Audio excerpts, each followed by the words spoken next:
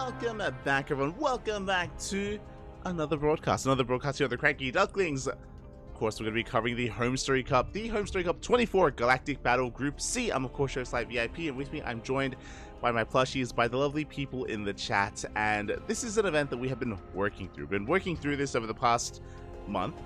So this is going to be a replay cast for those that are curious. These events did occur a couple of weeks ago or a month ago at this point, but we did end up missing them. Again, they're at a pretty brutal time zone, or pretty brutal time slot for our time zone here in Australia.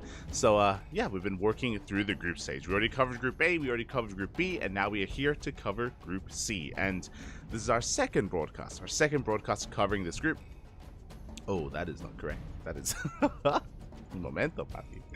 I do need to refresh. But yeah, this is going to be our second broadcast covering this group because we already did cover the first half last week. So as we quickly switch our scenes over, you can see what we did end up covering, and there was a lot of PvT.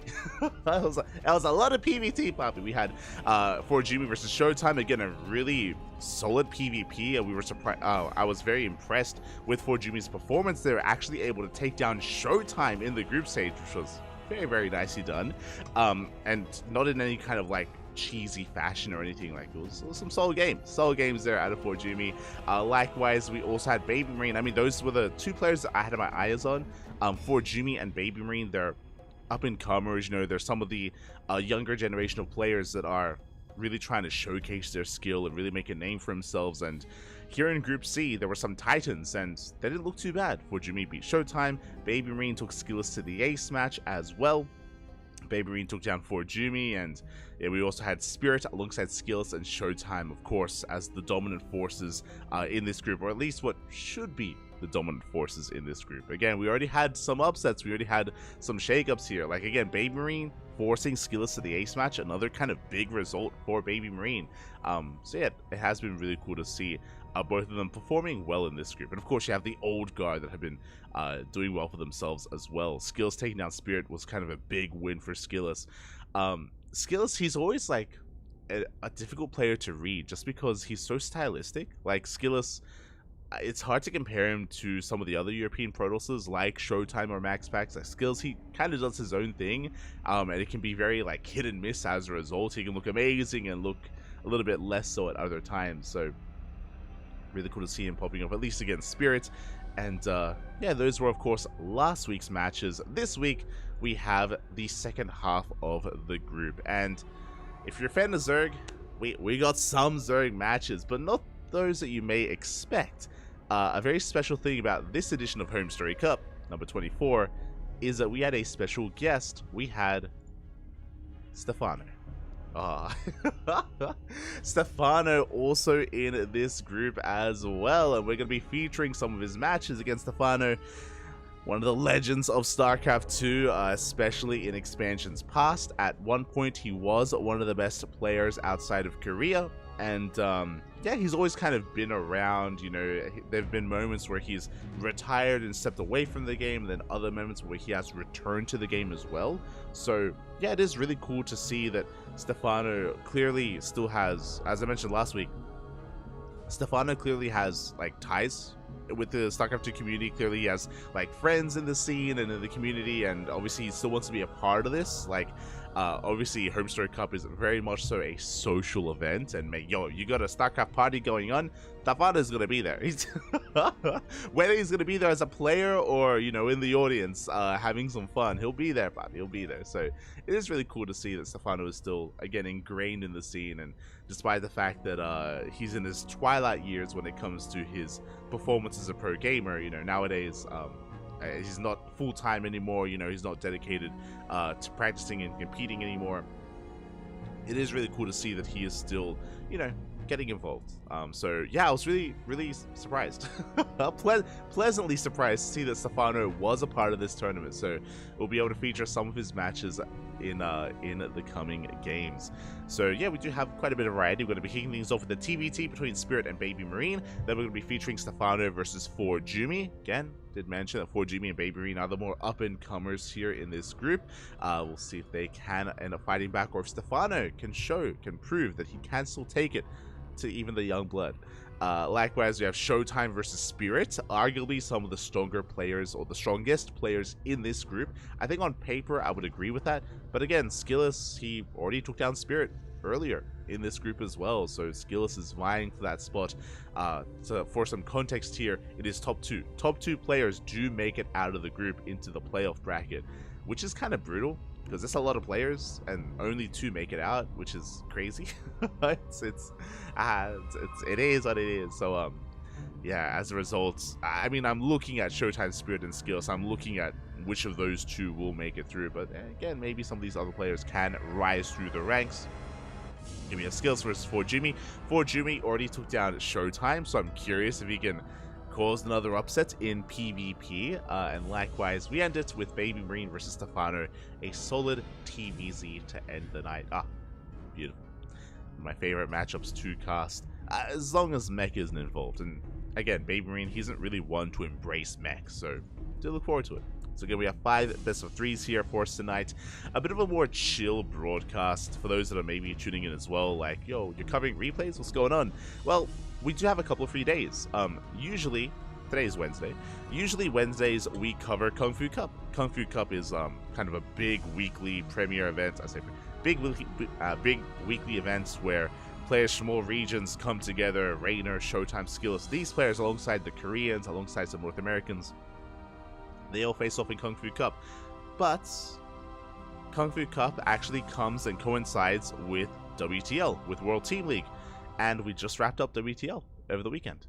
I highly recommend checking out the VODs. It was an amazing tournament, an amazing broadcast, but Friday, Saturday, and Sunday, just these couple of days past, we did cover the finals, the playoffs of World Team League Winter, and we were able to crown our WTL Winter Champion as well. So I recommend checking out the VODs. With the conclusion of WTL, that is the conclusion of Kung Fu Cup. Kung Fu Cup returns with the next season of WTL. And it has all but been confirmed that there will be another season of WTL. We don't know the details, we don't know the exact dates, but there will be another season, I imagine, in a couple of months. So there's going to be a bit of a hiatus, and then it'll be back, and everything alongside it. You know, World Team League, Kung Fu Cups, and potentially another Masters Coliseum. Speaking of, Masters Coliseum starts this weekend. It's going to be intense. With the end of one premier tournament, another begins on the 13th. On the 13th of January, on Saturday, we will be covering Masters Coliseum Day 1. And Masters Coliseum, it lasts like 3 weeks. It's going to be a long one. Sorry, it lasts 2 weeks. It's a 2-week event. Every single day, there's going to be some StarCraft going on. So well, we'll do our best. We'll do our best to keep up with Masters Coliseum and cast as much of it as we can. Do our best. Until then, though, we of course have some HomeStory Cup. We have some HomeStory Cup to sink our teeth into. We're getting into our TVT Game 1 on Alkione. Let's go. Meanwhile, shout out to the people in the chat. I do see Baby Links in the chat. I see Night Phoenix as well. Pegoeta, bienvenidos. Dzień dobry. And the really Tario. Welcome everyone. Hope you're all having a great day. Hope you're all enjoying yourselves as we get into our first matchup. And spawning in the top right hand corner. In the top right hand corner of Alkione, we have the Italian Terran player, the Red Terran, representing himself at the time, representing the Platinum Heroes. It is Baby Marine. And spawning in the bottom left-hand corner, we have his opponent. We have the Polish Terran player, the Blue Terran, representing his new team, Na'Vi. It is Spirit.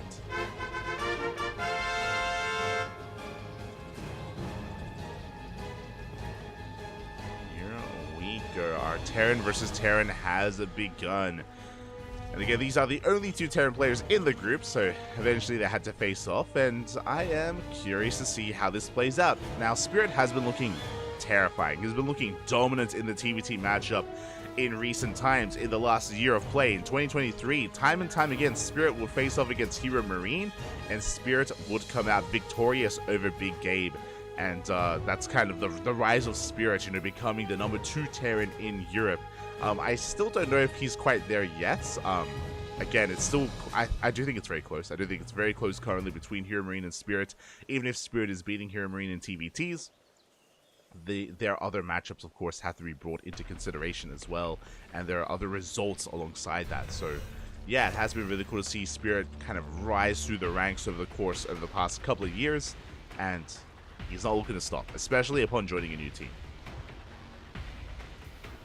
So another thing I should bring up, of course, Na'Vi. They once had a team back in the day in StarCraft. I have since had success in other esports, and it's great to see Na'Vi returning to StarCraft, picking up Spirit. They've only picked up one player so far, and we'll see if they pick up more. It is, I mean, of my opinion, that they probably won't. They probably just want the one player, but I mean, it's possible that they may be tempted to compete in the next season of WTL. And if they are tempted, then we may see 2 other players picked up alongside Spirit. It's possible. Not too sure how likely, but definitely possible here that Na'Vi could invest even further into StarCraft. So exciting things nonetheless, and again, really cool to see Spirit getting the support that he does deserve as well. Meanwhile, behind this, we're getting into our openers, and we do have Spirit going for the Rax Expand. Going for the Rax into Factory, into Expand. Double gas openers from both players. Both players are more or less mirroring each other. I say more or less because Baby Marine is getting into his 1-1-1 setup. Meanwhile, his opponent's Spirit, not quite here, just committing a little bit further into his additional units, into gaining map control, and actually he's doubling down on Reaper production. He's not stopping. Typically we stop at only a handful before going for an add-on and an add-on swap, but no, Spirit, he's committing to Reapers. He's going to be mixing in a couple of Cyclones as well. He is amassing a relatively large army pretty early on here, and we'll see if he can end up catching up Baby Marine. Baby Marine going to be testing the waters here with his first heli with his Reaper. Does end up spotting the units. Did spot the units fighting those rocks and gets the hell out of there. Does back up. Doesn't want to get caught out. Again, Spirit did have the army advantage, so if Baby Marine attempted to fight, attempted to delay the CC, Baby Marine, he would have been punished. He would have been punished hard. So thankfully, we don't see that. Meanwhile, across the map, we're getting to some drop play. Medevac has been prioritized here for Baby Marine. Meanwhile, Spirit instead going for a tech lab. Okay, so a much more standard setup here from Spirit, going into a faster Raven. We have a much more aggressive opener out of Baby Marine, going for a Cyclone drop. Now again, Cyclone drops have actually been quite popular in recent times. They've been quite popular in recent months, ever since the new patch, ever since the new Cyclone did drop. Cyclones have been very much so a big part of early game TVT and even mid game TVT.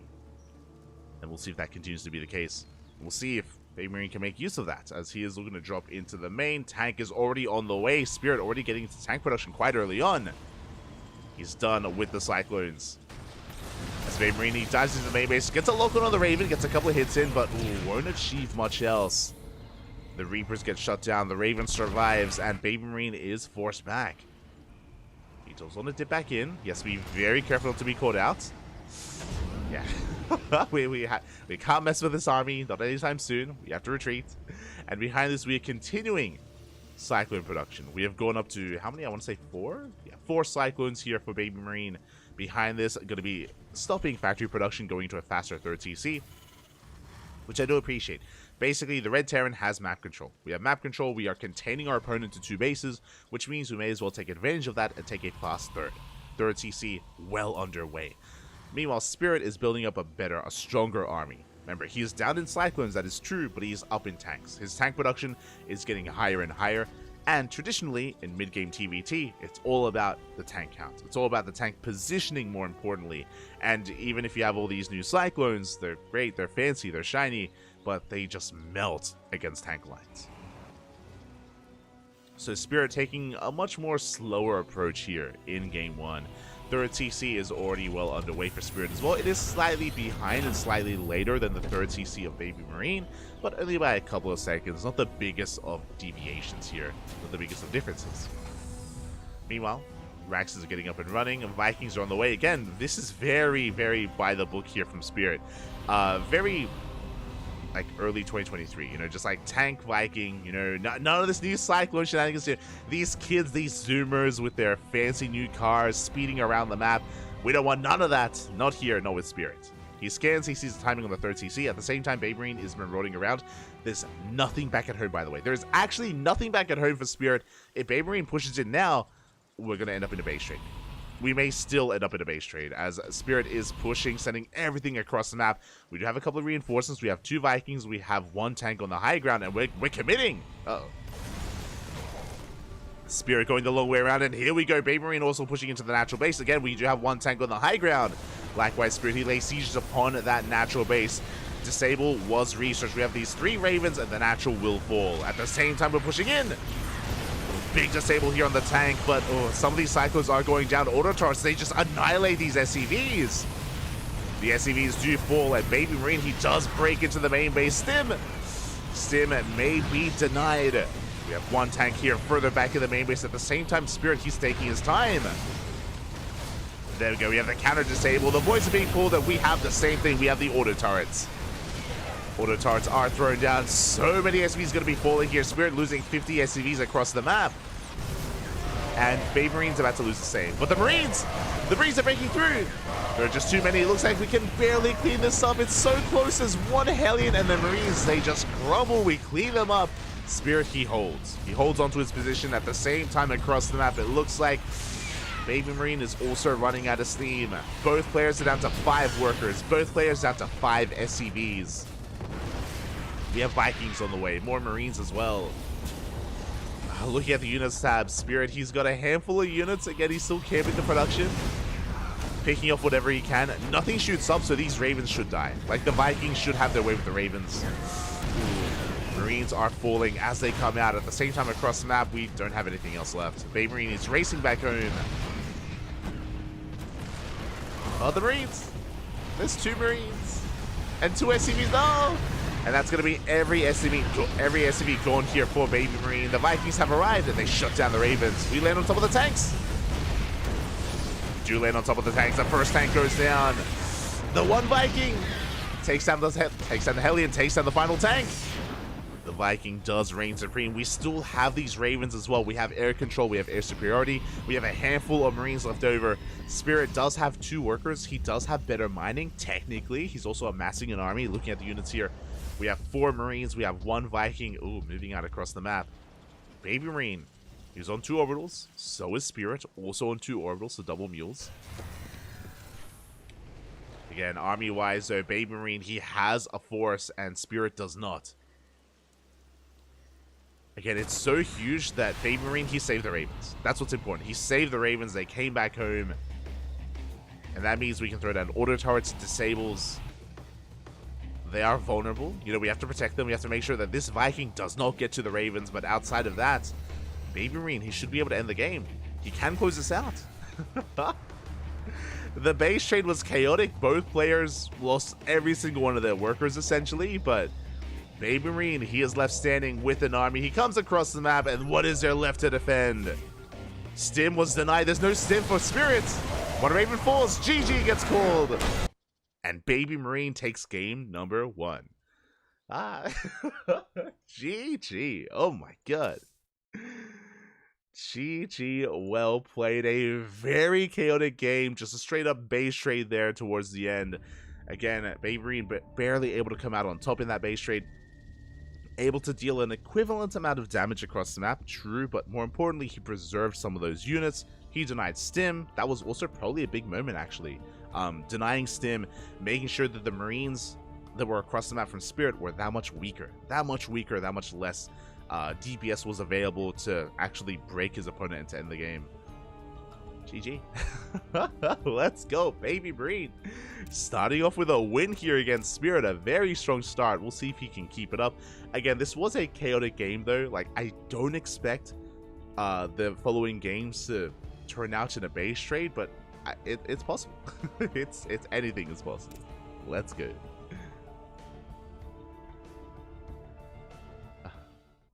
Let's go.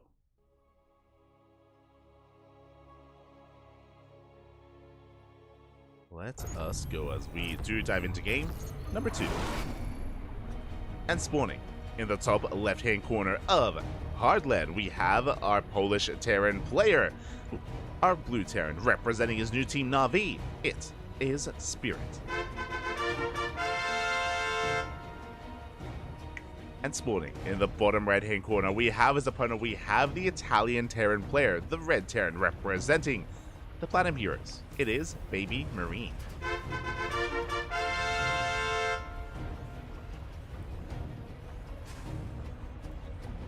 Here we go. And with that, I mean, Baby Marine, he's leading the series 1-0. He is one game away from causing a massive upset here and bringing Spirit down. Can he close it out? Again, we are loading into Hardlet. It is a smaller map. As a result, rush distance by ground is shorter, but it's also more difficult to really avoid your opponent's army and to sneak out across the map, especially with these Xel'Nagas, right? One of the big differences here between these two maps is that Alcyone had the Xel'Naga in the center of the map, and Spirit did skirt around the edge to avoid the Xel'Naga to commit to the base trade. Meanwhile, it's not as possible to do that here just because Xel'Nagas are covering the fringe areas of the map, and you have the center, of course, which you have your main attention on. So it can be more difficult to pull that off. Meanwhile, hello, Studio SCV. Our workers are moving out for their scouts. Once again, double gas openers, double gas here from Spirit, double gas from Baby Marine. It is going to be faster factories, delayed command centers. Command centers will be delayed. SCV going to be dipping into the main to get eyes and do confirm the factories that are in production, so both players are fully aware of what's going on, and we'll get the hell out of there. So far, everything looking as it should. Both players confirm there's no weird proxy, there's no, again, like 2x Reaper or anything crazy like that. Both players are feeling safe and sound here as we ease into game number 2. Interesting. Spirit doubling back. Meanwhile, Baby Marine does shoot first. Oh, the Red Terran does shoot first. Spirit taking some extra hits here in the retreat. A rough start for Spirit. Now we cannot chase just because the next Reaper is seconds away from coming out. Baby Marine knows that. He backs up. He does retreat. Meanwhile, we had a follow-up SCV scout, so Spirit just making sure he's aware of what's going on. Does confirm the CC on the low ground, making sure that there is no one-base all-in. One-base all-ins aren't common, but they are possible in TVT, and you don't want to get caught out, especially if you're down in the series, especially if you're the favored player. So Spirit, he's going to be slightly behind in the economy. He has lost one worker and his opponent hasn't, but again, he makes up for that just making sure he's secure. He's secure and he's aware that Baby Marine isn't all in. On one base at least. As the Reapers are moving out, Baby Marine now trying to get some additional scouting information back at home. We actually skipped the initial Hellion. We went straight for a Cyclone. Okay. Spirit going for the Cyclone first. He's in position and he will protect his CC. He will swap Baby Marine away. Meanwhile, same build from our Red Terran, going straight into the 1-1-1, straight into Starport production, into that medevac, into a Cyclone drone. So, yeah, our Baby Marine, he's going for the same build 2 games in a row. Spirit has mixed things up by investing a little bit harder into these Cyclones. Remember, last game, he went for Hellion and additional Reaper production, if you recall, and Spirit wasn't really able to make use of those early game units. They were designed to like punish the opponents if they were overly aggressive with their first Hellions. Meanwhile, we can see Spirit embracing the new Cyclone here, just doubling down, getting a 4th and 5th Cyclone up and running. And this is dangerous because Baby Marine, as he moves out, there's going to be plenty to deal with him. So Baby Marine has to be very careful with how he commits and with how he does babysit his Cyclones. Cannot lose this medevac. So here we go, Baby Marine moving out across the map. Does take down a Reaper. Good pickup. Cyclones are revealed. They get a big lock on here on the medevac. Medevac will escape. And Baby Marine will back up. Again, good movement overall, saving that medevac. Using the terrain to his advantage to avoid that lock-on. Kind of breaking the line of sight. And will escape with all of his units. Outside of... Is there anything? No, hasn't lost anything. There you go. As he backs off, bam! 3rd CC. You have Spirit going straight for the 3rd CC, building up his tank count already. So he did work up towards... Oh, that's to come back in. Well, not the best trade from Baby Marine, losing a Reaper, not getting anything. But Spirit did build up towards 5 Cyclones, and now we're going back into tank production. So, tank production is a little bit more delayed this time compared to game 1. Game 1, Spirit went into this very quickly, but here in Game 2, just a little bit safer here, just making sure he has enough cyclones to survive to get into tanks. Meanwhile, Baby Marine going to be going into his own add-on swap as well. 3rd CC for our Red Terran, a little bit later than that of Spirits. Not by too much, but a little bit later. Spirit players investing into Ravens. Again, Ravens and tanks, they're kind of the bread and butter of TVT. I mean, Vikings as well, to be fair. But Ravens, they do allow you to actually break siege lines. Tanks can be such a difficult unit to push into, but Ravens, they allow you to disable those tanks with Interference Matrix, and then suddenly you can go for a dive. You can break a siege line with Ravens. And both players have invested into Interference Matrix. Into that upgrade. The Reaper does slip in, gets 1 SCV. Oh, can we get another? We can. We do delay the CC, we delay the racks as well. Very nicely done here by Spirits. Gets a full scout, confirming the bio. Confirming the production before he eventually gets cleaned up. He is also aware that the 3rd CC is much later than his own. So he's going to be feeling pretty good about this. And there we go, we immediately try to take the 3rd. A bold move. Bold move as Baby Marine is about to push out. He should be somewhat aware that his 3rd is later than his opponent, so we are getting ready for a move out. How much do we have? We have a good amount of Cyclones, we have a good amount of Ravens. Reaper does slip into the main, we get 1 SCV across the map, not bad. And we also get eyes on the 3rd base, it's up and running. And it feels like we've missed our moment. Baby Marine, he's aware of the 3rd base location, that's true, he knows he has to do something about this. He has to do something about this base, but Spirit is already in position. We're going. We're sending it back. As we send it, thank you so much, SC2 radio supporter. Gracias, papi, gracias. Oh god, I just tried to pronounce the name. RZBK OTP, gracias, papi. Thank you so much. Thank you for subscribing for 2 months. As the tanks are sieging, being disabled here on the 1st tank. Ooh, Spirit a bit out of position actually. His tank's too far back. SCVs are going down. Likewise with a Viking count in favor of Spirit. Does have that air control. But Baby Marine is getting a lot done here. 9, 10 SCVs. And now we get the hell out of there. We do back up onto the high ground. Ooh, but Liberator production has commenced. Making 2 Liberators at a time. Spirit is about to push out, and he is going to hit hard. He's getting a 4th base. 4th CC is on the way, but essentially, with this Liberator timing, with his Viking advantage, he can kind of bully his way forward. Baby Marine going to be in a little bit of trouble, especially considering he is making medevacs, not additional Vikings.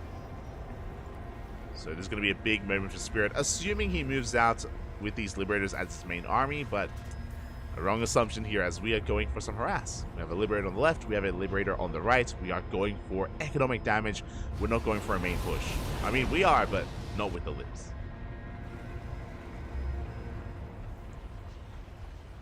Here we go. Baby Marine able to even up the worker count. Remember, he had to kill workers because his 3rd base was so late compared to his opponent. So killing those 10 SCVs did even things up.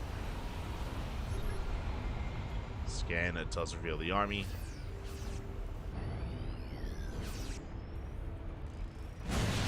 Liberators, they go into the main base. One of them takes a lot of hits from the turret. Ooh, but a late reaction. Vikings are on the way. SCVs are going down. Likewise, SCVs going down here at the natural as well. For workers, very much so delayed mining here in both bases. Vikings will eventually clean this up, and Spirit is just vying for map control. We're not committing to a push, not yet. We're chilling. Spirit in the midst of taking his 4th. Working on 2-2. Likewise, Baby Marine just now starting his own 2-2 upgrades. And looking at the overall unit compositions here, we have Spirit with a slight tank advantage. Spirit, he is even in Vikings, slightly ahead in Ravens. Yeah, overall, Spirit does have a slightly more formidable force. The additional Raven is scary. That's a lot of disables. A lot of this will come down to the angle of attack. We scan, we spot the army. The 4th is a little bit more exposed. But there are sensor towers everywhere. Like, how do we push in?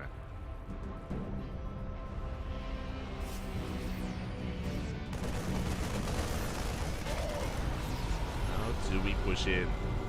That's Babe Marine pushing right through the center instead, but he's spotted. Babe Marine looking for another way. He's going to pivot away. As he's marauding around the map, 4th base is being taken, 5th CC in production, and we're maxing out. Both players are maxing out at this point. Neither one willing to pull the trigger. Spirit, he's poised to go for a Doom drop into the main, or a double drop into the main.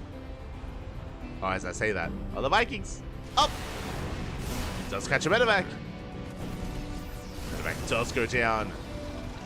And Spirit has to back up. Cyclones as well, getting some extra hits in. I mean, trading minerals for gas here, kind of a decent trade for Spirit, but did lose the medevac. Did lose the medevac in the end, and I mean, Cyclones, they've kind of served their purpose. At this point, we want to get rid of them. Not the most valuable units. Meanwhile, Babe Marine, he's out of position. Oh, he's completely out of position. Here we go, Spirit pushing up towards the 4th. We force a cancel on the 5th. Sensor tower going to be going down. Tanks attempting to siege up. Good disables on the Vikings. The Spirit, he takes control of the air. As I say, that does lose 2 of those Vikings. The final Viking does fall. The Ravens in a lot of trouble. Ravens will pull back. Amidst all of this, the CC is taking so many hits. Auto charge thrown down. We go for the dive. Oh, not quite worth it there for Spirit, and Babe Marine, he's going for a massive counterattack. What is at home to defend? There is 1 tank. We're looking to trade a base for a base. Really risky maneuver here from Spirit. Does lose a Raven. Raven goes down. We go for the dive. We take down the tank. There are 3 tanks here in the back line, and Spirit, he's coming in from behind. Tanks will be falling, but this is going to be a big loss for Baby Marine. He gets 23 SCVs, and he's trying to stim the hell out of there. Deals a big blow to the economy here of Spirit, but Spirit is ahead in army supply. Spirit, he's up in army, looking at the overall tank count, even in tanks, ahead in Marines, ahead in Ravens. That was worth it. That was very much so worth it here for Babe Marine. Remember, he kept his tanks at home, didn't lose any of them, only lost Marines. And his Raven. Here we go, double Raven production to make up for it.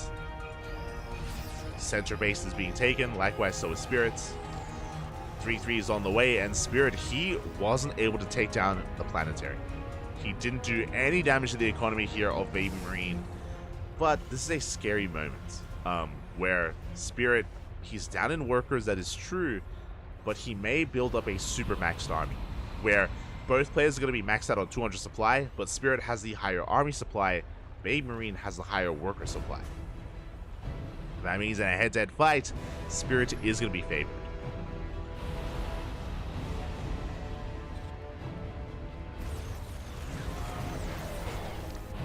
Here we go. We have advanced ballistics on the way, that is Liberator range. Spirit working on his lib transition. Here we go. Spirit looking for a way in. So far is spotted by the Venn diagrams. Again, the minimap is covered by circles at this point. The circles, they're everywhere. We see all the movement. Babe Marine scans, spots the army. Vikings are going to be moving out. Spirit does have the slight Viking lead. Drags some Marines into tank fire. They're getting some good volleys up overall. Within range of the gas. Meanwhile, at the same time, once again, Babe Marine going for a big counterattack. He moves out with all his Marines. We scan, we should recognize, yeah, the Marines are missing. And this time, Spirit, he does keep up with the rotation. So good scans out of Spirit. Does realize what's going on. And Babe Marine, he has to pull back.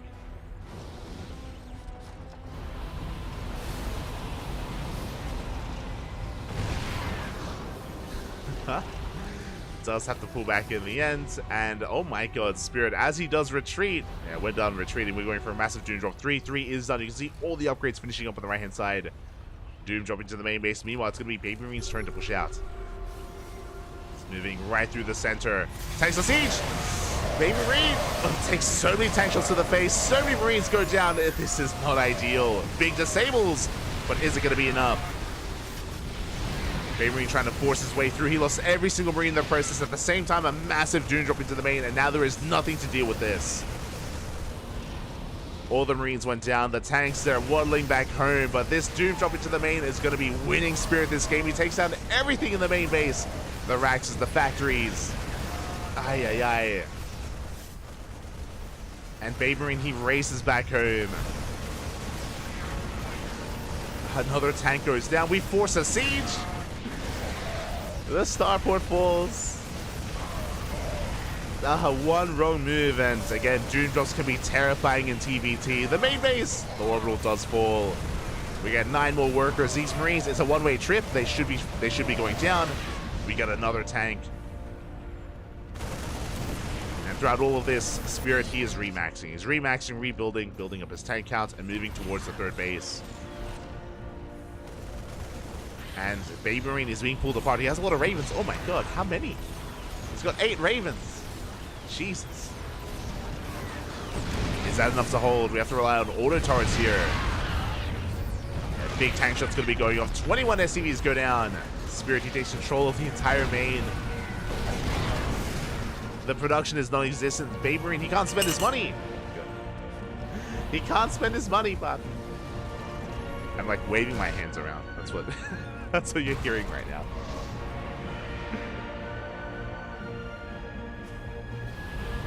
Oh, this is a little bit messy. Just a little bit. We have Rax's factories, starports on the way. They're on the way in between the bases. These Marines still not dealt with, still not cleaned up.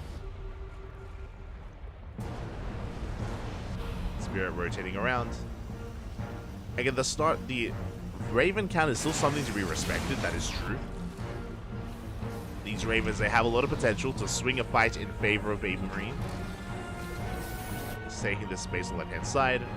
We have Marines pushing out on the right, so that's going to be drawing away the attention of the Red Terran. Baby Marine, he rotates everything over, and that means he's out of position. This CC, it's going to go down. We go for the dive. We get 1, we get 2, we get 3 tanks. 3 tanks from Marines. The orbital does fall. And Baby Marine is just being pulled apart at this point. Left and right. Again, woefully out of position here. And as he moves to one end, then the Marines can push in from the other. Spirit taking top right. The tanks do siege. Spirit, he's got his Viking upgrades. I sent you on Russell. Oh, the disables! Oh my god! The rapid fire disables on every single tank. The power of the Raven. The tanks get completely cleaned up. Jesus Christ, that was insane. But as Baby Marine moves to one end, Spirit, he comes in from the other, and he's going to be knocking down another base. He's going for the orbital, and he's going to get it. Okay, even trading well against the Marines. The Raven forced back. And you can see that Baby Marine, he's just heavily supply blocked at this point. He has money. Like, he has money, he has production. Where are the depots?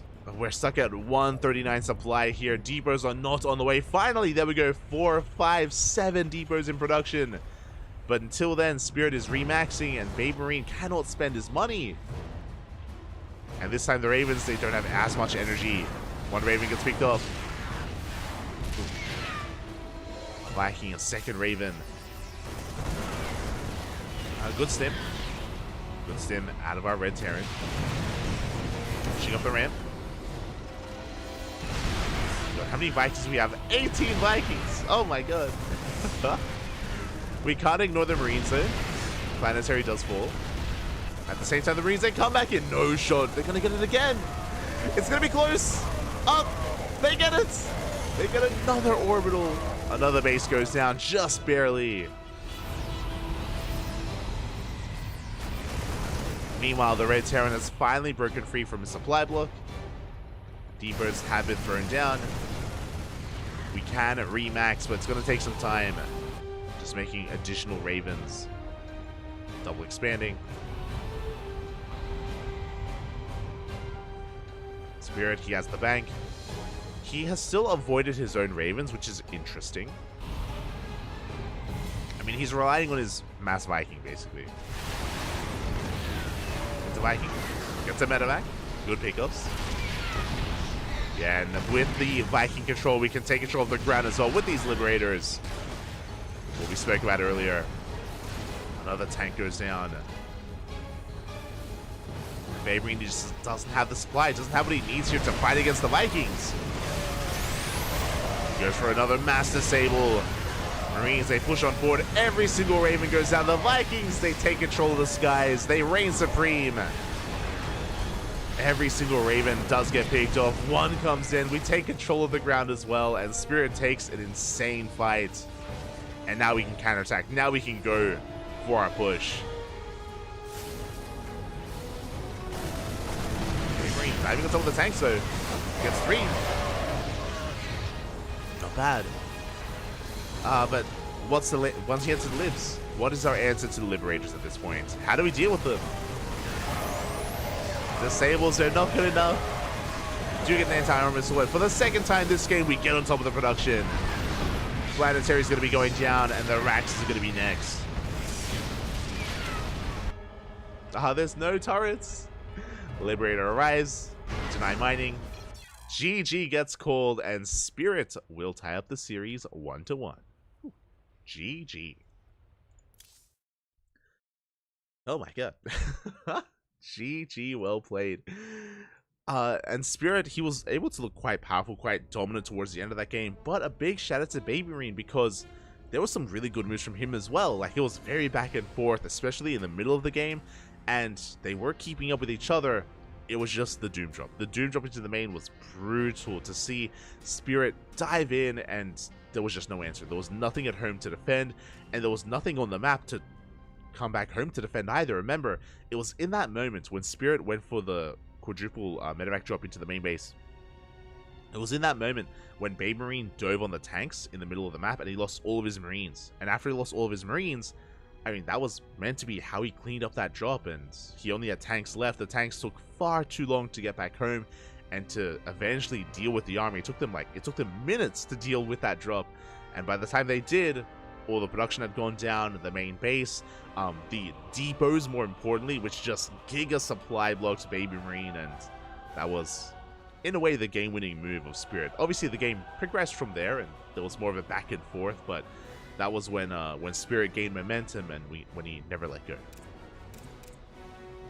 Never quite let go, and with that, we're getting into game number 3, the ace match. Let's go.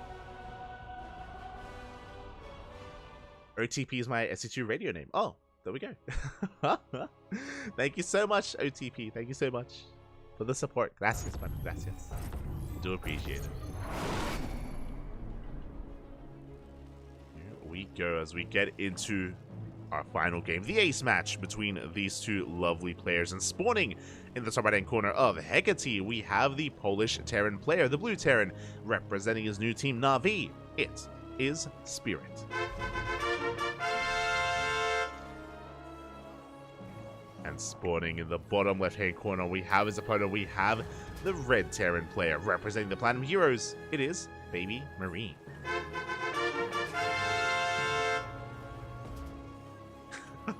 Catching up in the chat. Gotta rush these new 2024 Cyclones. 10-year, 100k mile warranty. Turbo comes standard. True. Gotta pump the map up while we can. But yeah, we've had some pretty interesting openers so far. It's from Spirit, I should say. Baberine, he's going for the same build 2 games in a row. I imagine we'll see something similar here in Game 3. For those that remember, it was a double gas opener into a factory, straight into a 1-1-1 Cyclone drop.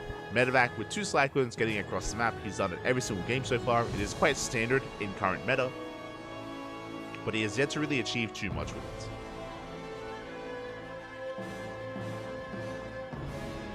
He hasn't been able to gain too much value with his openers. Meanwhile, Spirit, he's been the one that's been mixing it up. Game 1, he went for a more traditional form of Hellion Reaper opener. Game 2 was 5 Cyclones into tank production. And here we have an economic opener instead. I'm loving the movement with this SCV. Does avoid the scout. CC has been thrown down, and Spirit is going to be going for an economic opener this time. A Rax expand, 1 gas. Baby Marine doing more of the same, going double gas. So we're kind of taking our roles here. Spirit is going to be the defender. Baby Marine will be the aggressor. The onus is now going to be on Baby Marine to try to even up the economy and delay the expansion if at all possible.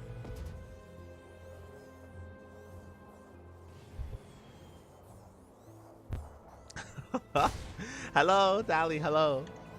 I love that emote. So good. It's like, oh, pardon me. I'm just finding my place. I'm finding my seat. Excuse me. Beautiful. Why is he so angry though? I'm zooming in on the emote. He looks so upset.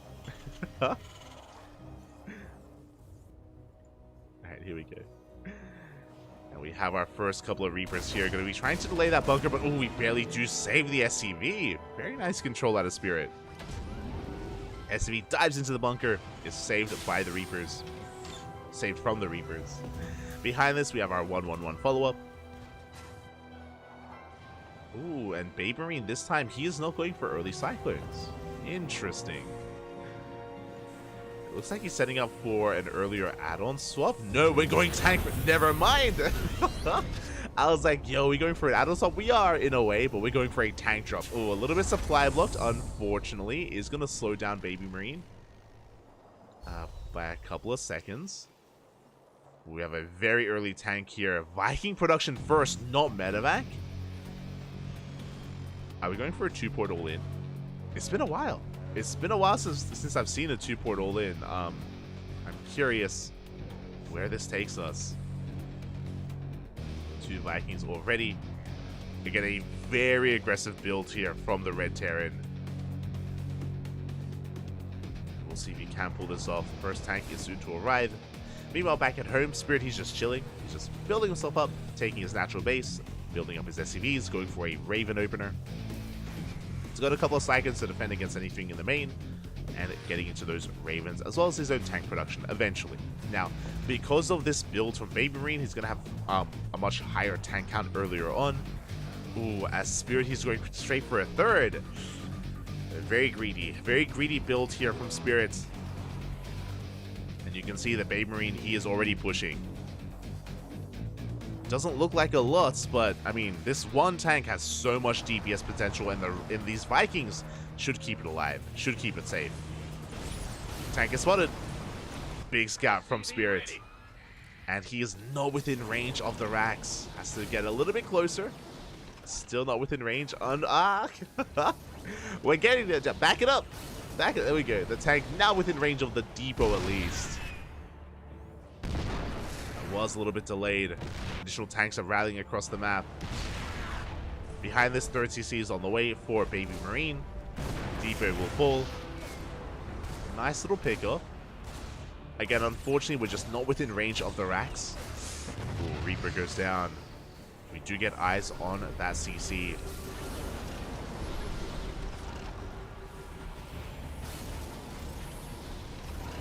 As we do try to rotate around, we get the big disable. Massive disable here on the tank. The tank is going to get shut down. Spirit with the cleanup. He might lose that Raven. As the Vikings, they land in the main. Oh my god. I mean, hey, we're getting damage done. SCVs are falling.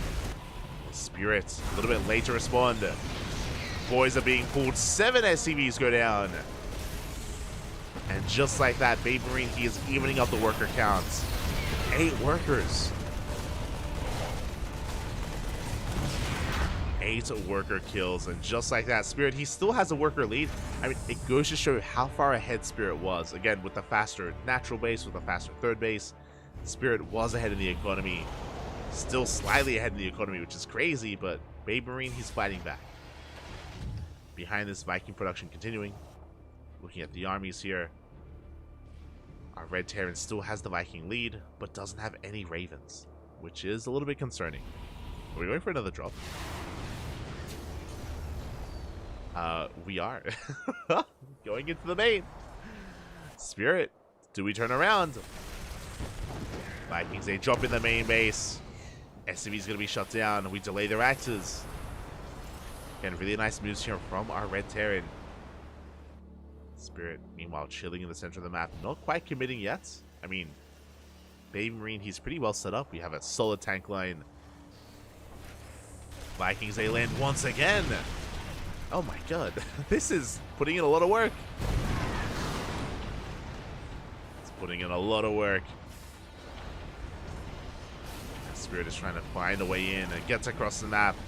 His goal here, Spirit, he may have lost a lot of workers. He is still ahead in the worker count, and his opponent doesn't have his third. The third base is done, but it's not landed yet. And the goal here for Spirit is to contain, delay the third base for as long as he can. Reaper does get in. He doesn't see the placement of this third base. He's going to pull back. Third is now spotted. Yeah, as soon as we spot it, we turn back around. Yeah, Spirit, he wants that CC. Here's the scan. Marine going to be going down, and yeah, we do force this back. Again, good scouting here from Spirits. Really good movement. The Orbital going to take a lot of hits. Behind this, Spirit getting further ahead in that worker count. Now, when it comes to what Baby Marine has, he is up in Marines, he's up in Vikings. That is his advantage. And I appreciate that Spirit, he did delay the third, he forced it back, and then Spirit retreats. He does just pull back home, doesn't overextend, doesn't overstay his welcome. Spirit, just pulling back. Here we go. Baby Marine going to be assertive here. Again, there's still so much pressure on him to get some counter damage.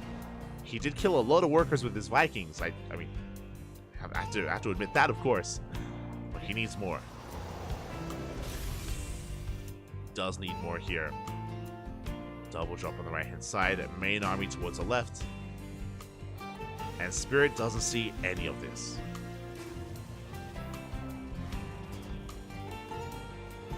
Edge our way towards that natural at the same time. Up! Oh, the Vikings. Vikings are in position. The medevacs are forced back. Meanwhile, we get within range. The CC, it's going to go down. Good pick up. Good cancel. The Ravens. One Raven does fall, but a mass disable on the tank line. And Spirit, he collapses in this position. Cleans up all the tanks. Massive catch. 5 tanks go down. At the same time, on the right-hand side, we have the double drop, but it was denied earlier. And Baby Marine, suddenly, he's in a world of hurt. His tank count was reset. The drop didn't find any damage. There's still Vikings patrolling with turrets alongside them. There's no way into the main. We scan. We see. Oh, get a Raven. Do pick up a Raven. Oh my god. The tank volley was insane. And the drop is being shut down. Baby Marine being forced further and further back. Looking at the armies, he is down to 2 tanks as opposed to the 7 of Spirit. He has Marines, he's going for a desperate drop across the map. A Hail Mary play. 3 full medevacs across the map, which means he has that much less to defend. He does have the Viking lead.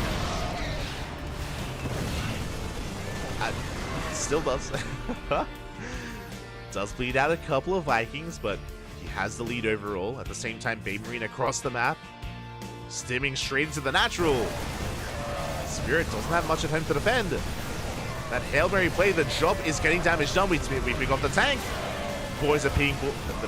Boys are being pulled. SCVs are going down, but there's too much. It's far too much here to defend. The reinforcements, they deal with the army. And Baby Marine, he's running out of steam, running out of units here. Gets 11 workers, which is good. Does even up the worker count, but what about the supply? What about the army? Again, Baby Marine, he still hasn't recovered from losing so many tanks earlier. And Spirit, he's getting out of control. He's up 30 supply. 4th base is being taken, and Baby Marine, he's exposing himself here. Spirit has an opportunity to push in. How many tanks? 4 tanks to 9. Spirit still has that 5 tank lead.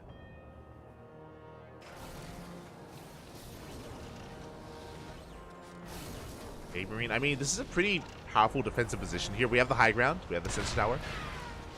Pushing up these ramps is a difficult thing to do. Spirit looking for another way in. Rotating over towards the left-hand side. Pivoting away. Without Ravens, without Disables, pushing in is going to be difficult. And Baby Marine, he is slowly catching up in supply. Spirit going for a drop instead. The scan does miss the drop. But we should recognize, hold up, where are the Marines? Where are the Marines here? Yeah, Baby Marine, he's aware. He does rotate around. Again, good movement from the Red Terran. We'll see if he can split up his army. Spirit, big tank volleys. We got some Vikings, we shut down the sensor tower. Baby Marine is going to have that much more difficult keeping up with the movements of his opponent.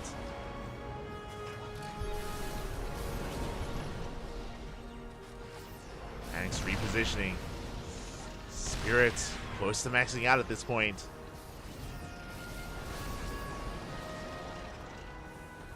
Behind this, we have additional starports on the way to get into Mass Viking, into eventually Liberator production, or Ravens. Both would work. Both have their place. Spirit has maxed. 3-3 on the horizon. Again, Baby Marine is still just trying to keep up with the movement of Spirit. Spirit, he sieges first. And catches the tank. Nice little pick up there from our blue Terran player.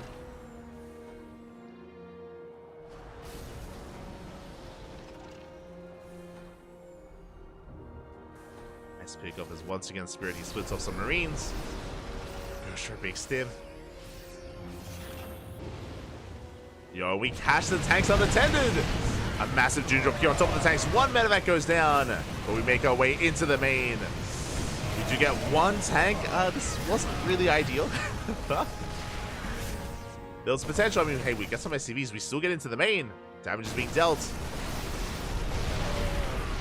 At the same time, the main armies do clash. Marines still alive in the main base. 14 SCVs. Oh my god. I wasn't expecting this much damage to be done here. Again, the 3-3 about to kick in. So many Marines going down. Another tank falls as well. Spirit, he's picking Baby Marine apart.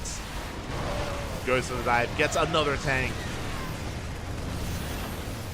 And we can shut down the CC. The orbital will be focused down.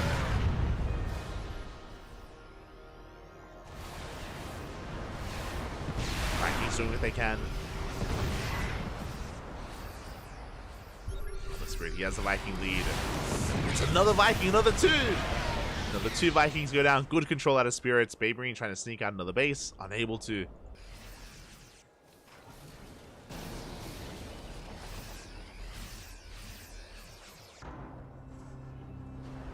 And the big advantage that Baby Marine has is actually Marines. He has 60 Marines as opposed to the 20 of Spirit.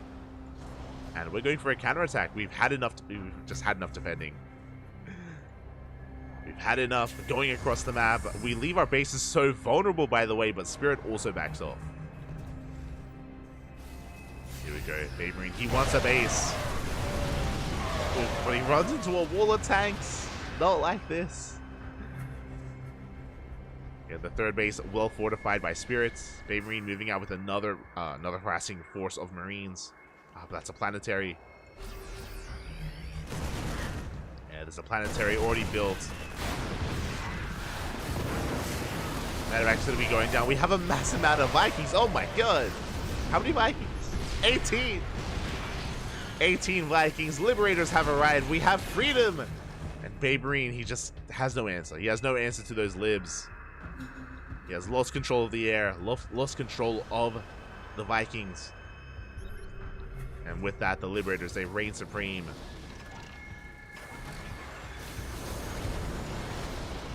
Another tank going to be going down.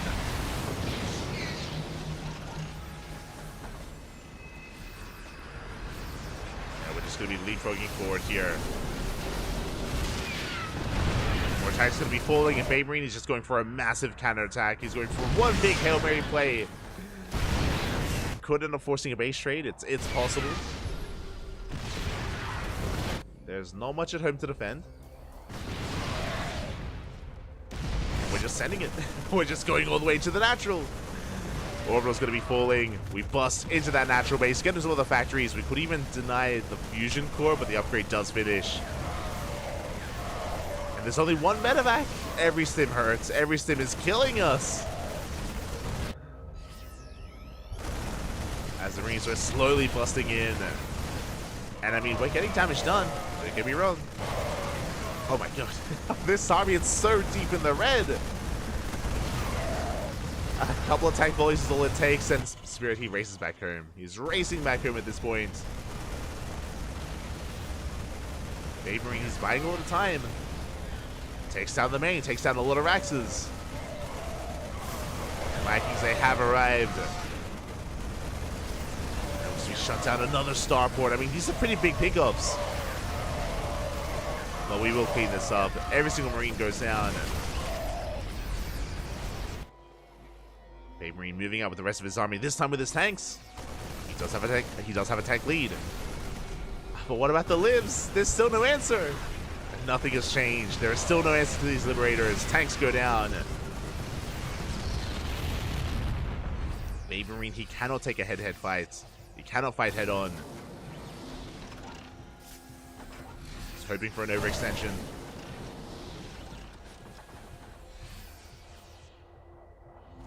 Hoping that Spirit does slip up there with his movement. And then maybe Baby Marine can catch him. It's down 40 supply. Does get his bases up and running. That's his main. His main has floated over as his fourth. His third has been retaken. He lost his base on the right-hand side. Baby Marine, he does have an economy.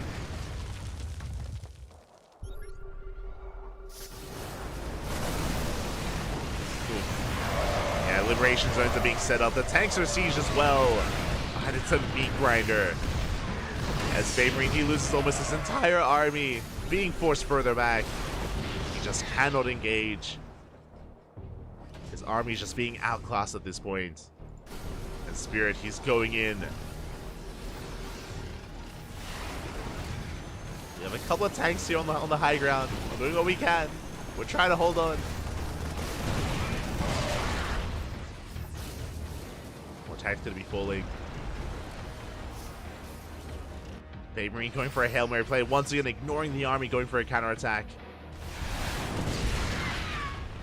Trying to force Spirit to turn around. It's his only chance to just buy time. Spirit doesn't care. He's like, you know what? Kill my base. I don't even care at this point. It doesn't even matter. And he's not wrong. He's not wrong. Planetary under fire. Meanwhile, one of the last mining bases of Baby Marine is going to be shut down. And Liberators are sieging. No mining whatsoever. So many SCVs are falling. And back at home, we have reinforcements. Spirit, he holds onto the planetary. It's going to be 36 dead SCVs. Baby Marine once again peeling off his army, going towards right-hand side. Does scan, does see a planetary. He wants it. Oh! Catches the Vikings. Vikings are caught out. Bit of a skirmish here towards the left. We dive on top of the lid. We do shut it down. Liberator goes down. Baby Marine doing whatever he can. Does shut down some Raxes. Can he get on top of the economy?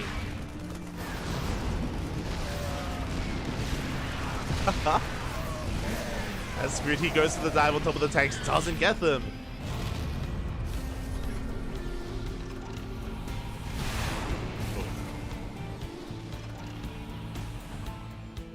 Spirit playing very carefully here. Doesn't want to throw anything away. These two tanks will fall. There we go. Spirit just rotating everything towards the top left. Now, meanwhile, Baby Marine, he lifted up his natural and he's floated it over as his second base. I'm losing count at this point. I mean, we have two bases mining. Two bases mining here from Baby Marine. Has expanded towards the right-hand side. This orbit, it's gonna go down. The Vikings, they get on top of the CC. Baby Marine sending everything across the map. Going for the kill, going for the production. Ignoring the main army, avoiding it.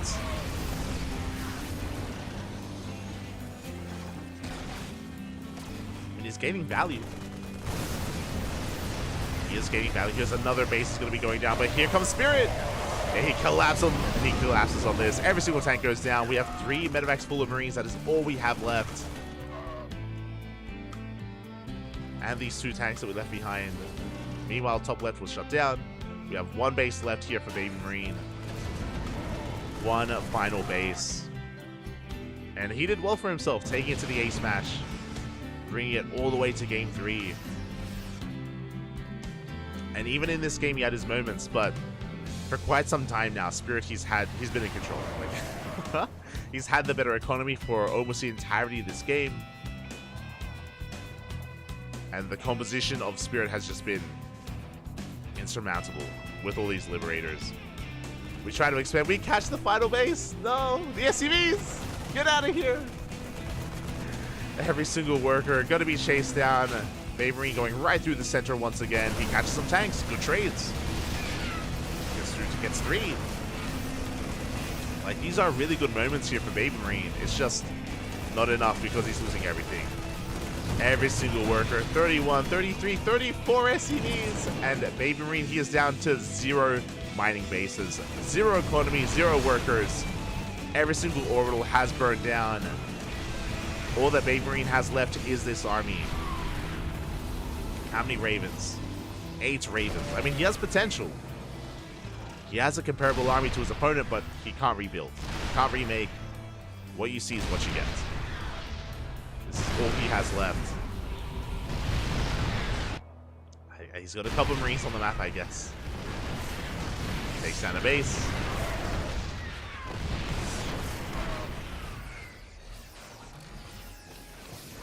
Liberators are amassing. Where are the Vikings? There we go. It's like, I feel like we should be seeing some Vikings here. Vikings gonna be coming in. Liberator does fall.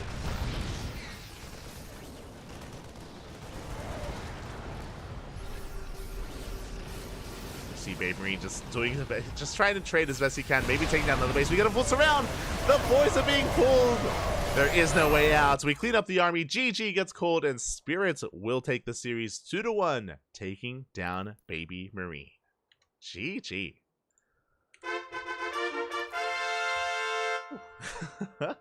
GG, well played.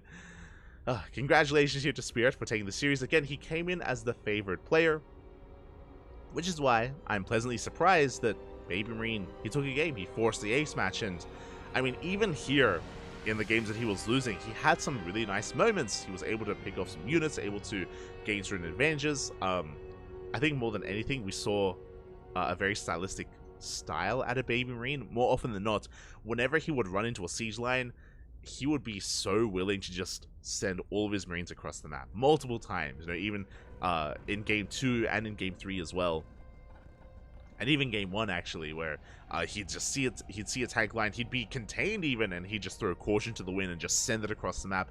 Really risky play out of Baby Marine overall, and at times it would work, at other times it wouldn't. I mean, he'd trade well, don't get me wrong, but yeah, very few times, or here in this game especially, like, he just didn't really have much behind it, unfortunately. It did feel a little bit like desperation out of Baby Marine, and it just was not enough to bring him back in the game and to even things up. GG. Whew. GG, well played. With that, Spirit does take our first series here. Our first of many. Because we will, for the first time in Group C, be featuring a Zerg player. An old school Zerg player. I have not casted this person in quite some time. Hold on, let me just double check.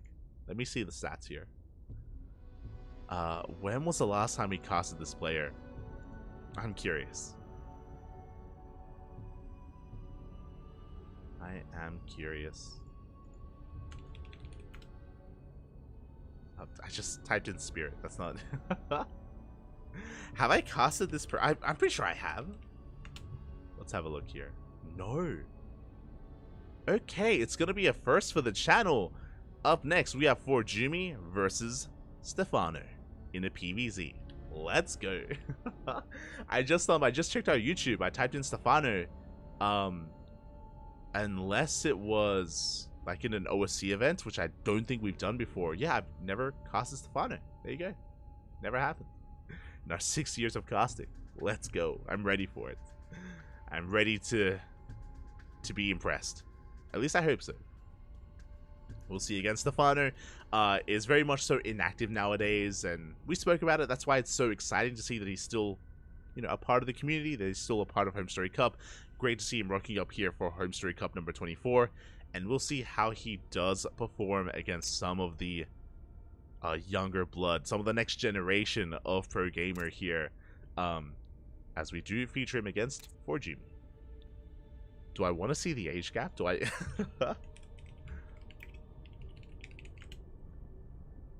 Do I want to see? I don't think it's that much. I think it's like 10 years or something. It's fine, Poppy. It's fine. For Jumi's like 19, or is he 20? 21. Okay. Not too bad. Not too bad. 9 years between them. 9 years. It's fine. It's fine.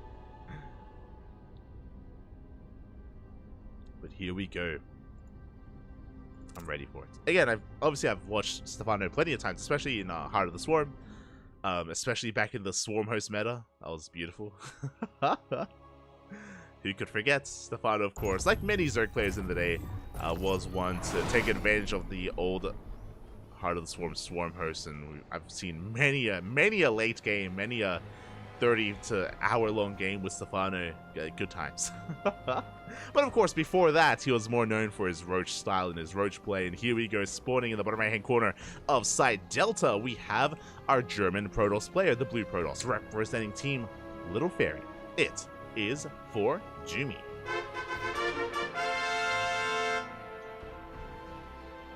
And spawning in the top left-hand corner, we have his opponent. We have the French Zerg player, the Red Zerg. It is Stefano. The old man coming out of retirement. Let's go. Let us go. And again, Stefano, he does pop up every now and then when it comes to these big events. Let me just double check here. Yes, sporadically, you know, throughout 2022, throughout 2021, he would pop in. When it comes to like the qualifiers for DreamHacks, he would be there. But outside of DreamHack qualifiers, again, he has been pretty inactive over the past couple of years. I'm just double checking. It looks like he, I guess, most recently played in Gamers Assembly, which was a more regional French event, which makes sense. You know, he wants to get involved in the French scene. And I actually played recently in the Basilisk Big Raid Battle. Oh, let's go. Relatively recently, played in the show match. So again, good to see him return. He actually hasn't played anything since this event, since HomeStory Cup. So this is the most recent footage of Stefano. Let's go. As of now, we do see a Hatch Gas Pool Opener forced to take the unnatural natural. At least, again, he's aware of the meta. Again, he has been popping in every now and then. I'm sure he watches a lot of StarCraft as well.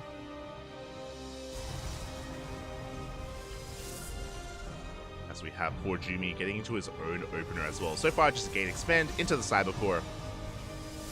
Everything looking as it should.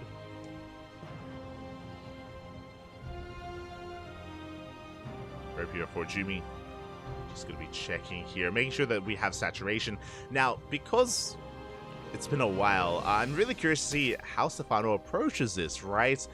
Does he embrace the kind of new meta of, I say new meta, but like embrace the more standard style of like Ling Bane Roach Ravager here in this matchup? There have been some players that have been dabbling in Ling Hydra, but Ling Hydra can be very risky. Depending on what you're up against, if you're up against Charge or Archon, you can go Swarm Host, and I feel like that does feel a little bit up Stefano's alley. Ooh, as we have a very different opener for Papi. Going for a Robo opener, not a Twilight Council, not a Stargate. Okay. For Jimmy spicing things up already here, and I don't know if Stefano's too practiced against this. Now, with a Robo Opener, we can go a couple of different ways. Traditionally, this should be Disruptor Drop. This should be a Disruptor Drop, but oh my god, we're going double Robo! Oh, we know what this is. Or do we? This is wild. This is different. We did see Hydra whip this out a couple of days ago. Or last week. Last week, Hydra did whip out this double Robo build. Now, remember, 4Jumi was in the chat. He was actually watching, and he was talking about it. Yeah, here we go. We have the Bay on the way. This looks like double Robo, double Warp Prism. Estrella has done this before, and I feel like 4Jumi is going to do this as well, just because he was talking about it. What did he call it? Did he call it, it wasn't the brick. The box? I don't know. I can't. The block? Something like that. I can't remember what he called it, but yeah, from here we're going to be going double Robo. It should be double Warp Prism, double Disruptor Drop. I said double, like 4 Disruptors I'm talking about, like just mass harass everywhere. 4Jumi, Logan to have some fun. Logan to flex his multitasking. We'll see if he can pull it off.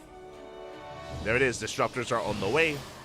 Warp Prism speed is being researched, so we're going double Disruptor first, and then we make another Warp Prism, and then another 2 Disruptors. And we're going to have 2 Prisms active on the map. 2 Prisms with 2 sets of Disruptors, and balls are going to be all over the place. Aye. We're going to be seeing a lot of Protoss balls here in this game, and if you're a Zerg player, you may want to look away. I don't know how pretty this is going to be. Meanwhile, Stefano, when it comes to his scouting, he does see the Robo. Okay, he's aware. He's aware of the Robo-based opener. He has a massive amount of lings. He's droning. We have safety spores on the way. We have a safety Roach Warren. So far, Stefano is going for all the right moves. This is all beautiful, right? He has spores in position just in case it was DTs. He has a Roach Warren for Adepts. He has the tools to defend. Now it comes down to the control. Oh, so far, so good. We do catch the Prism. Nervous go off. 1 Queen goes down. But a good split here from Stefano. So far, he is keeping up. He is aware of what's going on. For the most part, he's aware of half of what's going on, because here comes the next Prism and the next set of Disruptors. Now, I believe from here we should go into Colossus or Immortal production and into a 2-base all-in. I think it's Immortals, if I'm not mistaken. Oh, no, the Colossus. So from here, it's going to be Colossi. We have a Gateway Explosion and 4 up. And 4 gates on the way. 3 drones will go down. Prism does take a lot of hits, but will escape. And again, this is only 1 War Prism. Here comes the other. Now, Stefano has to be careful not to overdrone. Stefano, he's saturating his 3rd base, which is fine, but he needs to amass an army. He should recognize there's no 3rd. Something is wrong. There is still no 3rd base. He's getting a 4th hatchery, which is okay, but we need Roach Ravager. Another Queen is going to fall. Prism did take a lot of hits. So far, good trades here. Looking at the efficiency, 4 Adepts did go down earlier. We've got 2 Queens, and we're now back in. Let's go off. We get 1 drone, and we get up. We get 3 in total. Good connections there from 4Jumi. Remember, he hasn't lost anything. No big juicy connections, but he doesn't need them. Just, you know, these small trades here and there does add up over time. Stefano joining up to 60. Oh, that's a bit much. He's getting up to 3-base saturation against a 2-base all-in. Nervous, like, up. Calm down, Pop. Did take down the eggs. Did kill some of those morphing in roaches. And again, the 2-base all-in is upon us. We have 4 Disruptors, 2 Colossus, and we are amassing Immortals. Immortals alongside, I imagine, Chartots or Zealots. I mean, Stalkers, Zealots, any kind of gateway units we can muster. It's going to be a massive 2-base all-in. Stefano at the moment doesn't have the supply he needs. Another Queen falls. Just Queen after Queen. 4 Queens so far. Oh, Stefano. Okay, we have 6 Overlords on the way. He should be amassing Roaches. He should be amassing Roach Ravager from here. Oh! Oh my god. Have to be careful. Disruptors are saved. Nova's coming back in. Where's the Queen? Uh-oh. There we go. The Queen does come out. He's going for the drones. Going for the workers. And this time the splits are not good enough. 4 drones go down. The Disruptors, they just keep gaining value. And we are building up a Roach count. That is true. We still need some Ravagers. And we don't have a reaction. No reaction this time. 11 workers fall. Stefano's economy is in shambles. And this is the moment. This is the moment to push. The damage has been done for Jumi, getting ready for his move out. Getting another disruptor. A bit excessive, but okay. He wants more Novas. He wants more drones. Ooh. Gets a queen, gets one worker, and here we go. Stefano is pushing. He's on 47 workers. He does have an army. He's got roach speed. He's got +1 range. Get another couple of queens. Stefano pushing in? This is not the play. Stefano pushing into a play that's going all in, pushing into Novas. A lot of roaches going to be going down. Like, Papi, the army is coming to you. Like, Jesus. Stefano a little bit cavalier and does lose a lot of roaches in the process as a result. Stefano trying to rebuild his army. For Jumi, I mean, we're there at that point. We can move out. How many immortals? We have 5 immortals with this army. Additional disruptors. Nova's going to be going up. Getting more queens. It's going to be, what, 7 disruptors, 5 immortals, 2 colossi. For Jumi looking strong here. How many ravagers do we have? We have a handful, 4 ravagers here for Stefano. Got additional ravagers on the way. This is going to be a tough hold, though. It's going to be a very tough hold for Stefano. Just because of the sheer amount of immortals and disruptors. We need lings. We need lings. We need bailings. We need a surround setup. Stefano is supply blocked. And again, Stefano did bleed out a lot in the process of getting to the stage of the game.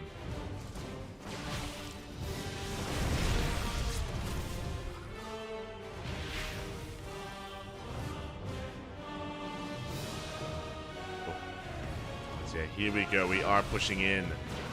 The death wall of a proto. This looks terrifying. This army looks terrifying. Not gonna lie. Ay ay ay. Like, you can't push. You can't engage. Like, with 7 disruptors, as long as the disruptors are kept safe, like, the roach ravager cannot push into this. Otherwise, Novas will connect. We see Stefano setting up a surround. Novas go up. Oh, big connections.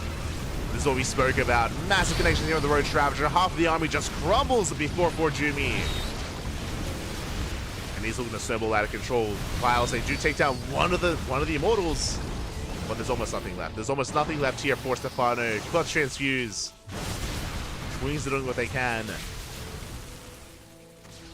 They're doing what they can. We're pushing it even further. Massive Novas will be connecting. Oof. And yeah, from here, we don't even need the disruptors anymore. That's just the icing on the cake. GG gets called, and for Jumi, we'll take game number 1. GG. Oh, for Jumi, just having some fun. Going for that double robo build. Again, this is something that we've seen from Stefano. We've seen it from Estrella. I think Estrella kind of popularized this a couple of years ago. We've also had some of the Europeans pick this up in recent times as well, and it is quite risky, as you can imagine. If the Novas don't get any value, then things can look really bad for the Protoss, right? It's like if you're able to split, able to avoid, able to keep up with those disruptor drops, then you can, of course, minimize losses and get into a solid mid-game. Something that we did lack, something I should have mentioned as well, is that Stefano didn't really make any lings. He was very roach-heavy, and lings are important when it comes to keeping up with the disruptor, with the Warp Prism, and being able to stay under it to get on top of those disruptors, and forcing out Novas and splitting against the Novas as well. And it isn't just lings, but roach is like, it's very important to try to keep up with the movement, and it can be difficult, especially with double prism. But it's something that Stefano was never able to do, right? He was never in position with his army. He was keeping up with queens, but not much else. And as a result, Novas were connecting left and right. Obviously, we saw some big Novas in the mineral lines as well, and it all led into that all-in. And yeah, I'm not too sure how familiar Stefano is with that either. Not too sure how familiar with the build he is, I should say. Regardless, GG, well played. For Jumi does take the first game, and now we're getting into game number 2. Let's go.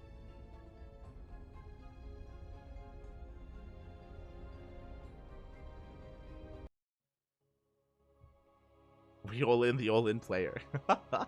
That was a questionable move out of Stefano. It was questionable. It's crazy. But here we go. We're getting into game number 2, and spawning in the bottom right-hand corner of Golden Aura, we have the blue Zerg player from the land of France. Oh, going for the Coma GLHF. Let's go. Down in this series, looking to fight back, looking to force that ace match. It is Stefano. And spawning in the top left-hand corner, we have his opponent. We have the red Protoss player representing Team Little Fairy. It is for Jimmy.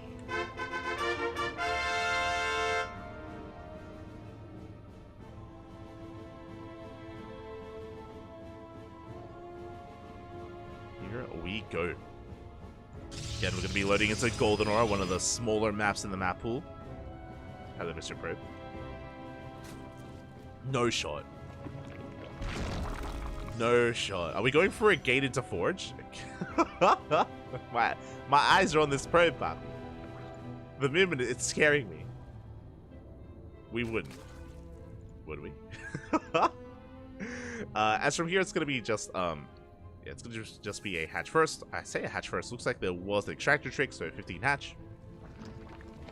Hatch pool opener here from Stefano. Very safe, actually. Okay.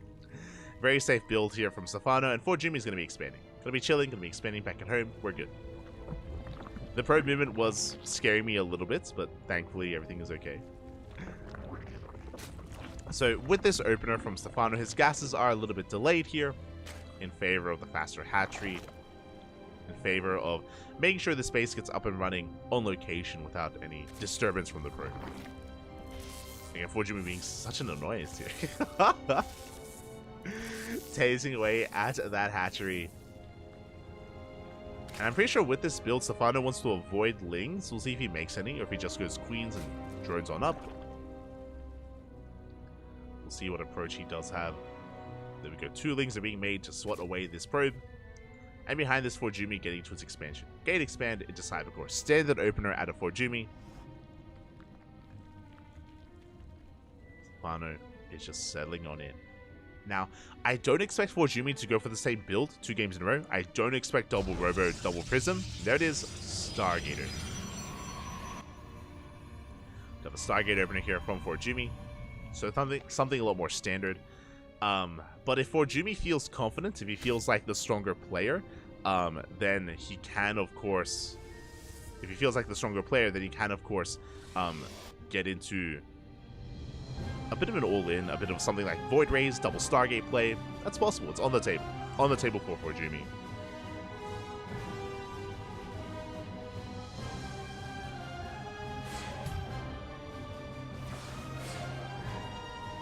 In chat, I think he threw because of the bad rally point. We saw Packet Roaches attacking the opponent while the rest of the army was chilling behind. I don't think that lost Stefano the game. I don't think that was... I don't think that was a turning point. I think for Jimmy was in a comfortable position already at that point. Mistakes were made, I'm sure. Mistakes were made, but for Jimmy was already quite ahead. As Adepts, they do dip into the main base. We do have the Oracle first, thankfully. Oracle first out of for Jimmy. Standard game. Let's go. As the Adepts, they do manage to shade away. One of them at least does back up. Oracle production continuing, and for Jimmy will be taking a third. So, despite how spicy game 1 was, this is as meta can be. This is very stock standard play out of for Jimmy. Should be opening up triple Oracle into a third, into a Twilight Council and a Forge. But we'll keep an eye on for Jimmy to see what his follow-up tech will be. Whether he does go Blink Stalkers, or he could have some fun with Glaive Adepts. There are options. There definitely are options. As for Jimmy, just going to be dipping in between the bases. Link's going to be active across the map. They do at least confirm the, or they should confirm the third. Swarm Link, they dip in. Get eyes on the hatchery. Next even. So Stefano, he should be feeling pretty confident to just drone up, saturate his bases. There we go. Evo Chambers on the way. This should be for +1 melee. Roach Warren as well. Oh, I say that. This Evo Chamber isn't that fast, actually. This could be +1 range. Could be another Roach commitment from Stefano. as oracles dip into the main, but the queens are in position. Stefano doesn't sustain any damage here in his main base. And behind this, there is Twilight Council and a Forge. This should be +1 in Blink.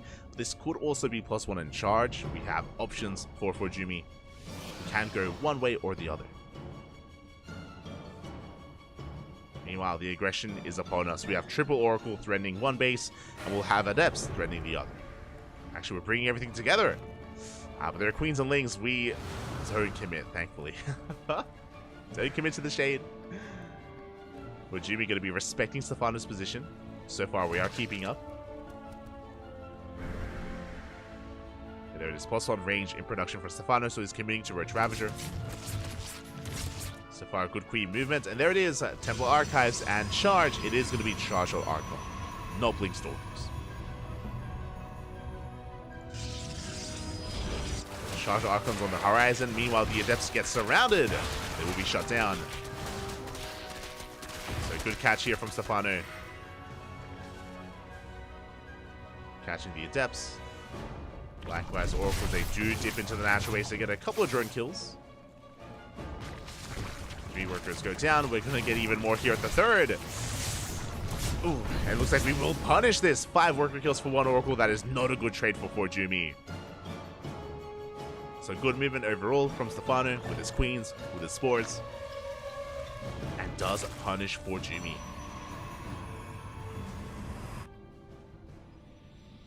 Behind the Stefano.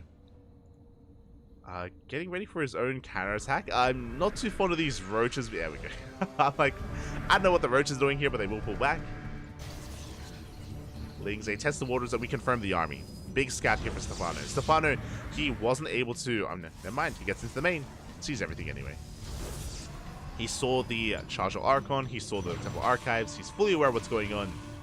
Is aware of the composition from his opponent.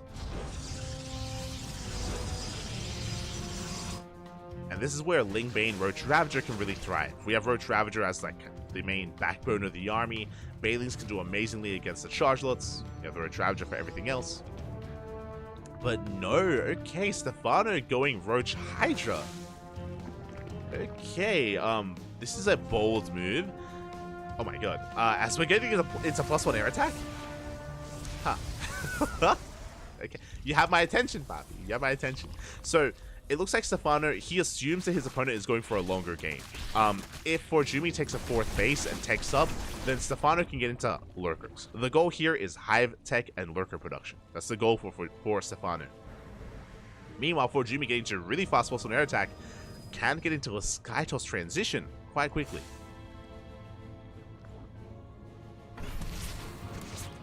And I'm not used to seeing it so early on here from the Protoss. For the time being, we're just amassing a greater army. There is no storm. Bear that in mind. And there it is. There's a fleet beacon. We are racing our way into Skytoss. This is a really good read out of Jumi. So I want to believe this is intentional. Basically, Jumi, he reveals all these High Templar. It looks like he's invested into Storm, right? When really, he cut Storm and he got into faster upgrades, into faster tech, into faster transition. And Stefano doesn't know. Stefano has no idea. So, Stefano, he's doing a great job at rushing into Hydra Lurker Viper. That is true. But Jumi is doing a better job at rushing into Skytoss. So he's able to keep up with the tech of his opponent. The army composition of Stefano is ideal against Ground Toss. But we're soon going to be taking flights. And Ground Toss won't be much of a thing for too much longer. There it is. Carriers are on the way. Hydras have been revealed. Big scout here from Jumi. Now he's going to have to take a defensive stance. There we go. Cannons, shield batteries are on the way. Jumi, all he has to do is hold on. He just has to survive. Survive long enough to hit a critical mass of carriers. Defend is the name of the game for the Protoss. At this point, Storm would be good though. Like, he doesn't have Storm. And at this point, it would be nice to get it.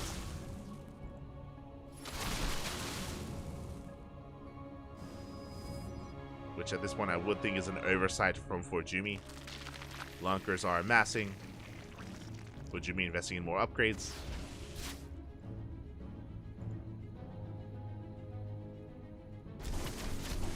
Again, like, Stefano, now we have Storm on the way. Stefano, he doesn't know how vulnerable this army is. Honestly, this army looks terrifying, but when you realize that there are no Storms on these High Templar, honestly, Stefano could have pushed in with before Lurkers. He could have pushed in with, like, Ling, Roach, Hydra, and maybe even the end of the game. Big stasis traps. Big stasis here on those Lurkers. At the same time, Stefano pushing in from the north. Another stasis! No! It does catch half the army. And big catches here from Forjumi. And the carrier count is getting higher and higher. Stefano cannot push in. Not anymore. Get one. Get two. Get two Lurkers.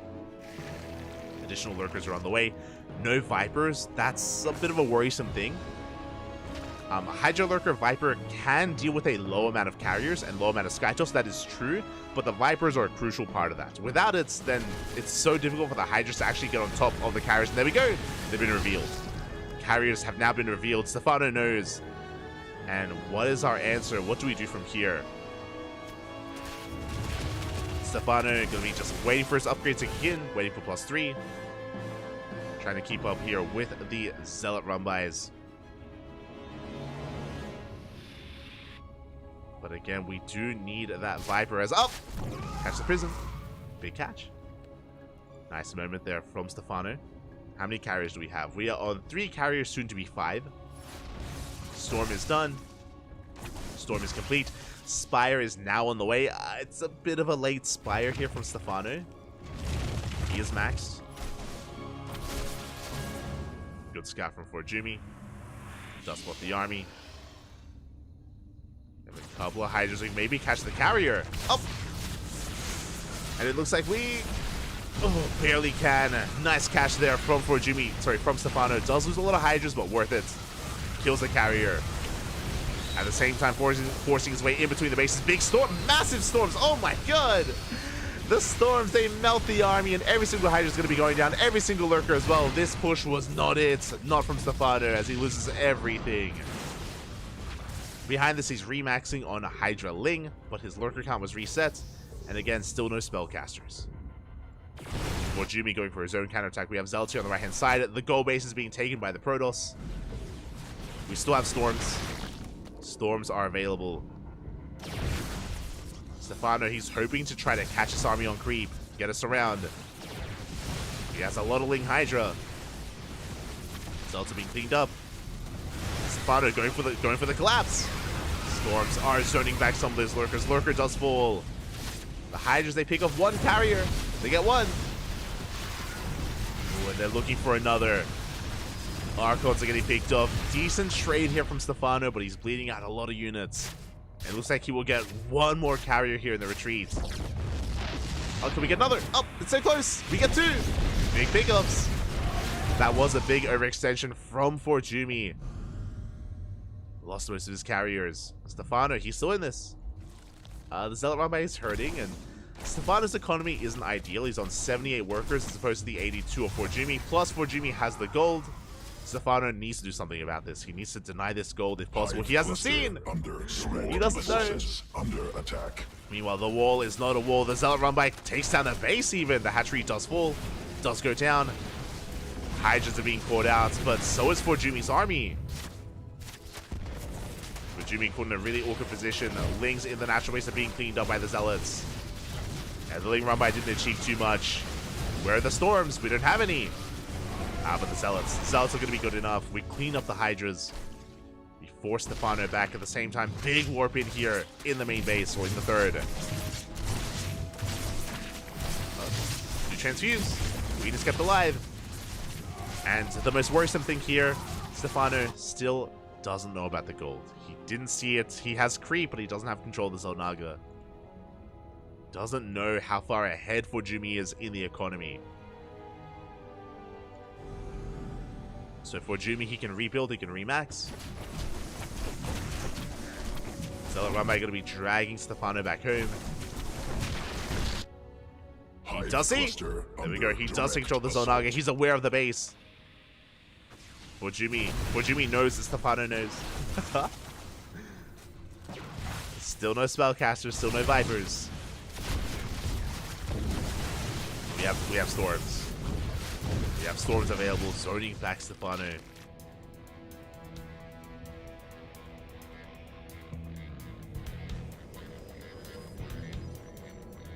Pushing in between the bases, getting on top of that Cyber Core. There he is. +3 is denied.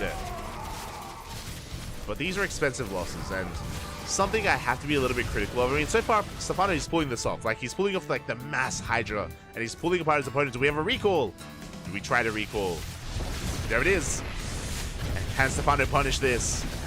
Carriers, they have arrived, and Stefano cannot engage. Does have a couple of lurkers. At the same time, big Zealot counterattack. Drones are going down. There we go. The Nexus will fall. A good catch here from Stefano. Now, what I'm concerned about is the lack of air. Like, we had the Spire earlier, but no investment into the upgrades. So no air upgrades, no greater Spire, I should say, to transition into Broodlord, into Corruptor, into Infestor. Still no Vipers either. Without Vipers, like, these head-to-head fights are really brutal for Stefano. Like, he has to trade a lot of Hydras to make this work. It's not as efficient as it could be.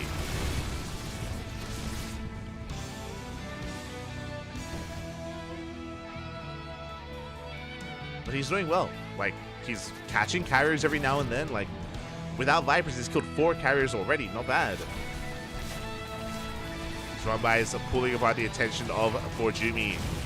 Oh, big storm. Oh my god. The Hydras, they get stuck in each other. Massive storms. Because the lurkers were burrowing, the Hydras, they actually couldn't move past. They did get stuck. Storms have been insane. And we're still just doubling down on Mass Hydra. Lurkers, they push on forward, they get within range, they take down an Immortal, take down 2 Immortals. But the carriers are trading so well against this. Every single Hydra and Lurker will go down. The carriers, they reign supreme, and they're cleaning everything up. At the same time, we do have a Hydra run-by. We have Zealots, though. The Zealots, they will deal with this as well. Forjumi winning on both fronts. He cleans up the Hydras, cleans up the main army, counterattacks across the map, and now Forjumi can push. And he still has a lot of Storms in the bank. A lot of Storms are still available.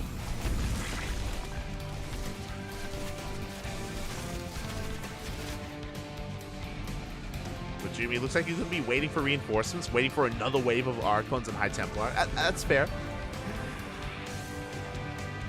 Doesn't want to overextend again. Meanwhile, Stefano has remaxed. He was given enough time to rebuild here his Hydra force. We saw those storms.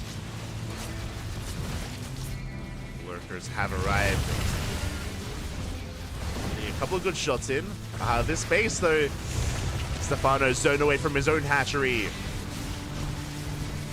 Hatchery is going to fall. The carriers, they just take down so many Hydras as well. Stefano trying to trade against the Interceptors. At the same time, going for another counterattack. We force a recall. Oh my god. We force a recall. Massive storms. 1 carrier gets picked off. Which is okay. Not ideal. Meanwhile, we're catching more carriers, though. 2nd carrier. 3rd carrier goes down. Forjumi caught completely off guard. It's going to be 5 dead carriers. A really good moment here for Stefano. Trading surprisingly well here with these Hydras. Catching Forjumi off guard. But we can't fight. Not like this. Oh my god. Stefano, he can't fight the main army. He was able to catch him as he was retreating, but in these head-to-head fights, it's just not going Stefano's way. We'll lose everything once again. A nice Hydra counterattack, though. Finally, we get some economic damage done. We got 11 probe kills. Forjumi not slowing down, though. Stefano needs time to remax. The Mass Hydra coming in. Do we have any storms left? We need more time. There we go. 1 more storm. And sometimes 1 storm is all it takes. That's Forjumi. He takes control of the low ground. At the same time, top right is up and running. Zealot run-by, though, soon to be making short work of that. Yeah, Stefano, he has to respond. He has to respect it. Again, I'm really impressed by Stefano's ability here to sustain himself. Like, he's had a good enough economy here to just keep remaxing time and time again with Hydras, and it hasn't been efficient. Like you can see here, it hasn't been the best trade. 184 Hydras have died this game. 184. That's crazy. So not the best trades from Stefano, but I mean, he's kind of been making this work. Like, it's still very close. Impressive. But would I like some spellcasters? Of course I would. But regardless, impressive nonetheless.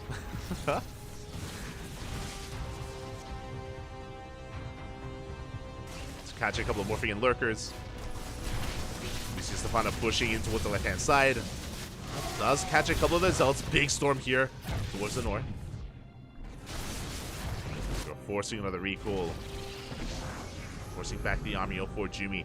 Something, if I'm going to be talking a little bit about Fort Jumi, again, he has been having a hard time keeping his economy up and running. He lost his gold base earlier.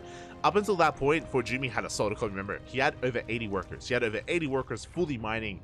Now he's running out of bases and he needs to expand. He needs to take another base. So we have another Hydra counterattack. We catch one more of those carriers. Only one, though. The army is cleaned up. Where's the dissection? Where's the observer? Zealot comes in. 10 more drones go down. That Lurker is still such a nuisance here, picking up those probes. The Zealots are going to be buying a lot of time. They drag so much of the army back home. Lurker is still not dealt with. And we need to expand. Fort Jumi does need another base.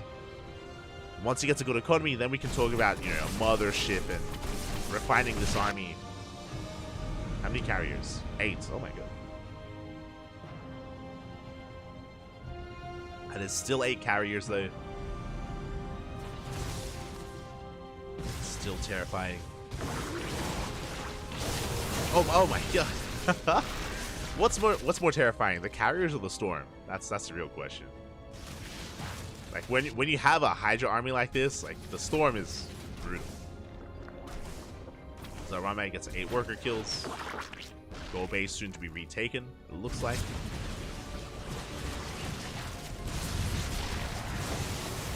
Once again, Fort Jumi trading well, picks up some queens, picks up some Hydras. Had a storm in the midst of all that as well. And you can see that I was talking about how Fort Jumi needs another base. That is true, he's heavily oversaturated, but likewise, Stefano has been losing a lot of drones. He's been losing a lot of workers, and you can see he's long distance mining. Stefano, he's running out of steam. Big storms here on the Hydras, and you can see that over the course of the past couple of minutes, Stefano hasn't been able to remax. He's been sustaining himself for a very long time. It's been a 23-minute game. It hasn't felt like 23 minutes. It's based on the army that Stefano has. GG gets called. There's not going to be a final fight because Stefano has almost nothing left, and Fort Jumi will take the 2-0. GG.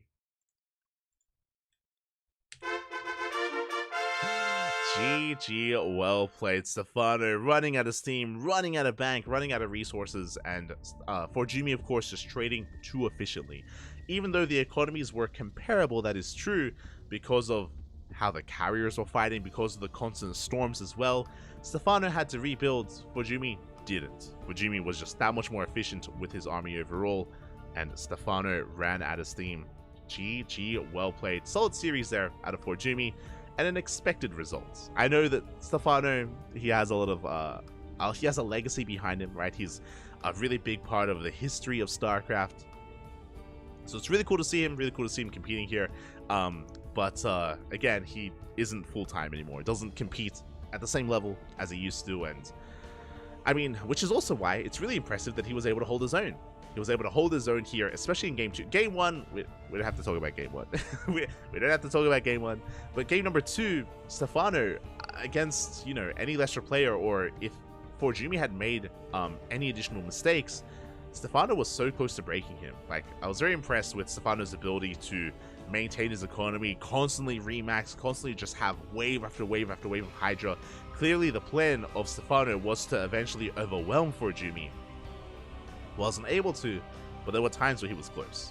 There were times where he was close, where the mass Hydra almost did break his opponent. GG. GG, well played.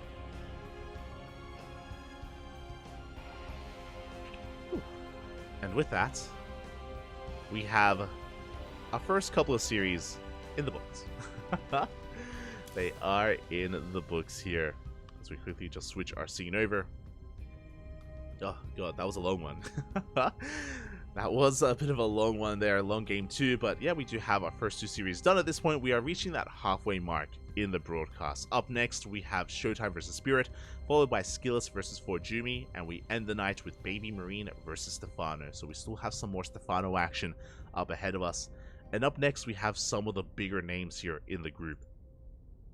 I mentioned before that we already casted Skillus versus Spirit, and Skillus was able to bring Spirit down. Can Showtime do the same, or can Spirit redeem himself? Can Spirit fight back and, again, get a better score in this group? We'll see. We shall see. For now, as we're reaching the halfway mark, we're going to be going on a short break. Going to be going on a short break here, just to cut off the broadcast a little bit, and to refresh on water. I'm a little bit parched. I need some more water. So we're going to be going on a short break. When we return, we have the second half of the broadcast. So take this moment to stretch your roaches, hydrate your hydras, tuck in your tempest, drain your disruptors, and we'll be back in a couple of minutes with our next series. See you soon.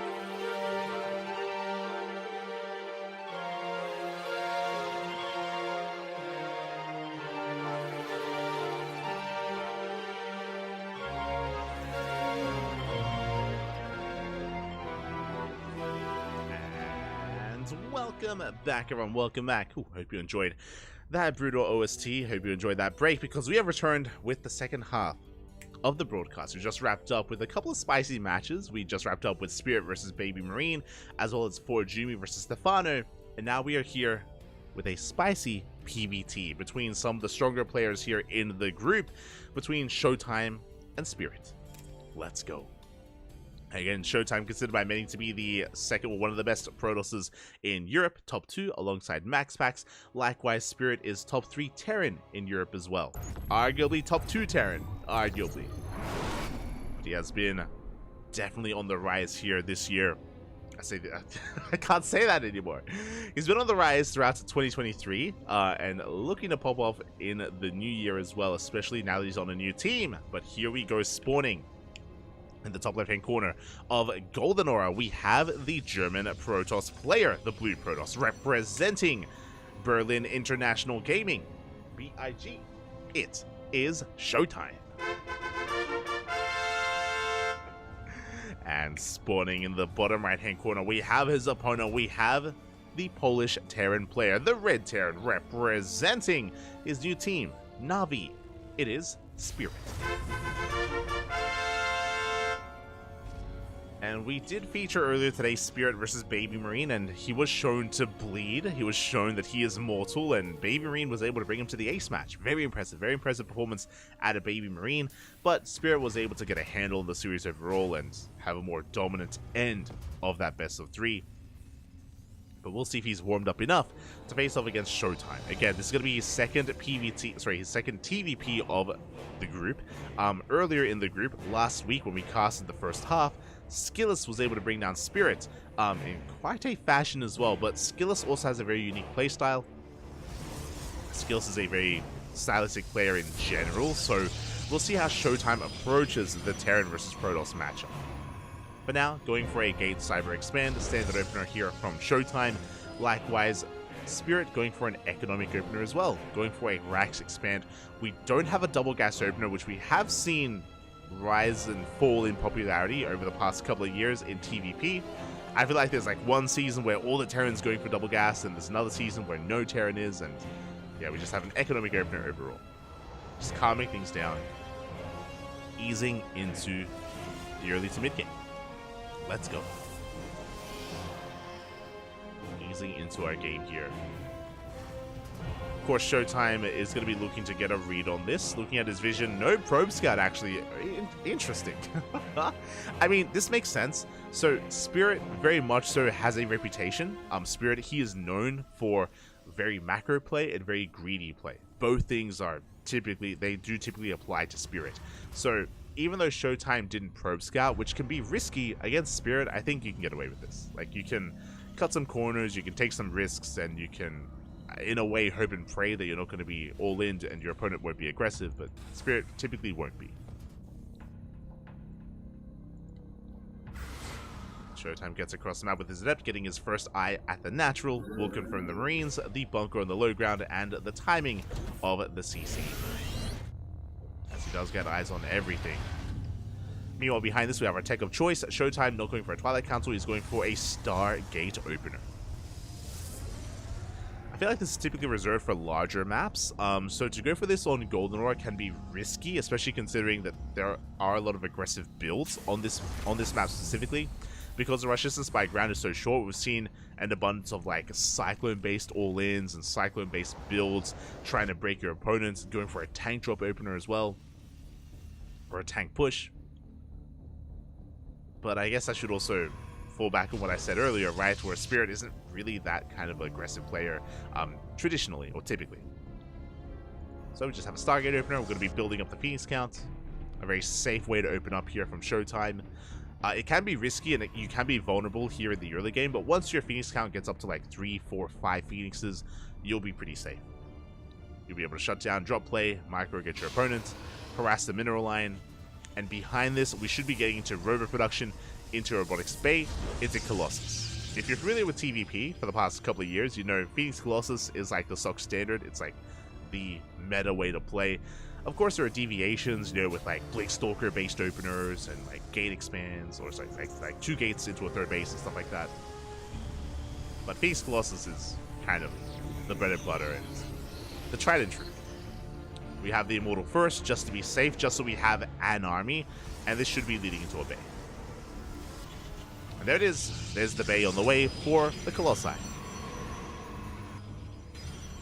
Behind this, after the bay gets thrown down, we have the third base soon to be taken here by Showtime. Again, Showtime taking a very defensive stance overall.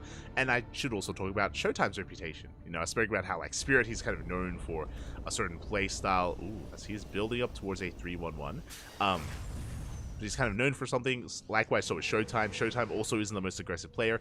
That is sometimes not the case in PvP. We have seen Showtime all in against Protoss players before and be hyper aggressive.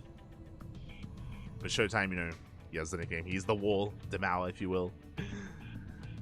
Just turtling up and taking his third. Meanwhile, across the map, Spirit did go for an early medevac, so I'm a little bit perplexed. With this early medevac, I thought he was going for a drop. Earlier, I was about to freak out and be like, yo, are we going for like a tank drop early on? The answer is no. We're just chilling back at home. We have the medevac, but because of all these Phoenixes, we can't really go for a drop. It's so risky to do so. So Spirit, he's still stuck at home. Does have a 3-1-1 setup, 3 reactors, 1 factory, 1 starport. Pretty standard here on 2 bases. Phoenixes, they dip in, and they get 2 SCVs. But looking pretty standard here on 2 bases. We're just going to be building up, working towards a stim timing, and then we can push. We can do one of 2 things. We can commit to a push on 2 bases, or we can throw down a 3rd CC.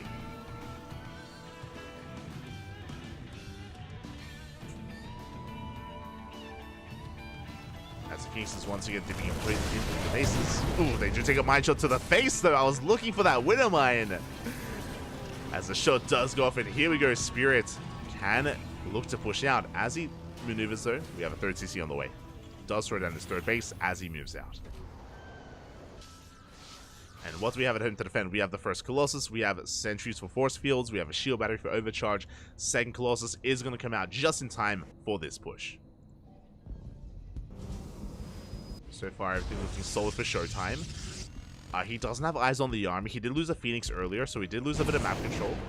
Phoenixes, they did turn back around. And we do see Spirit rotating over towards the right-hand side. Pushing towards the 3rd base. Colossi are in position. Tanks do siege. Tanks are within range of the Nexus. Big volley is going to be going off. The 2nd Colossus has arrived. We can go for the dive. We can pick up these tanks. Nexus taking a lot of damage. Here we go. Showtime. He wants to commit. He wants to collapse on this. Phoenixes, they literally lift every single tank. The tanks, they're rendered inert. The Marines, they're being annihilated here by the Colossi. And the tanks are going down one after the other. A good cleanup here from Showtime.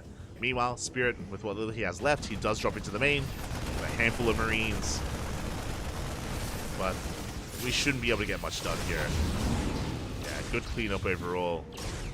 And hopefully, oh, actually, we're going to commit. Oh my god, we're going for a double drop here towards the natural. Rotate over, heading towards that natural base. Looking at the trades, that was 3 tanks, 3 marauders. For Phoenixes, essentially.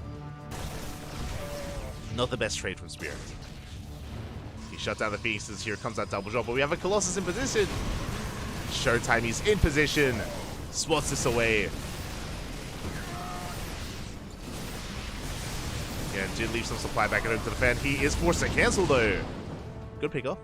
The Marauders do cancel a base. Keeping an eye on the economy of Showtime. At the same time, the 3rd base is getting up and running, and Spirit, he is reinforcing, is not slowing down. His goal here is to break Showtime. Can he pull it off, though? Getting ready for a split push. Meanwhile, Templar Archives on the way, so we're looking to refine our splash damage. We have Colossi, soon to get into Archons, maybe Storm.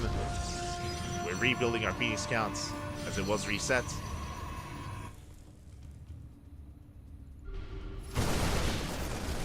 That is spotted by the Zealot.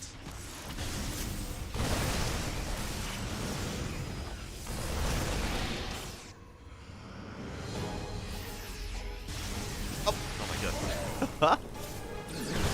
Mine's going to be going up, trying to force some friendly fire. As Spirit is forced back. Yeah, he doesn't have enough to engage. Cannot break this position. Showtime, so far, doing a great job of just keeping up with the movement here of his opponents. Forcing him back time and time again. Now, Showtime has still yet to move out. He's just been defending. He's been keeping up with all the punches, with all the blows. So far, successfully so. Did delay his fourth, that is true, but it's about to finish up. Meanwhile, Spirit, likewise, didn't overcommit here towards the end. Was able to retain most of his army, getting into a second starport for double, I imagine, Viking production. Getting into Vikings, eventually into Liberators. Ghost production has commenced. Spirit transitioning nicely here, taking up into Ghost Viking. That's a lot of Marauders. Meanwhile, we've gone up to 4 Colossus. Oh my god. 4 Colossus. And here we go. Showtime has had enough defending. It's now time to push out. He has his 4th base up and running. He is committed. And he's going to chase us all the way back to the natural, just zoning Spirit away from his own 3rd base. The Zealots getting to the mineral line. The Zealots, they do bust in. So far, good bunker there. Going to be able to hold the line. Oh, but the Colossi, they reign supreme. They swipe away at the Bio Army. We still need to break that bunker, though.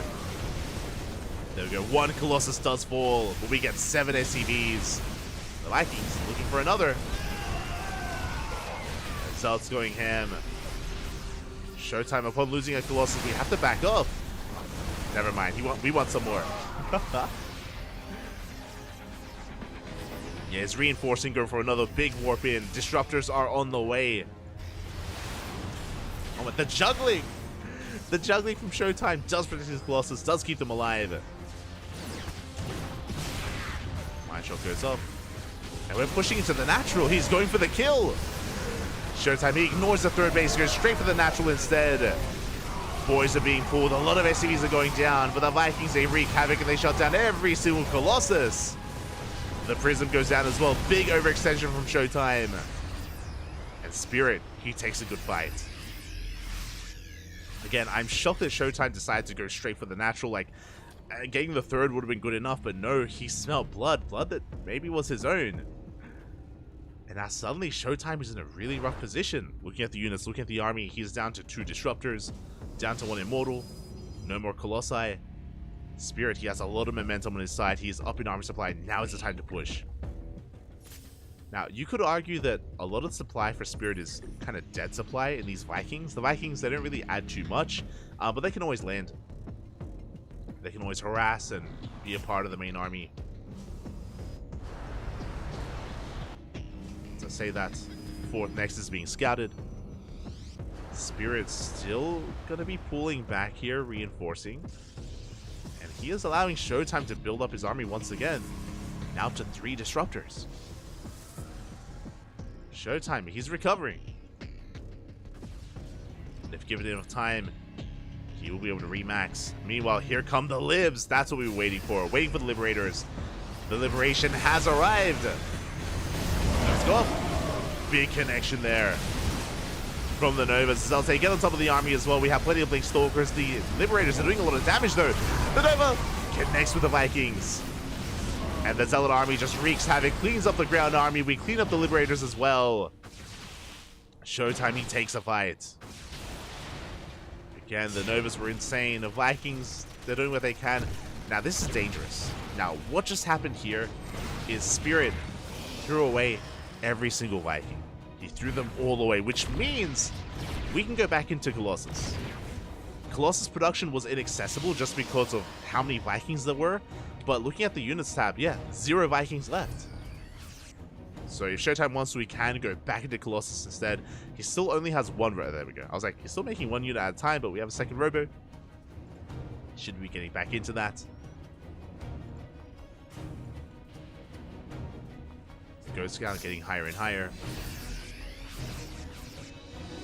And Spirit, he had momentum, but he has since lost it. Like, that was a brutal fight, and he didn't touch the 4th base, didn't touch the economy. Fusion Core is on the way, so we're working towards Liberator range. But upon losing that army, yeah, Spirit, he just doesn't really have much of a presence, not anymore. He is stuck on his side of the map, taking another base though. Taking a 4th. Sorry, taking a 5th even. 4th is already up and running. And there it is, Colossus. Like, as we mentioned, because the Viking count was reset, Colossus suddenly are that much more powerful. Yeah, that much more viable. And looking at the army, we haven't gone back into Vikings yet. I mean, to be fair, we don't know that we need to, but soon we will.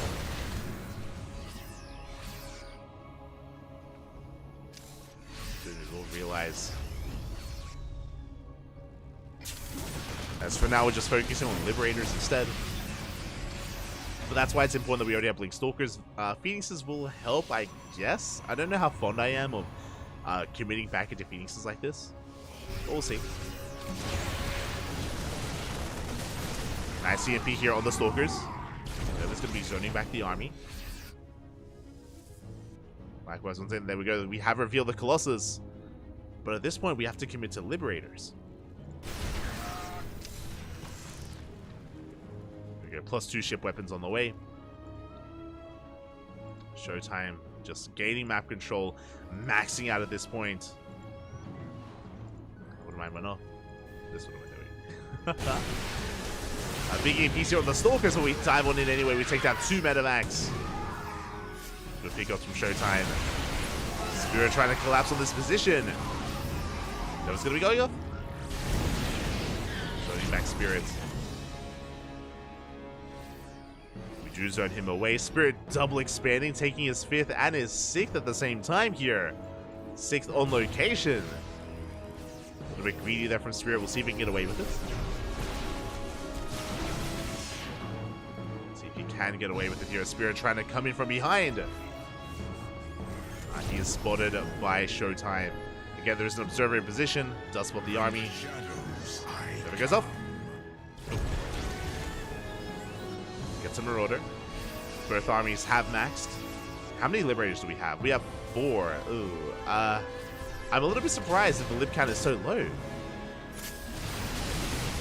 Despite being maxed out here, and here we go, we're pushing in. Liberators are being used to harass instead. Showtime going to be able to force this back. Liberators getting damage done.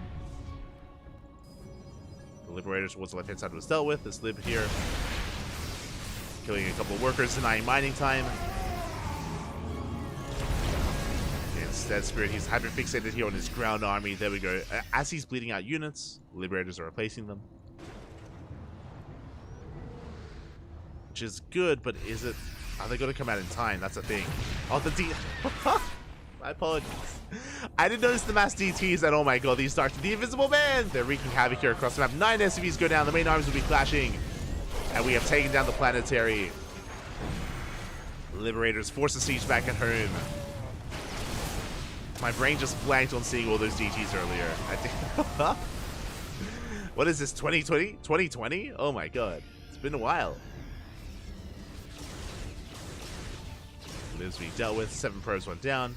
Showtime is max. Coming in once again. He dives on the army. Gets the ghosts. Big pickoffs. Big pickoffs here from the Dark Templar. They win the fight. They force a kill, not a cancel. 400 minerals down the drain. We get an EMP, but the DCs will escape. Meanwhile, at the same time, the Planetary has been spotted. Showtime, he has eyes on the 6th base.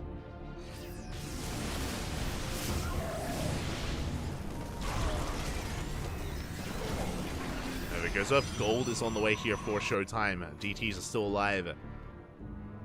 And Spirit, he is so far out of position. This northern base, it's so exposed. It's going to go down. It was a cheeky move trying to rush into it, but it will fall. And Spirit, he can go for a base trade. Like, he's going to lose 14 SCVs, which is brutal. But we can go for a counterattack. There we go. He goes for the stim, goes for the dive. We'll get on top of this 3rd base, and Showtime, he can recall. Will he, though? Will he recall? DTs, they come back and they catch so many reinforcements, and Showtime, he will take down another Planetary. And a recall is always available. Showtime gets 2 bases, Spirit only gets 1. And Showtime, yeah, he can commit. Oh! Looks like there was a bit of a pause mid-game. Looks like everything is good. It fixed it. We do dive into the natural base. At the same time, the 3rd base is going to be going down. Spirit going to be losing so many CCs. And this is why it's so difficult to base trade a Protoss, because Spirit, he's down to 1 base, and Showtime, he can always recall. He just always recall back home. he was never under any kind of threat here of losing everything back at home either. The main base is going to fall, that's true. Showtime, he can just chill. If Spirit ever does threaten some of these other fringe bases, then we can, of course, just teleport back home here. Top right is being taken, gateways as well. And now, how does Spirit get out of here? That's the question, because here comes Showtime. And Spirit, he's kind of stuck. Thankfully, he does have another army. That's a lot of libs. Oh, the DTs. Do we have a scan? Okay, we do. Do you have a scan available? Do you have that scan? We dive up into the main base. Liberator's going to be going down, and from here we can focus on the medevacs. Yeah, the army is going to be cleaned up. Good trades here. We pick off one disruptor. And 2 full medevacs do manage to get out. At the same time, here comes the main army of Spirit, top right. Now, Spirit, he has no economy. He's down to 6 workers. He has no more economy. He's completely all in, but that's a lot of freedom. And you know what? Who needs money when you have this much freedom? Spirit. But he needs resources. It's fine. We take down top right. How many liberators? 10! 10 libs, man. It's gonna be so difficult to push into this without anti-air. Cybercore went down, which means we cannot warp in any stalkers. What you see is what you get. What is it? 8 stalkers, 2 phoenixes. Oh my god, so bold here. GG is gonna get called. Single G even, as Showtime takes game number 1. GG, Papi. Ay, ay, ay. Solid game out of Showtime. I mean, to be fair, it was a back and forth. It was a back. Remember, there was that moment, winding it back to, what, 10 minutes ago, when Showtime overextended, when he successfully defended his 4 bases. And remember, there was that moment when he moved out, when he hit the 3rd base with 4 Colossi. And when he made a bit of a misjudgment there, and when he pushed into the natural as well, he overextended, pushing into the natural, and Showtime lost everything. He lost all of his Colossi, he lost most of his ground army as well. And in that moment, Spirit took, I want to say, a 30 supply lead. Like, he was looking strong from that point. And if you remember, he didn't counterattack immediately. He was waiting for liberators. He waited for 2 libs and then he pushed. So he did give Showtime a little bit of time to rebuild, and in doing so gave Showtime a moment to get back into that game. On top of that, the eventual push from Spirit was lackluster. He took a massive Nova to the face. He lost his entire army, and he didn't break the 4th base of Showtime. I'm sorry, it was the 5th base of Showtime at the time. Didn't break the 5th base, didn't trade well against the army. It was a bit of a blundered attack from Spirit in the aftermath of Showtime's overextension. And GG, well played. Showtime, he brought it back, took it in the end, and it does take a 1-0 lead. But here we go, we're looking to dive into game number 2. Número 2. Let's go.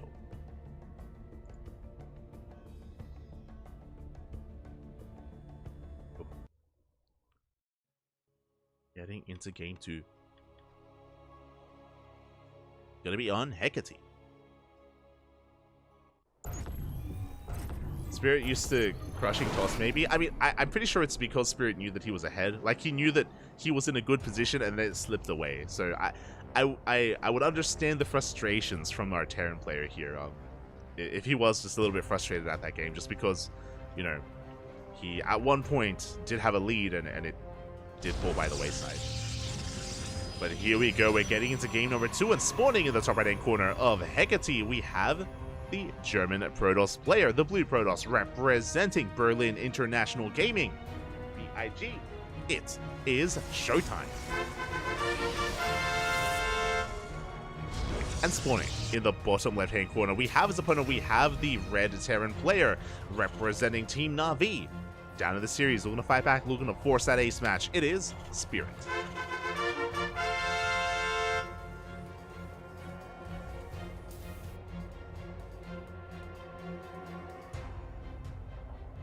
Here we go. As we load into one of the more defensive maps in the map pool, the rush distance by ground is actually quite short, but there are a lot of bases to take and there are a lot of choke points. Like, this map has so many choke points in the center of the map, whether it's here at the bridges, whether it's here at the ramp leading up into the bases, whether it's the other ramp on the right hand side. There's so many points of elevation, a very defensive map. and a map that I'm sure both players will be willing to embrace and take into a longer game. We'll see. For now, once again, Spirit 2 games in a row, going for a Rax Expand. Economic opener here out of Spirit. Once again, he did not take a second Gas Geyser. So not going to be too aggressive here in the early game. As Showtime does delay the expansion for a couple of seconds, but not for too much longer. Meanwhile, across the map, Showtime just going to be going for his own Gate Cyber Expand. Going for his own standard economic opener as well. So everything going to be looking as it should. Oh, nothing too spicy here in the early game. Now, winding it back, if you recall, last game, Showtime went for a Stargate opener into Phoenixes, into Colossus. Oh, this time we are shaking it up, though. Okay, Showtime avoiding the Stargate, avoiding those Phoenixes, and going into a Twilight Council instead. Now, this should be Blink, but how aggressive do we want to be? When it comes to Blink-based openers, there's 2-gate Blink, 3-gate Blink, and 1-gate Blink, and each one is of course more economic than the other. Each one has kind of different forms of aggression, different styles of play. So we'll see how hard Showtime commits. Now, because it's Showtime, I imagine this is just going to be a 2-gate Blink opener into a 3rd base, but we'll see. As the Twilight Council is done, and Blink is on the horizon. Blink is being produced. Behind this, we do have a 1-1-1 follow-up here from Spirit. Ooh, investing into Hellions, actually. Okay. Bold move here, but we are going for a dive. And we're going for a medevac as well. Let's go. So a bit of a more assertive opener here from Spirit. Now, it takes 3 Hellions to one-shot a probe. For those who are curious, 3 Hellions to one-shot a worker. With 4 Hellions, of course, we have more than enough. Our goal here is to break into a mineral line. Now, the Hellions were spotted. Some of them were, so Showtime already walling off. He's building up a wall here on the low ground.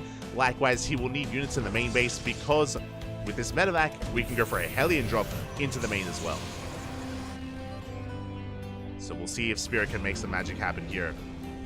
We have Marines in the medevacs. We have Hellions on the ground. It's going to be on Showtime to split up his units. So far, he has a shield battery in the low ground. He has a safety shield battery in the main base as well. He's splitting up his units again. Such a good read out of Showtime. He is in position for whatever comes his way, whether it's the drop into the main or the push into the natural. And here we go, Spirit going for the natural. Good hold position. Stalkers, they do hold on, but the Hellions, they slip in. They do slip by those Stalkers. They go straight for the mineral line as well.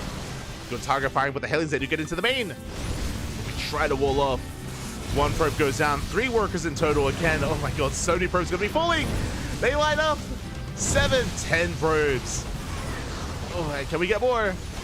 10 workers. 10 workers go down. There are Marines in the natural as well. They get an extra probe. Good target firing. We shut down the medevac. And in the end, Showtime will lose 11 workers, but how many gateways are there? 3.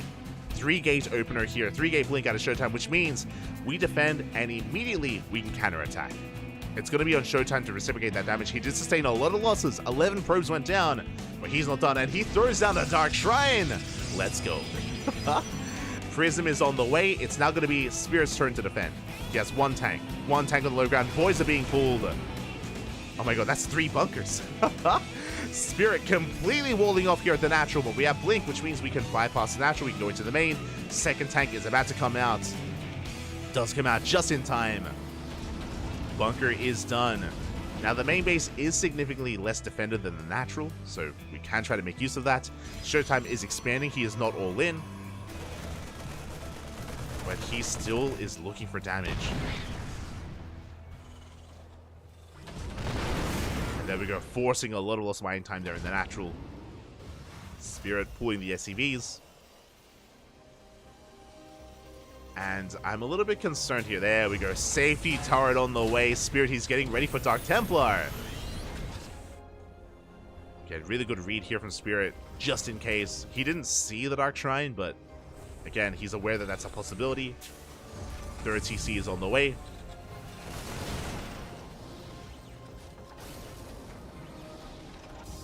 And it looks like Showtime is just focusing on containing his opponent. There we go. 3 Dark Templar being warped in. There is a turret at the natural. There's no turret in the main base. And with this Prism, we do slip in. We go for the dive. DT's in the main. DT's in the natural. We can go for the tank. Oh, the tank will survive. Tank does somehow survive. Meanwhile, Dark Templar in the natural gets 2 SCVs. But only 2. Prism goes down. Only 1 Dark Templar does survive. And we're getting damage done. Turret still in production. Where's the scan? There's no scan. But the turrets are done. And throughout all of this, Showtime has been probing. He's been saturating his third base. Spirit just scrambling to defend. And Showtime going for a gateway explosion. That's going to be 7 gates in total. And we're going to charge. Charge is on the way, so charge lot Archon. We have the Dark Templar for Archons. Zealots, of course, as well to help support the ground army. And Spirit, he wants to expand. It's going to be on Showtime to delay the expansion. Let's get 2 Marines. It's an okay trade. Oh, DT comes in. 1 Stalker goes down. We force a scan. Dark Templar slips away as well. Good movement out of Showtime. Spirit, he's committing. Showtime, he comes in from behind, gets some SCVs. Really good trade here from Showtime. A really good backstab as we get 3 SCVs and we force back the entire army. DT coming in from behind. We kill a tank. Get a tank kill. We lose 2 Stalkers, but we blink to the low ground. We even snipe the medevac. At the same time, Spirit going for his own aggression. Going for a mind drop, but Showtime, he does react in time. Oh, oh my god. That was almost terrifying. 1 probe goes down, so a good cleanup here from Showtime. Meanwhile, Spirit is still stuck on 2 bases. He should be on 3 by now. He should have had a 3rd base, but because of the maneuvering, because of the army movement of Showtime, he did outposition Spirit, and Spirit is stuck on 2 bases. He's stuck on 2 bases that much longer. Showtime is on 4. He has double the base count. Not quite double the economy, but we're getting there. Mind drop comes back in. Oh. Good split here from Showtime, losing 1 probe. We go for a Hail Mary play, but the probe scouts. Showtime, he sees. He's in position. We go for the warp in. Stalkers are on the way. Spirit, he needs this drop to get some damage done. At the same time, another drop on the left-hand side. Mega mine shot, but a full medevac falls. We do have a recall. There is a recall available. Showtime continuing to deny that 3rd. Mind drop comes back in. There's a shield battery. It's a shield battery, there's an overcharge. There's that recall towards the left-hand side. Showtime is not really losing much. He loses mining time, but that's it. But at least Spirit finally gets his 3rd. It's barely alive. It took a lot of hits, but the 3rd does get up and running. Finally here for Spirits. At the same time, though, Prism into the main, and Showtime, he's not done. He's just getting more damage done. Gets an SCV at the 3rd. Warp it into the main base. 4 SCVs go down, and we do evacuate. And Showtime is taking a 5th. Oh my god, the pace that Showtime is setting here is something that I'm not used to seeing here when it comes to a PvT. When it comes from the Protoss side of things. Like, Showtime is just all over Spirits. He's just not letting him breathe. Zealot counter-attack on the left-hand side. The drop into the main base as well. Spirit, he's being pulled apart. We have the main army pushing in towards the natural. And we could even collapse on these tanks. Where do we go? We ignore the 3rd. We go straight for the natural instead. Bunkers are falling. Force fields are thrown down. Spirit, he's zoned away from his own natural. He cannot come in. It's going to take so long here to rotate around. And by the time he does, there's another army waiting for him. Another wave of force fields as well. That's going to be a kill on the natural base. And Showtime is just snowballing out of control. Tanks, they finally do siege up, but there's barely an army to support them. What are my shots? They get avoided. We focus down the tanks. There's 1 tank left, 0 tanks remaining. And even if Spirit deals with this, we still have Zealot in the natural, just camping the production, shutting down these Raxes. GG gets called, and Showtime will take the series 2-0. GG. Oh my god. GG, well played. Game 1 was back and forth. Game 1 was very was much more back and forth, where Showtime had a lead, then Spirit, then Showtime. Like, it was more of a dynamic game. Here in game number 2, Showtime was just able to keep up with everything. There was that one moment, of course, with the Hellion run by, right? The Hellions did a lot of damage, right? They killed 11 probes. It was great. And on top of that, he didn't really take any losses to the Stalkers, but despite that, Showtime still found damage with the follow-up Dark Templar, with his Zealots, with his Stalker movement as well, with his ability to keep up with all the drop play of Spirit. It was very impressive how Showtime was able to achieve so much in the mid-game, getting worker kills, shutting down drops, and also delaying that third and forcing back the army. There was, yeah, so much to that. Showtime was so active in that game, and with that, GG, congratulations. Showtime does take the 2-0.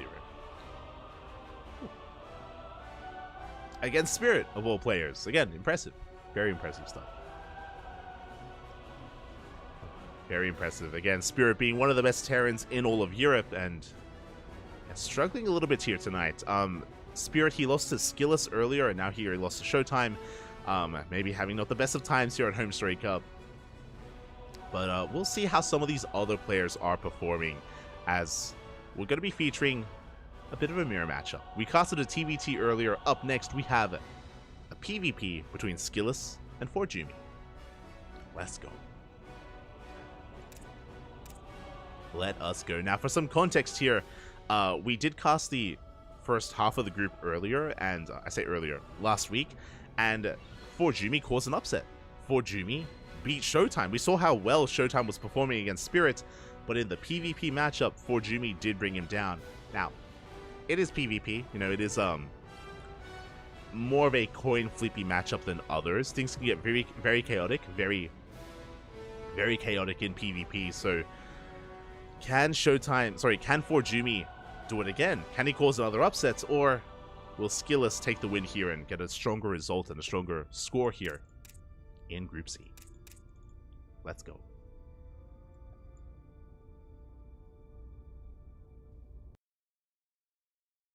Let us go.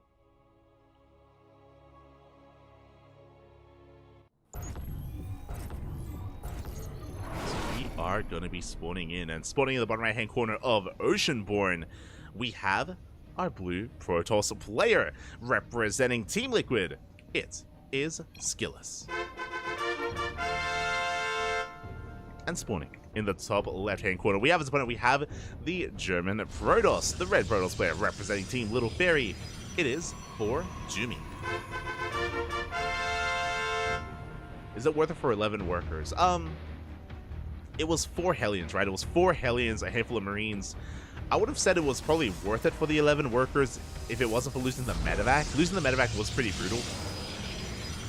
It was a rough loss, but it wasn't a bad start. It was not a bad start for Spirit in that last game against Showtime.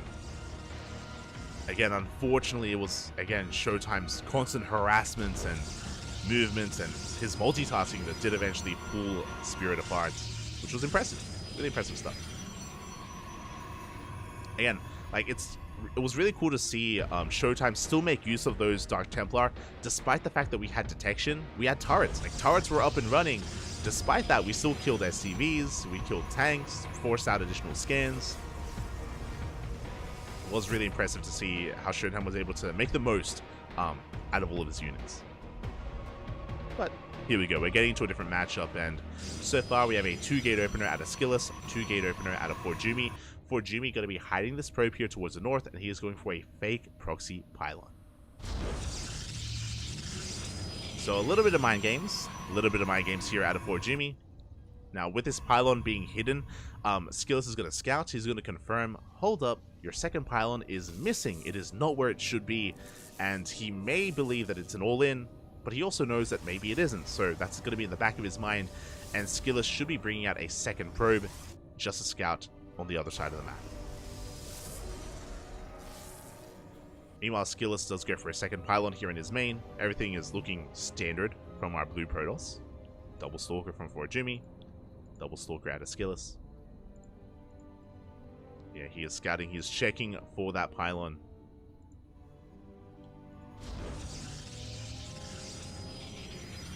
Ooh, and yeah, we have a Robo Opener. So Skillus, he's preparing for an all-in. Robo Openers are they're a very safe way to play. Very safe way to open up. They grant you access to early immortals, so you can shut down all-ins. Meanwhile, Jimmy should be expanding. But where are we going? Oh, never mind. Never mind. Okay.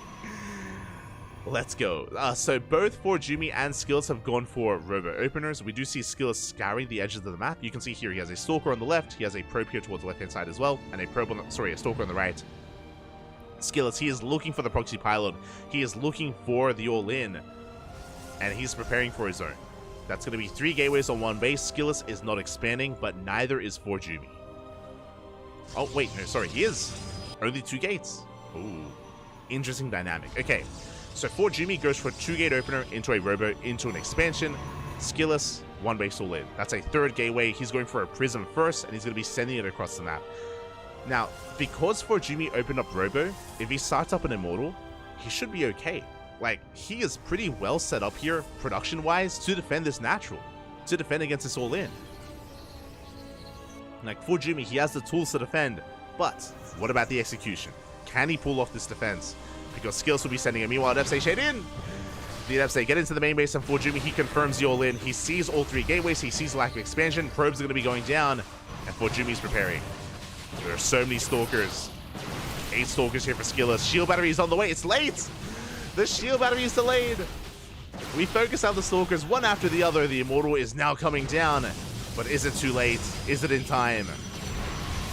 As the Immortal does arrive, and Skillus has to respect it.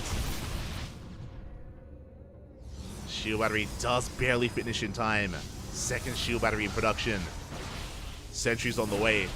All Jimmy has to do is survive. He has to defend, but that's easier said than done. As Skillus is all in. We're going to be dropping into the main. No shield battery in the main base. The force fields! Does slice up the army.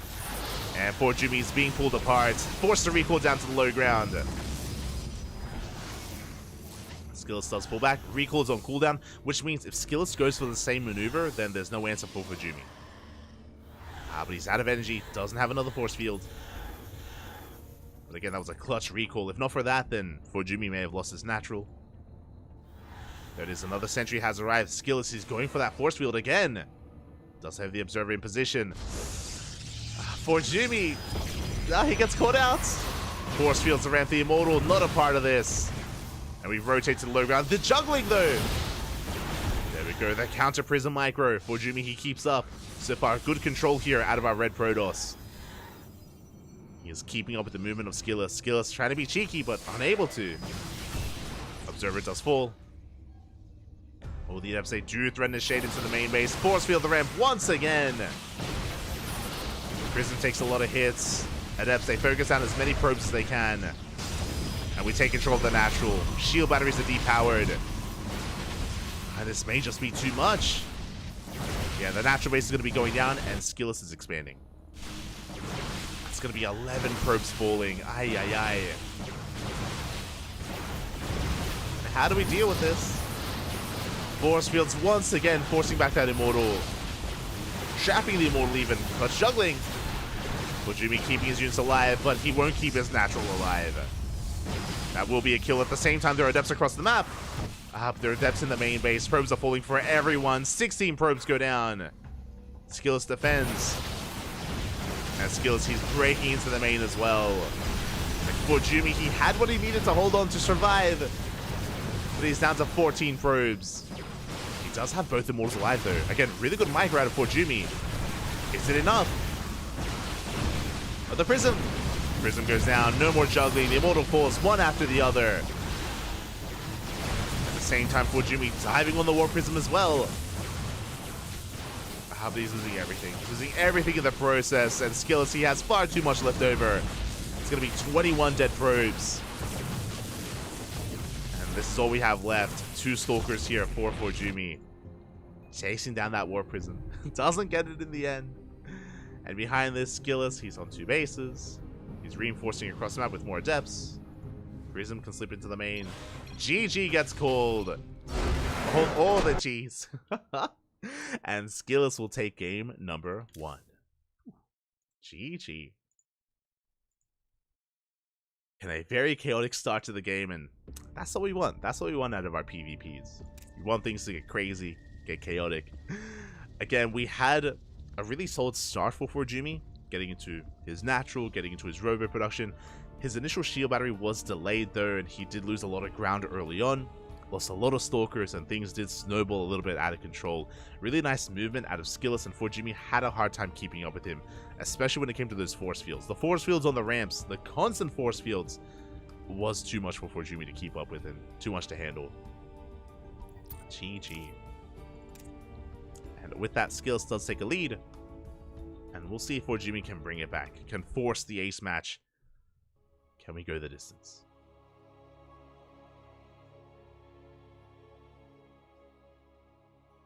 Here we go.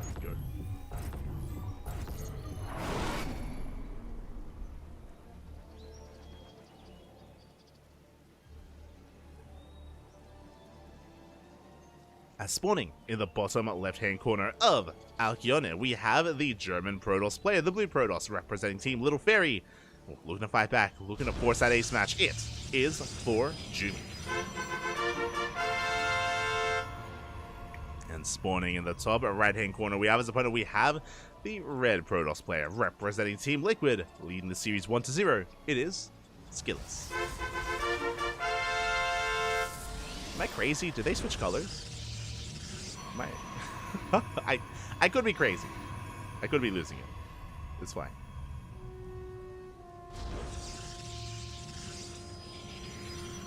As for now, we're just getting into our openers. We saw Forjumi in game 1 fake out a proxy, fake out cheese, and go for a more economic opener. And we saw Skillus just be like, yo, if you're going to proxy me, I'm just going to all in. And Skillus was able to come out on top. We'll see how that dynamic does change on Alcyone. This is a much larger map compared to Oceanborn. Does lead to longer games as a result. But we'll see. I won't stop a Protoss from all in. Catching up with the chat.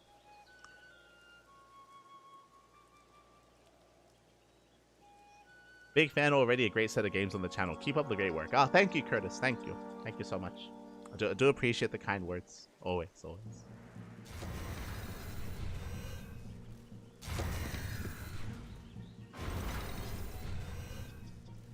Here we go. Skillus is moving out. Going for a scout across the map. Again, so far, pretty standard openers. This time, Forjumi does throw down his second pylon in the main. Likewise, so does Skillus. So there is no hidden pylon, there's no hidden tech. There's no early game shenanigans. Not yet.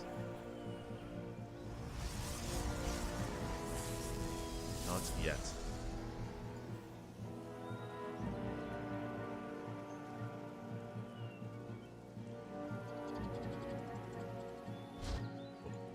As both players are just going to be getting a read on each other, and it looks like both players should be expanding as well. I say should be. From here, we can go for a faster tech. We can go for a Robo Opener again, or a Twilight Council. But it looks like we want to expand. As we're just being as annoying as possible here. Again, we have eyes on our first couple of units. Stalker has been revealed. It's going to be double Stalker from Forjumi, double Stalker out of Skillus, but we're following it up with double Adept. So with double Adept, Forjumi is going to be looking for some economic damage. He's going to be looking to shade past the army of his opponent and into a mineral line. There's the expand from Skillus.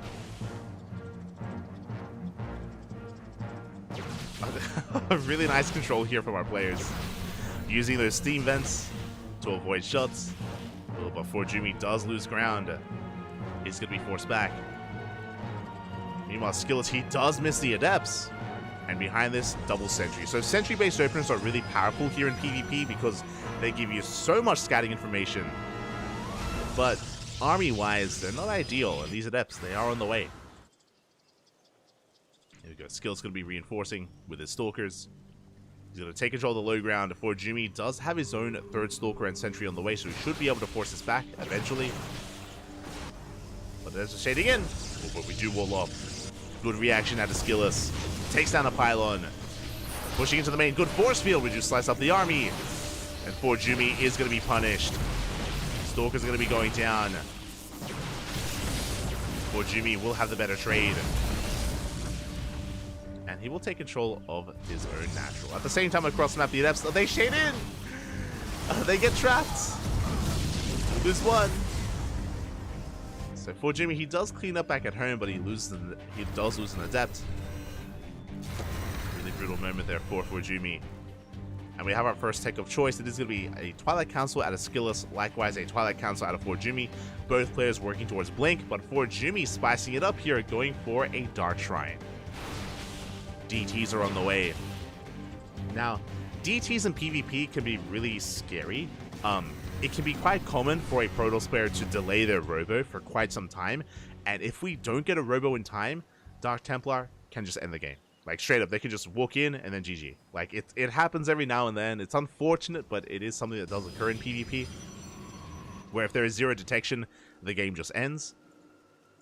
We do have the probe coming in from the left-hand side. Adept's going to be threading a shade into the natural. We should set up a pylon. Jumi taking his third. Oh, the probe is spotted, though. It will be shut down. So, good map control here out of Skillus.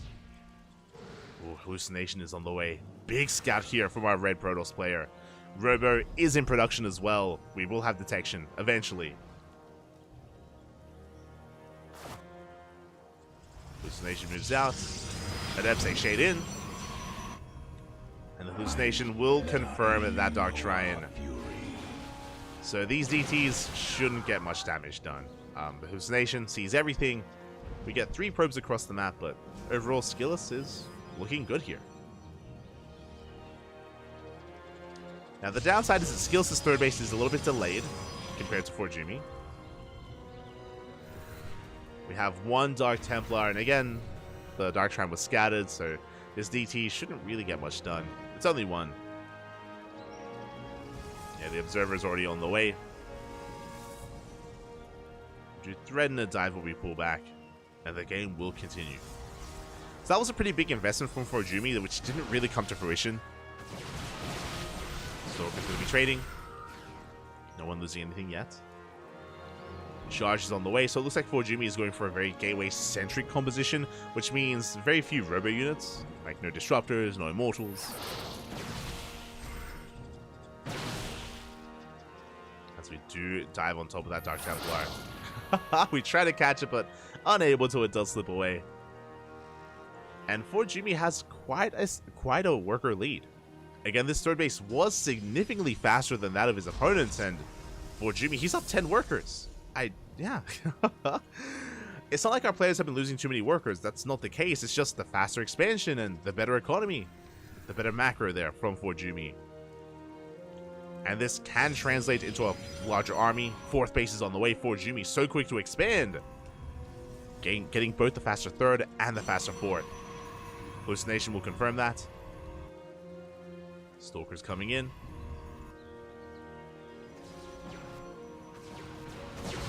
Coming from the left-hand side. So far they're deflected.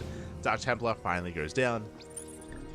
Jumi, he's not able to really get in, but he didn't need to. His goal here was to contain his opponent. Like Jumi, he's already ahead. He's already ahead in workers. Getting a much larger army at this point. Robo is on the way. This is the first Robo Jumi. We spoke about it. Players do sometimes delay their Robos, and if there was a DT open from Skillus, then Jumi would have been in a lot of trouble. But he's building up his Stalker count.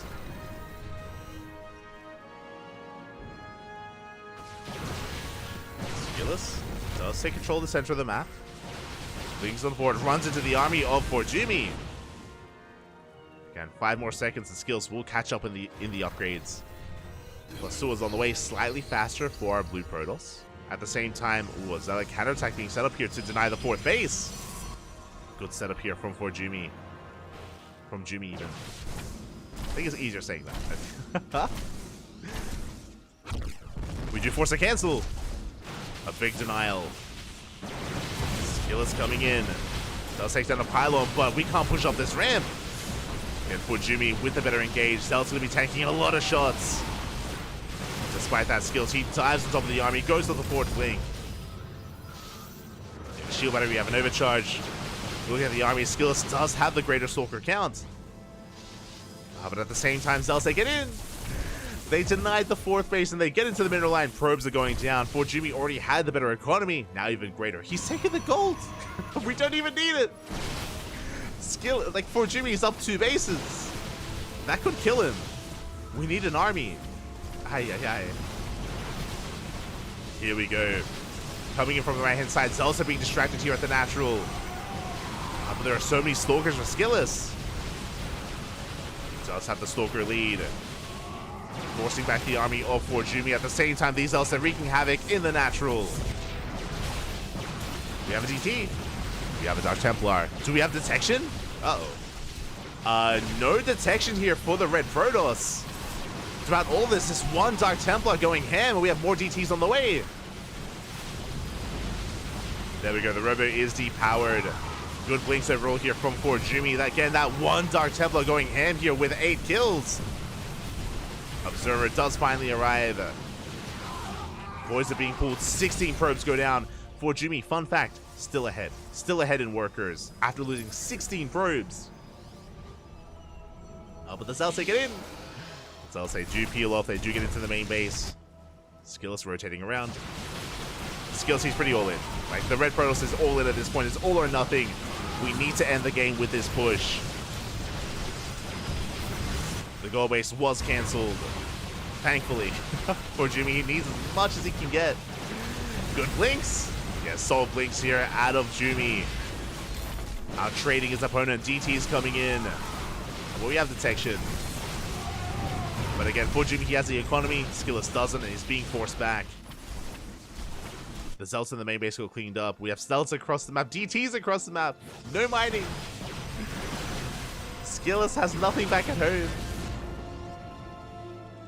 And he is being forced back. Stalkers are being bled out here in the retreat. That one Dark Templar going ham at the Nexus. Skillus has a cannon that is natural. He's got 41 probes. Meanwhile, Forjumi happily mining on 4 bases. Resaturating. Up to 61 probes. He's up 20 workers compared to his opponent. And this Nexus is so low. We're going to be able to... We can finish it off.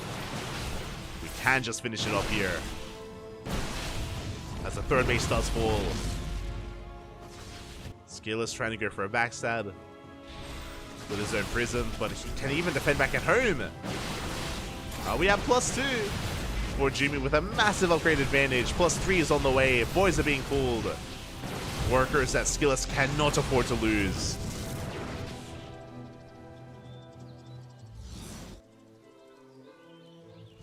Skillus doing what he can across the map. Dark Shrine is on the way. The moment of desperation.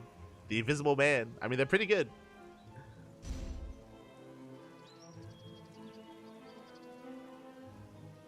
But alas, it looks like Forjumi, he has too much. There's nothing here at home to defend. Like, where's the shield battery? No shield battery, no overcharge. We have a handful of stalkers. Skillus reinforcing across the map with Dark Templar. Let's go. Going for some DT harass. They're waddling in, but we have cannons to defend. We have plenty of cannons here, and Forjumi, he breaks that natural. GG gets called, and we are going to the ace match. GG. Oh my god. Forjumi having such a greedy approach to this Protoss versus Protoss. Again, Forjumi, he was so quick to take his 3rd, so quick to take the 4th, and so quick to take the 5th as well. Thankfully, he did cancel the 5th base. Otherwise, I do think it would have killed him. Like, we just couldn't really afford to invest there just because Skillus was so all in. And it wasn't just that Forjumi, of course, was just so quick to expand and so quick to focus on his probe production. But the harass across the map, right? He was killing so many probes with his Zealot run-bys, with his DTs as well. Just forcing the all-in out of Skillus. And with that, we have an ace match. We have a game 3. Let's go. We are going the distance.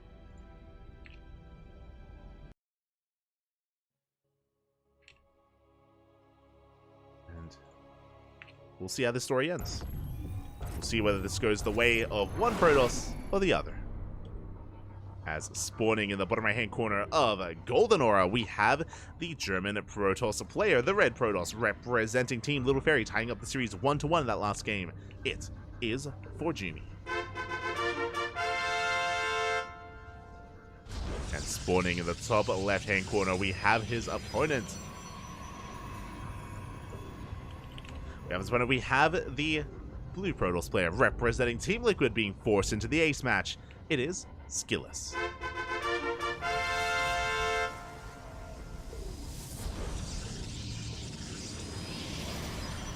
we go.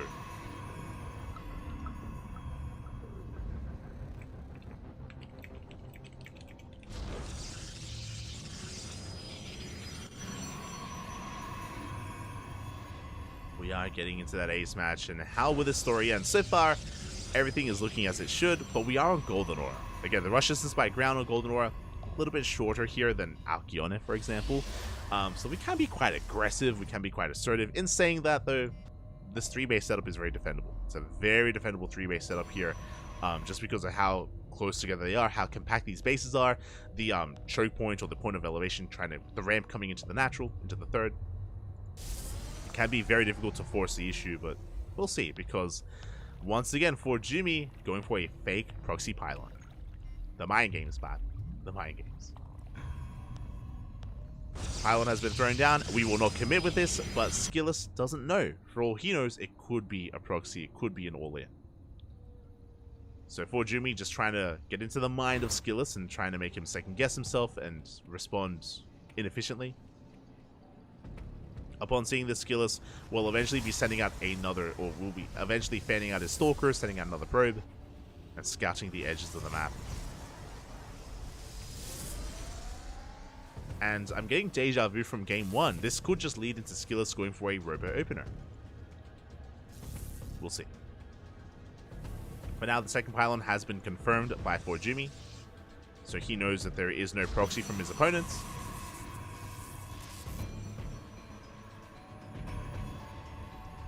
Third pylon has been thrown down. Skillous going for a Sentry Opener. Okay. Now, with this Sentry-based opener, it does mean that his units early on are that much weaker. He doesn't have a lot of firepower, but what he does have as he's scouting is hallucinations. These hallucinated phoenixes, they can get across the map very quickly, and they can confirm whether or not it is an all-in. As we have our expansion, Skillous, no fear, going 2-gate opener into an expand. Bold move out of Skillous. He calls Forjumi's bluff, and he calls well. So a really strong start here for Skillous, believing that he is safe to expand, and he's correct. Again, Skillous, he didn't scout that pylon, but again, it happened before, it could happen again. We do throw down the force field. One Stalker goes down. Ooh, trading 1 for 1 so far. Sentry does fall as well. Pretty even trades overall. Hallucination dives in. We do get eyes on the Twilight Council as well as the expansion. So Skillous should be feeling pretty good about this. Skillous, he... Oh my god. Skillous, he has a faster expansion. He's ahead in the economy. But with this Twilight Council opener, we have Charge on the way, not Blink, and we are going for a Proxy Dark Shrine. Let's go. Actually making use of that pylon. Very cheeky here from Forjumi. And Skillous is in the dark. Now, this is really risky. Remember, Skillous did open Robo the last time this happened. We're going for a DT. Oh my god. Great minds think alike. Both players go for Dark Templar. This can get very chaotic. If no one throws down any detection, this can get... There we go. Robo is on the way for Skillous. Pylon is thrown down for Forjumi. The Dark Shrine is about to finish. We'll see how much damage he can get done before there is detection. Likewise, we spoke about this last game. I mentioned and I brought up how Forjumi did delay his Robo for so long, but there it is. Robo is also on the way. We will have observers. We will have detection. Very good. The game will progress. Meanwhile, both players are, again, establishing their expansions. Hallucination comes in. Ooh, Proxy Pylon was scouted. Dark Templar are also spotted as well. So big scout from Skillous. DTs are going to be waddling in. Now, to be fair, there's a window. Robo finishes, but there's still no Observer. Observer still has to be chronoed out, and that means that we can still get damage done. Oh, he sees! Oh, the Force Field does lock the Dark Templar out of the main base. Solid Force Fields there. From Skillus, locking the DTs away from everything. Oh my god, buying so much time for the Observer. The Observer does come out. Likewise, we do have... Oh, hello there. This is awkward. Skillus has now found the proxy with his own proxy pylon, and he was about to warp in some DTs. Bit awkward. Meanwhile, Observer's on the way, so Forjumi should be ready for this as well. Oh my god, Skillus doubling down. Investing into Shadow Stride. Now, I kind of like this, as the DTs are still trying to find some value here. Skillus' Dark Shrine hasn't been scattered, so even though Skillus has not warped in Dark Templar, they can get a lot done here with this Shadow Stride timing, because they haven't been scattered. Pylon is going to fall. Skillus taking his third base. Likewise, so is Forjumi. The game is going to settle for a moment here, but we have to try to catch up with what's been going on. So, remember, Forjumi, oh, he cancelled. Oh, never mind. I was going to say that he finished charge, but no, he cancelled charge, went into blink. We have Immortals being produced. We're trying to just settle down and stabilize. I think both players are just looking to establish their third bases. The game is going to settle from here. Skillus, Forjumi does have that Prism on the way, and that will help when it comes to his aggression. He can harass across the map. We'll see how hard he does commit. +1 is on the way, saturating the third base. Shadow Stride is about to finish.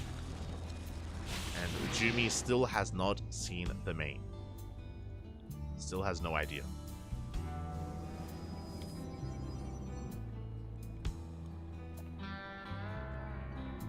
Got some Dark Templar moving out. Ooh, fourth base soon to be taken here. Once again, Jimmy being very greedy. Let's go. Before his third is even fully saturated, the fourth is on the way. I believe that was seen by the hallucination. Skillus, he did see the probe, so he should be aware. He's soon to take his own forward. Meanwhile, here comes that Prism into the main base with 4 Dark Templar. They're making their way across the map. Forjumi moving out with his main army. His goal here is to try to distract his opponent and slip in with DTs. We'll see if he can. Oh, he comes in first with the Dark Templar. Does spot that Dark Shrine. Gets a couple of units. Does get 2 Stalkers, not bad, but the Observer does come out. At the same time, we dive onto the main army. We're in position. 2 Immortals, Shield Battery Overcharge. There's no breaking this. Instead, Forjumi, he rotates around, gets eyes on the expansion. Doesn't commit either. Meanwhile, across the map, all the DTs, we're getting in. We have Dark Templar at the third base in the main as well, and we are getting damage done. Probes are falling left and right. Cannons are being killed. Cannons are being denied. And so much lost mining time. Again, the Shadow Strike DT is superior here. Getting 7 worker kills, and we still haven't dealt with this. We depower some gateways. Gateways are being depowered. Detection has arrived. DT does get out. Oh, I spoke too soon. Attempted to get out. But that was pretty good.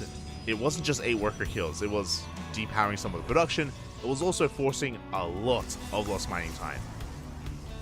And with that, Skillus has a massive lead. He's up 10 workers. He's got 70 probes compared to the 60 of Forjumi.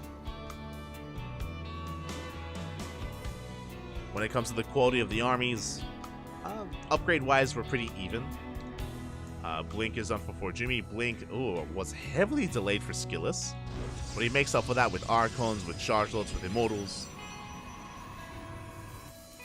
So Skillus, because he doesn't have Blink, he actually can't move out across the map. He's stuck at home. But he has such a booming economy, and that is translated with a larger army as well. He's come back in. On the cannon, up! Cannons is full, but we have detection. We go for a massive warp in into the main. Overcharge is popped. Massive Zealot warp in, distracting his opponent at the same time. Forjumi, he wants that third. Zelsa gaining ground. They shut down the Stalkers. Stalkers are being cleaned up. At the same time, Skillus, he's in position. He does read his opponent. We have DTs to defend and no detection for Jumi. See what I did there? No detection. Skillus does defend. He maintains his worker lead. He's still on 69 probes. Nice.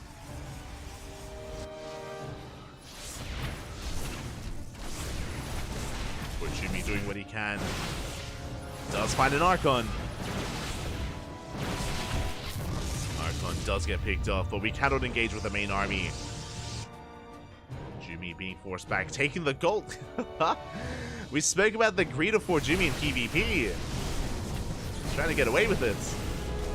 But the main army, here we go. Skillus is pushing out. Blink is done. +2 as well. As it's finishing up in 5 seconds. And Skillus, he's had enough defending. It's now time to push. Now time to go for a massive counterattack. For Jumi, gonna try to get it engaged. Coming in from behind, gets on top of the prism. Big snipe. Big snipe from Jumi. The Zelsa do catch an immortal though. Yeah, and Skillus, he's breaking through again. He just has far too much, even without reinforcements, even without the War Prism. Skillus, he has more than enough to just overpower the army of Jumi. The force field Stalkers are trickling on in, but it's not going to be enough. And Skillus, he has broken this space. He's broken the 4th.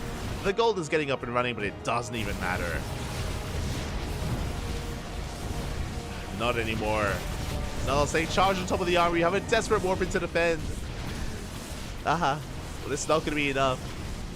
The base will fall. We ignore the base. Yeah, we just go straight for the kill. We go straight for the 3rd.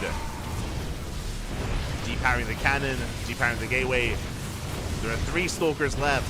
GG gets called. Well played. And Skillus will take the series 2-1. GG.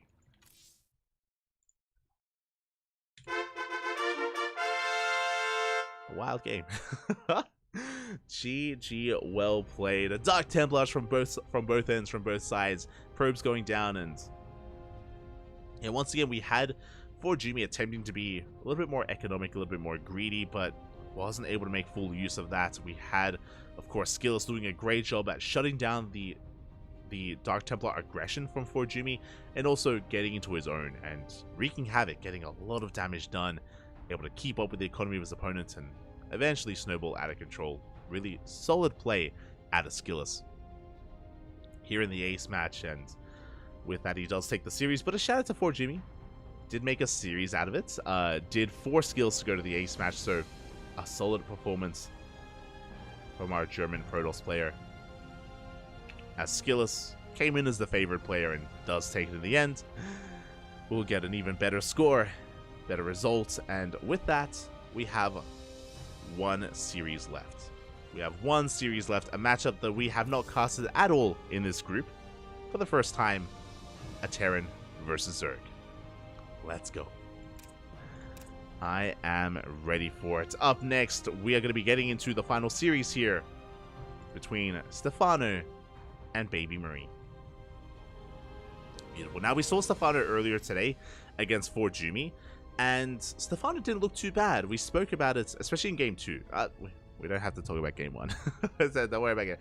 Game number 2 was more back and forth, and the macro of Stefano was terrifying. Like, his ability to just keep producing wave after wave of mass Hydra. Like, it felt like the wave of Hydras just did not stop for Stefano. Wasn't enough to break Jumi, but he almost did, which is impressive despite the inefficient army composition of Stefano, and I'm sure he'll have some more success against a more traditional matchup here in ZVT, a matchup that hasn't changed too much over the years. There have been deviations, there have been different openers, that is true, and some slightly different army compositions, but overall, Stefano should be a lot more comfortable and familiar with a Zerg versus Terran. That should be, hopefully. Let's go. We are getting into game number 1. No detection for Jumi.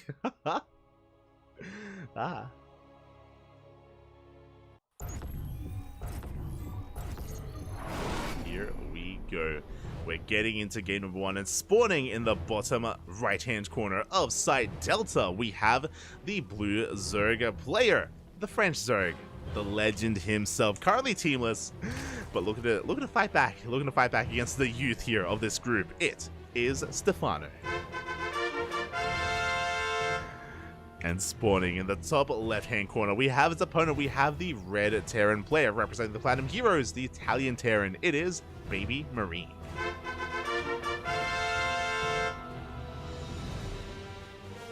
Again, Stefano, not the most active player anymore. You know, he shows up for basically ESL qualifiers, like ESL Masters qualifiers. He's there for that, and not much else. Which is why it's really cool to see him here at HomeStory Cup. Really cool to see him once again after so long, after being absent for so long. And again, we'll see how much he's been practicing. We'll see how much his skills have refined in preparation for this tournament. I'm ready for it. But now, Hatch Gas Pool, standard opener here from Stefano. Likewise, across the map, we have a standard opener from Baby Marine as well. I'm not too sure if Baby Marine is one to embrace the 2 Racks Reaper. I'm not too sure if that's the case. For now, Racks expand.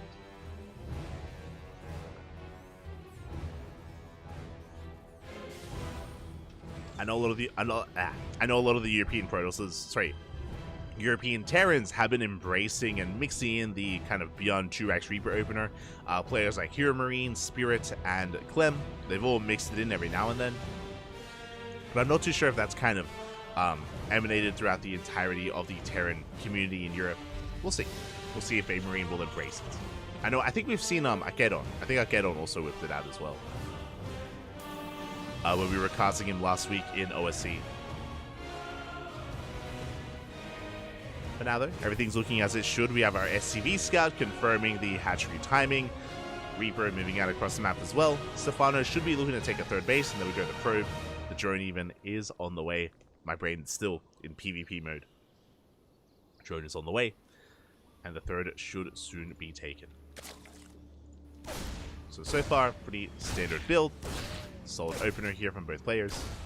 We have our dance of Reapers and Lings, and we shouldn't be losing much here.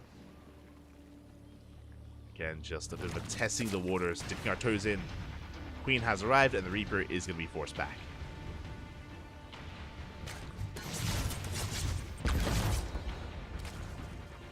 Likewise, you can see Baby Marine being a little bit annoying with that grenade, hoping to catch the tumor if possible. The tumor is thrown down, and behind this we're getting into our follow-up. It is going to be a 3cc, third CC before Starport. Very economic build here from Baby Marine. We're going to get into the mid-game. There's a Starport on the way. We have an add-on swap for Hellion production. From here, we should be going into a tech lab. We'll see if we go for an add-on swap, or if we go for faster stim, or for Banshees. Oh. As a bit of an overextension, Baby Marine losing his Reaper. Rough movement there from the Terran. And I know that we have link speed on the way, but something like a Banshee opener would make a lot of sense, specifically against Stefano. Obviously, Stefano, he is known for his roaches, and I'm sure he's willing to whip it out at some point in this series. If that's the case, Banshee-based builds would be ideal against Stefano. There's the add-on swap. Banshees are on the way. So again, a solid start here for Baby Marine. It makes sense based on the player that he's up against. For now, Stefano just going to be droning, saturating his bases. And momentarily, we should be seeing our first kind of tech choice from Stefano to see whether he goes for a safety Bailey nest, whether he goes for a lair first, or a faster double Evo chamber. And speaking of fast double Evo chamber, there it is. Double Evo chambers here from Stefano. This is a very greedy way to play. You are cutting corners. It is a little bit unsafe because you do delay your bailings, you delay your bailing speed, but if you get away with it, you do get very fast upgrades. And this screams Ling Bane. Should be plus on melee and plus on carapace. Meanwhile, Baby Marine just going to be rotating in between the bases, looking for a way into the natural. And again, behind this is 3cc. Like, there's no Hellbat push, or there's no like all in, there's no 3 racks behind this. Like, Stefano, he can get away with this double Evo with the double upgrades. He should be fine. he was up against a 1-1-1, that's a different story. Meanwhile, the Hellions, they do threaten a dive. They don't quite commit. They get a couple of tumors, but so far we're just playing this dance. Basically, Babe Marine, he's looking for a way in at any moment. If Stefano does misjudge, if he's ever out of position, if he ever does not keep up with the rotation of the Hellions, then drones will fall. Hellion does get picked off. Lair is now on the way. And here come those Banshees. Where's the detection? Queens are going to get picked off. The first Queen does go down. I mean, I say detection. Obviously, there's no detection here. But the Queens, they do get caught. Do we have spores? We do have spores here in between the bases in each mineral line. But a good catch here from Baby Marine. Does he get another Queen? Oh! So far, does not. The spore is going to leapfrog forward. And with the help of this spore, we should swap this back. Stefano will hold at the same time, going for his own link counterattack. Looking to hit that third base. No, instead. There we go. Looking to hit that third base, and Babe Marine does not have much here to defend. SCVs will go down. Getting in a couple of workers, we get a couple of mules, catch some Marines. Really nice counterattack here from Stefano. Getting a lot of damage done. And the Hellions, they race back home. This isn't just kill workers, this also force back the army. At the same time, Banshees, they dip into the main, but they didn't get any damage done. Stefano, he keeps up with the movement, takes down the Banshee as well. Stefano having a very strong start to this game. Looking at the units lost tab here, he did lose a lot of lings, that is true, but kills 5 workers, kills a Banshee, shuts down the Hellions, and he can drone up happily here on 3 bases, on even 4 bases. So a very comfortable start for Stefano. 2-2 is also on the way. Remember, fast upgrades means that he is ahead in those upgrades against the Terran. And the pressure is suddenly on Baby Marine. We have to turn it on. We have to be as active as possible. We need to get damage done. We have Hellions towards the north. We have a double jump towards the south. Can we get in? Well, as we do manage to get on top of this hatchery, we should be forcing a cancel on the 5th. At the same time, Hellions, they dive in. They go for the dive into the mineral. At the same time, we have a massive link counterattack, and the tank is exposed. Up. A bit of a missed rally there, but the tank is going to go down. Hellions get cleaned up. We get 2 worker kills, and the Banelings are in position. The drop is swatted away. The Lings will get cleaned up, but they did kill a tank and 6 SCVs. Drop goes into the main. Again, Stefano so far is keeping up. Getting a lot of damage done to these medevacs. And sure, he did cancel a 5th, but he double expanded. He took a 5th and a 6th at the same time for this very reason, because he expected one to be cancelled and the other to get up. So Stefano is on a good base count. He's on a decent economy. He's on 3 base saturation. He could do with some more drones. That's the one thing I will say, is that we could do with some more workers, but for now, Stefano is keeping up. Double drop still being active. Gotta be forced back. Stefano working on the infestation, but interesting choice. So it looks like Stefano wants to go Lingbane into Ultra. The reason why I say that, there's no Hydroden and there is no Spire.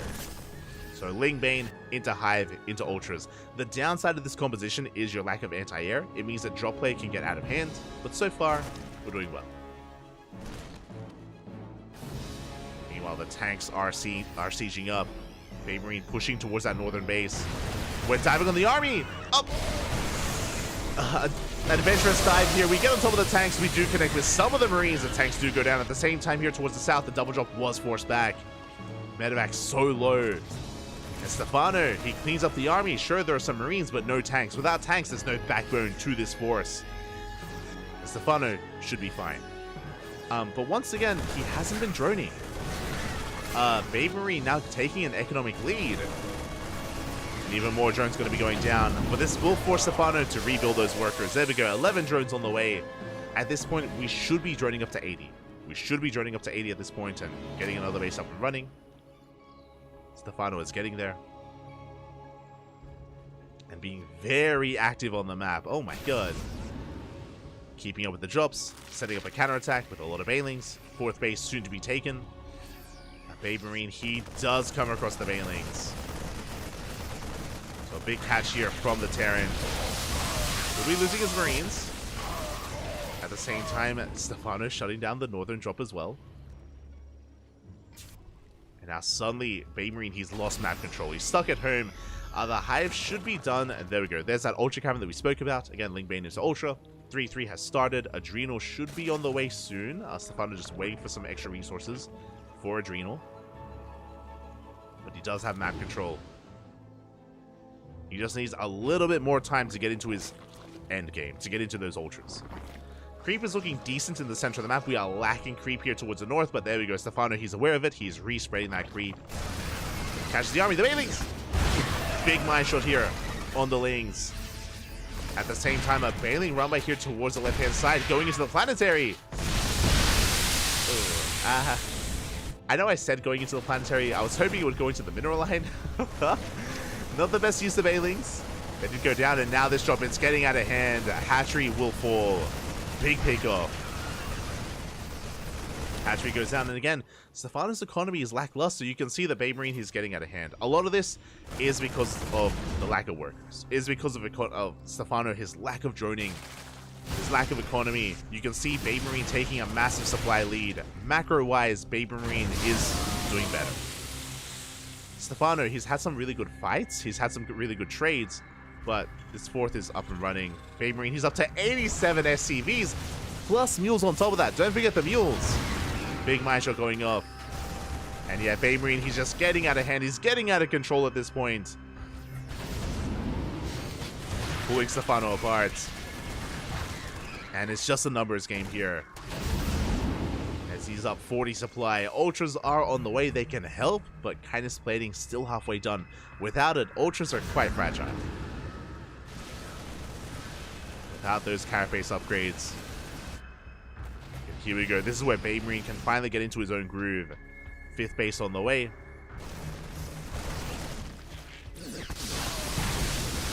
Bane going to be engaging here towards the left-hand side. Drop does get lifted.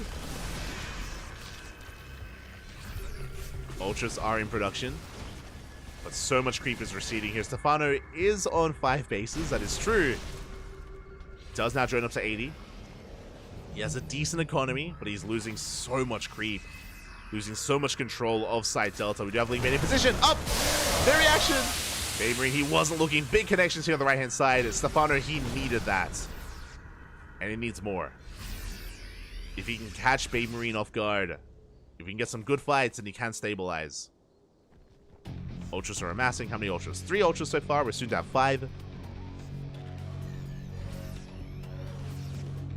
Baymarine reinforcing towards the right-hand side, taking his 5th here towards the north as well. Splitting up his army, going for drop play.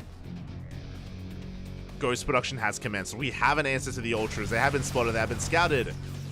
Ghosts and Liberators. Lib Ghost is what you want against Ultras in the late game.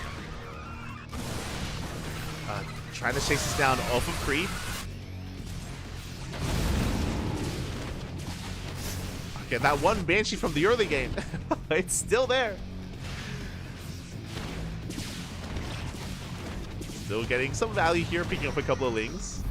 5th base has been spotted. Stefano doing whatever he can to slow it down. Stefano has maxed out. He has maxed. Doesn't have an amazing bank, unfortunately, because of his low base count and his low worker count. But he has maxed, which means he can take a fight. It means that if Baymarine ever pushes out, ever pushes onto creep, there's not a lot of creep, but if he ever does push onto creep, Stefano can attempt to surround. Like, side delta is ideal for this. It is so wide open here in the center of the map. So wide open, so little, like, choke points here to make use of. So Stefano, he can win one big engagement and then snowball and go for the bases. Go for the economy from there. He has potential.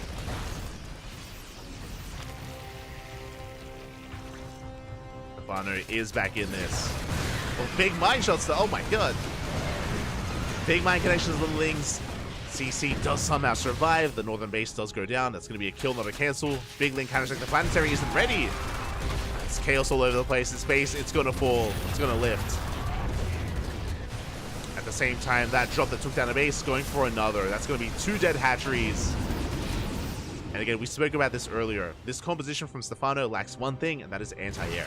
Now, usually what we make up for this is Vipers. Spellcasters. Vipers specifically to parasitic bomb these medevacs, to help support these ultras, but Stefano, he isn't there yet. As a result, he's having a hard time keeping up. Does catch some of these Marines, but we can shut down this ultra. Here come the least of support. Ultra does survive, just barely. Does survive, but this northern base is getting up and running. Baby Marine, he has a bank to work with. Stefano down to what, 4 hatcheries. Oh god, the snipes. Snipes gonna be going off. Stefano is remaxing. Again, he is ideally looking for a surround. If he can collapse on this army, he can take a fight. He's going for it. He's coming in from behind, forces a pickup. And again, without anti-air, the army is safe. We do pick up, we do get the hell out of there. At the same time, drop across the map. The ultras are committing. Uh-oh. Yeah, these ultras looking very exposed. Again, ultras on their own, they can struggle to get value here. That is 11 ultras. Gonna be scanning. Baby Marine, he's looking for other bases. He's like, mate, do you really only have 4 hatcheries? The answer is yes. Snipes going up. Ultra goes down.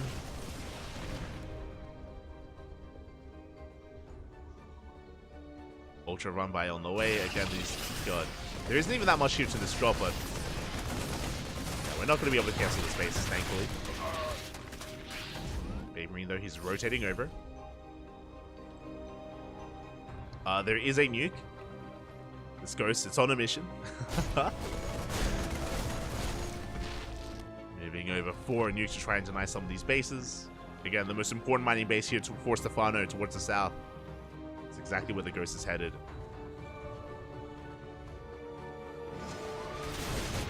Nuke towards bottom left. Hopefully Stefano does realize. There we go. Does pull away. Won't lose any workers here, thankfully. Nuke does connect at the same time. An ultra counterattack towards the top left. At the same time, Baby Marine, he pulls back actually. Does pull back to defend. Stefano committing so much here to these run-bys.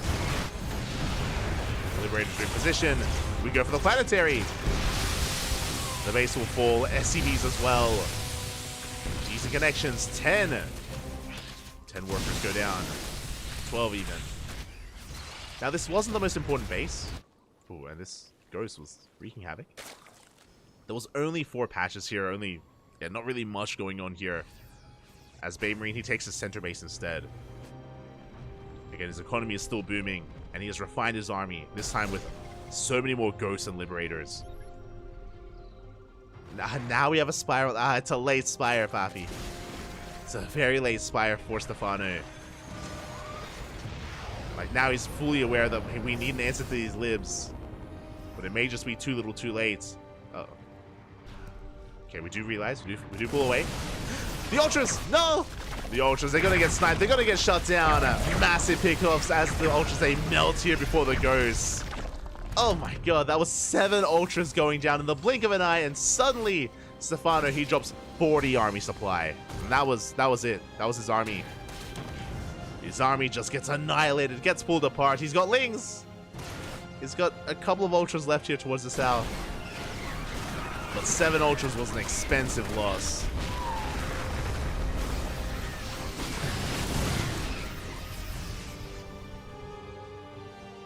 Going up here once again, takes out a gas geyser, and Baby Marine, he's just bringing everything together, consolidating his army.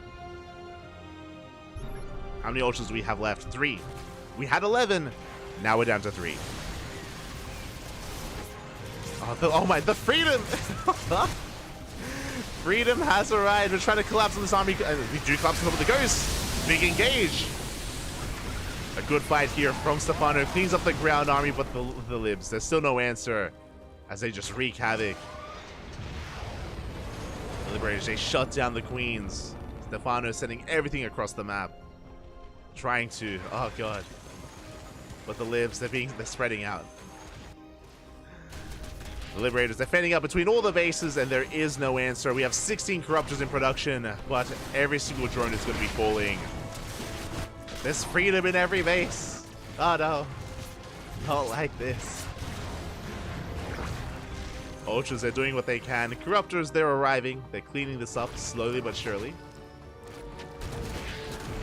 We do get eyes on this northern base.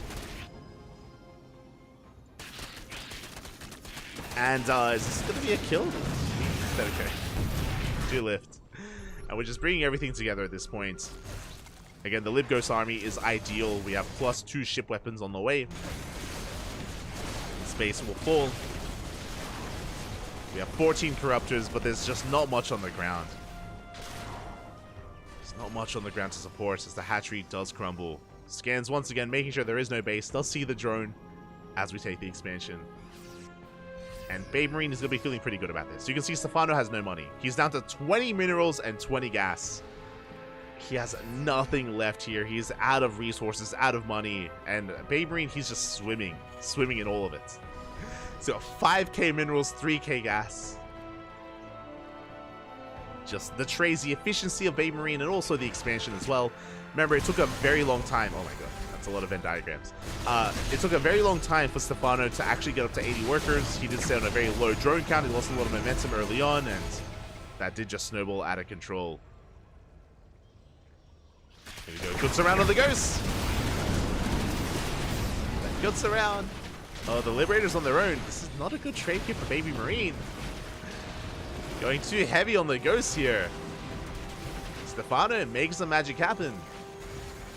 But here we go. Winter Mines, Marines. This is what we needed. The man with gun. Mine shot's going to be going off. Bailings, they roll on board. Big mine shots. We clean up all the Ghosts. Sorry, we clean up all the Bailings. We shut down the Ultras. GG gets called. And Baby Marine takes game number 1. GG. GG, well played. Ooh. Again, a solid game out of Baby Marine. There were definitely moments for Stefano. I want to say like the first half, or maybe the first third of that game. Stefano was doing very well. He was keeping up with the drop play. You know, he was shutting down armies. He was going for counterattacks. But as you mentioned, he stayed on a very low worker count for a little bit too long. As a result, he got outscaled. He did just get outscaled over the course of that game. Even if he was taking some good fights, his opponent was just producing more, mining more, and did snowball out of control. By the time Stefano did drone up to 80, if you remember, he had lost map control. He had no creep on the map. He was, again, on the back foot, stuck at home. And Baby Marine was in control. GG. GG, well played. Ooh. Let's go. Yo, isn't Stefano like super rusty? This is pretty impressive, not gonna lie. Yeah, it is. It is, definitely. Like, I know there's a lot of people that have a lot of expectations for Stefano, but the reality is that, again, he isn't full-time. He isn't a full-time player anymore. He's not full-time, which is why I was very impressed with his performance against Forjumi. Even though he lost against Forjumi, it was still very impressive. And even here, like, he was holding his own against Baby Marine. Good stuff. Good stuff from Stefano. Did eventually fall to him, but Baby Marine is favored. It's kind of hard to judge the current level of Stefano just because of his inactivity. But here we go. We're getting into game number 2. And spawning in the top right-hand corner of our Guiana, we have the French Zerg player, the blue Zerg, representing himself, coming out of retirement after quite a long hiatus. Good to see him here in a HomeStory Cup once again. It is Stefano. And spawning in the bottom left-hand corner, we have his opponent. We have the Italian Terran player, the Red Terran, representing the Platinum Heroes, leading the series 1-0. It is Baby Marine. Overall, a solid game out of Baby Marine. Again, a very high-paced game, very high tempo, going for constant harass, constant drop play, and of course, having the economy to back himself up as well. So very impressive by our Red Terran, and we'll see if he can pull it off again, as we're loading into a much more macro-oriented map. Now, this map has a lot of bases, is very well defendable here on a 4-base setup, even a 5-base setup. There's the goal base you can take as well. Very often have we seen a ZVT go to the late game and have a split map scenario as well. So we'll see if Stefano is going to be more comfortable here. We'll see if he can make use of, again, this map to his advantage to get a much more comfortable economy and settle into the late game if we go that long. I'm also assuming that Stefano would play the same style, like Lingbane into Hive into Ultra, but that doesn't have to be the case. We spoke about it earlier, but Stefano, you know, he's known for his roaches, you know, that's kind of like his signature move, and roach play can work on some of these maps. Like these big 1-1 roach timings, maxing out, trying to hit and punish a Terran player that's too greedy and too economic. Roach-based play has its place in ZVT, in current meta. So we'll see if Stefano does change his style, does switch things up.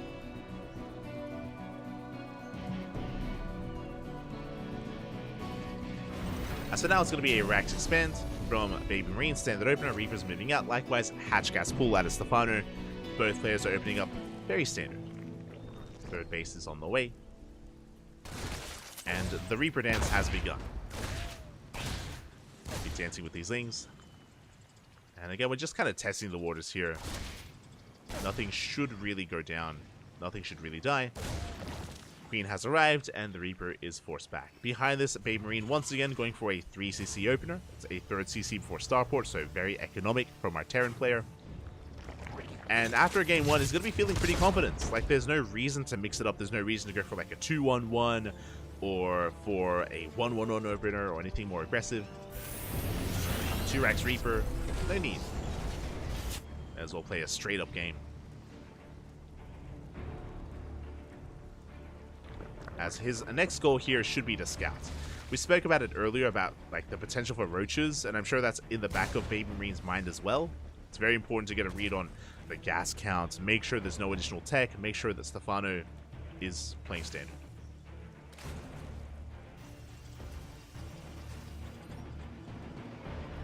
So at least our Terran player does confirm the third base timing.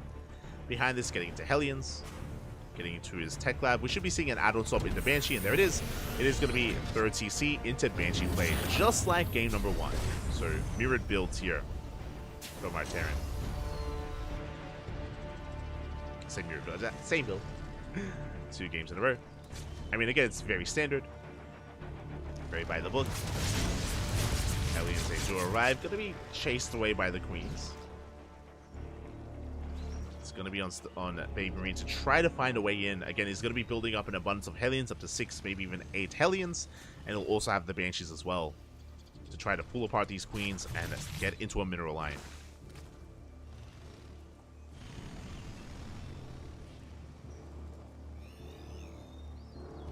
And in the last game, he was able to get a couple of drones. It did happen. Nothing too amazing, but he was able to get in, and meanwhile, there it is! The Roach Warren has been thrown down. We spoke about it earlier. This is what Stefano was known for, and I was sure that we would see this at some point in this series, and we have it here in Game 2. So we've had enough of Lingbane Ultra. Instead, Roaches are on the way. Double Evo Chambers, it should be 1-1, so Stefano, he can hit a very strong 1-1 timing with Roach Ravager. He can hit a 2-2 timing as well.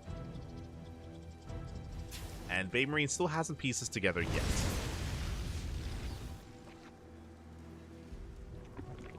Not yet.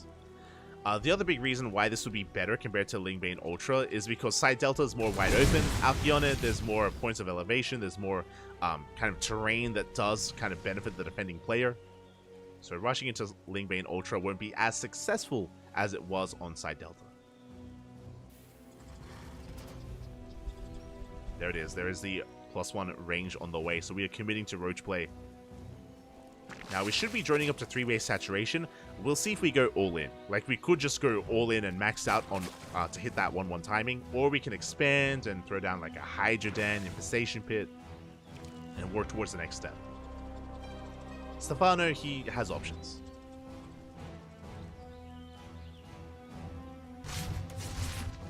Banshee's going to be coming in from behind. The Queens are dragged out of position for a moment.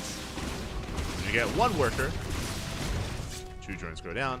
Banshees are forced back. At the same time, Hellions, they head towards that natural base. At the same time, the Leafs go for a big counterattack. And SCVs are going down. The Roaches have been revealed. Oh, and That's going to be a lot of damage. I'm getting deja vu. The same thing happened in game number 1. We get 6, 7 SCVs. And the Lings are getting a bit out of hand here. They shut down some of those Marines. A very nice run by from Stefano. Gonna be overextending a little bit. I'm not too sure if we need these roaches. We are pushing out with 8 of them. The tank is sieged. We're gonna trade, but we're gonna be losing all these roaches. Yeah, a bit of an overextension here. Every single roach goes down. Like, the Ling run by was good. The roach follow-up, not so much. Now, with the death of all those roaches, we could actually dive in, but we have reinforcements on the way. Aliens are being forced back.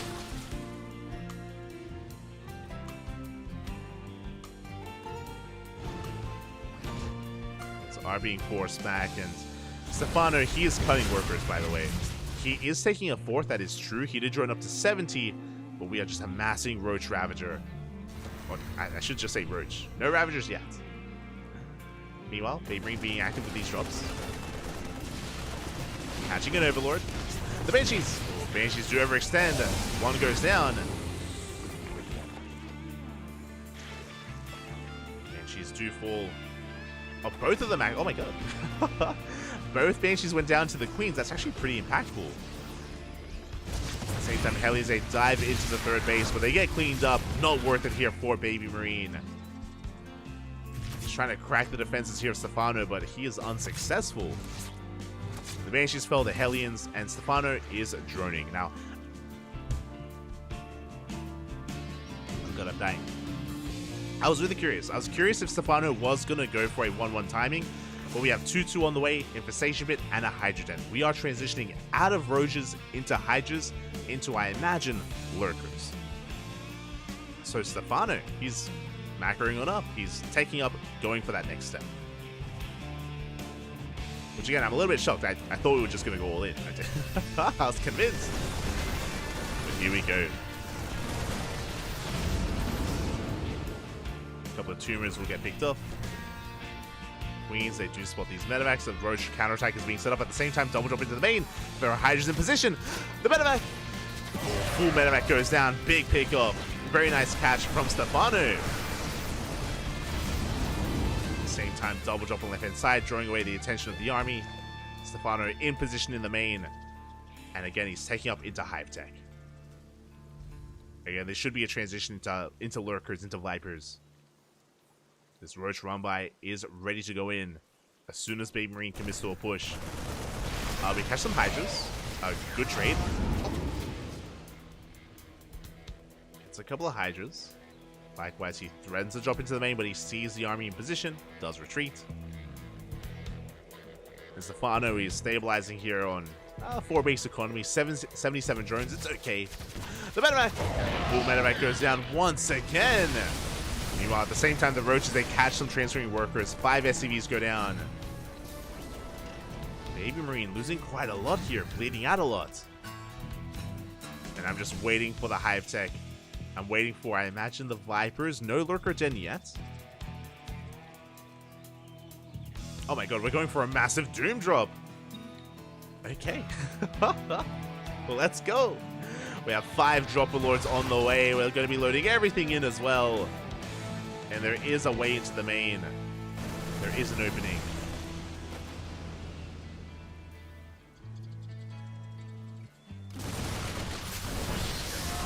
Here we do catch a couple of these Roaches. The Dropper Lords, they're not going for the main. They're going straight down the center. Oh my god. Where are we going, Papi? We're going right down the middle, sending it down the field here towards... I mean, there's not much here. There are a couple of tanks, but they're exposed. And Stefano, he's going to be dropping right on top of those tanks. We have Roach Ravager from one end. We have the Hydras on top of the army as well. The tanks do go down. We have some reinforcements on the way, but we catch another tank. We get 2, we get 3, we got 4 tanks.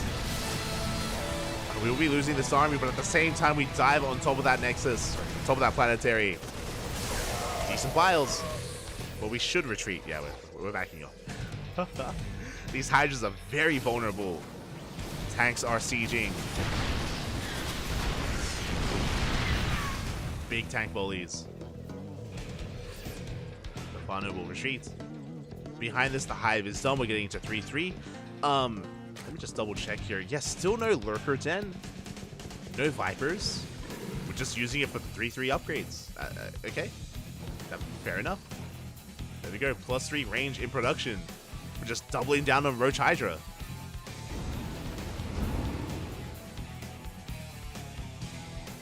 Very similar actually to what we saw against Fort Jumi earlier today. Not gonna lie. Where Stefano was just going mass Hydra against Skytoss. Didn't work, but it looked good. Like, it looked impressive. As we drop into the natural as well. The Hydra drop takes down the Mineral Lion, and we get on top of the E-base. 3-3. 3-3 does get denied. At the same time, a drop across the map does get 7 workers. Both players losing quite a bit of their economy. But the upgrades are denied. And we can load up, we can get the hell out of there. Likewise, Baby Marine dropping into the main. And we even get some drop lords into the main base of Baby Marine as well. The jump play from both sides. Medevac supports back. And Hydra's in the main, 28. Oh my god, Hydra's in every single Mineral Line. 28 SCVs go down. And Baby Marine is being pulled apart. Not like this. The Hydras will eventually be cleaned up, but they've done so much for themselves already. 30 workers. Stefano is on 82 drones. We can drop on top of the tanks. Let's drop on top of the tanks. The friendly fire. We get 1, we get 2 tanks as well. Very nice control there from Stefano. Oh my god. Pulling a bit of a TVT here on Baby Marine. And Stefano, he has remaxed, he has rebuilt. 3-3 is about to kick in. Pushing up this ramp would be a bit of an overextension. And there we go, we do retreat. And we have to calm down. Drop comes back into the main. Yo, can we get a kill in the main base? No shot. The main! It's gonna go down. 1 more shot and it does fall. At the same time, Stefano going for his own hatchery kill, but he will not get it. Oh, can he though? Barely does. We trade a base for a base. But Stefano, he's the one on 87 workers. Baby Marine, he's the one that desperately needs another CC. He's trying to expand, but we have Creep. Creep lying in wait. Drop into the natural once again. Catching more SCVs. And that's going to be a kill in the orbital. A bit of an expensive trade for Stefano. A lot of Hydras getting picked up. But again, this is a trade that Stefano can afford, and a trade that Baby Marine cannot. He just cannot expand. Struggling to. Down to 59 SCVs. There it is. Melee on the way. Adrenal as well. Drops are being shut down.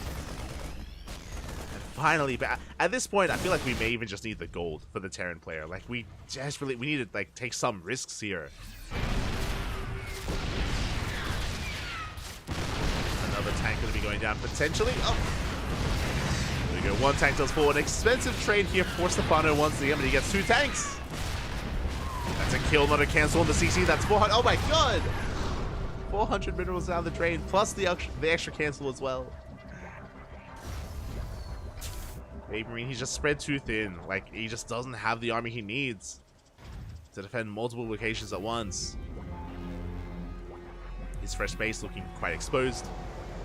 Another drop into that 3rd. To the 4th even.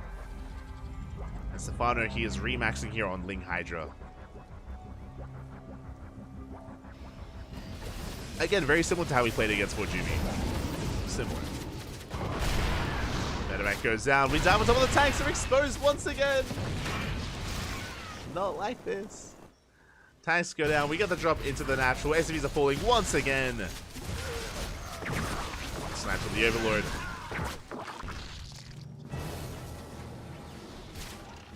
Funner. Having fun at this. But really impressive what he was able to accomplish here with just this pure Hydra army. Essentially pure Hydra. Not even Lings. I know I was talking about Ling Hydra, but looking at the army, yeah. 36 Hydras. That's all we have. Just pure Hydra out of Stefano. Takes down another base. Oh, this will not be a good fight, though. There's a reason why we don't see pure Hydra used too often. I mean, it's been impressive what Stefano's been doing here. But in a head-to-head fight, he can't quite push in. A lot of Hydras do go down. We have 32 more Hydras on the way. We're making this work. We're gonna force it to work. Oh god. Again, this is a very expensive army. It's very fragile, but as we've seen, the reason why this is working right now is because if both players were maxed out, Baby Marine wins. Like, the Terran wins 100% of the time. But because Baby Marine, he's down in supply and he's spread thin between his bases, like his bio army is here towards the right-hand side, his tanks are exposed. Like Stefano, he's just pulling him apart. He's just pulling him apart left and right. More tanks going down. If Baby Marine had everything together, then he could take an engagement, but yeah, it's going to be a kill on the planetary. Four tanks full. And Stefano even chasing back this bio army as well. 9 more SCVs go down. Stefano, he backs off, he rebuilds. 20 more Hydras in production. Still nothing but Hydra. Mono battle Hydra, Bobby. Let's go. And Baby Marine just cannot keep up. I'm sure he's like, the hell's going on right now? What is this? And again, a lot of this is just because of the momentum that Stefano has here. I should give a lot of credit, honestly, to the drop play, right? The drop play did so much economic damage. How many SCVs have died this game? 72. 72 workers, all due to the Hydra harass, to the drop harass. If it wasn't for that, we would have seen a very different game. Very different game here. Gold base is being taken. Stefano rotating towards the south. Catches the metal. Oh my god, every single medevac goes down. Baby Marine once again plummeting in supply. He does have a good position here, but Stefano coming in from behind. Gets a tank. Once again, not going to be the best trade from Stefano. Leading out a lot of Hydras to get one tank. At the same time, pushing towards the natural. Yeah, he's avoiding the main fights, avoiding the main army. More tanks going to be falling. Oh, some big snipes going to be going off though. Again, Baby Marine trading efficiently whenever he's there. Whenever he's in position, he can fight well. That's a big if though. It's only if his main army can keep up. And here we go. We have more creeps spreading towards the right. We're now finally incorporating some Lings. Gone is the age of the mass Hydra. Now it's Ling-Bane Hydra. Something a little bit more robust. Something a little bit more... They can actually trade. We can actually fight now. Stefano, he can actually take a good fight against the main army of Baby Marine. And here we go. We are maxing out.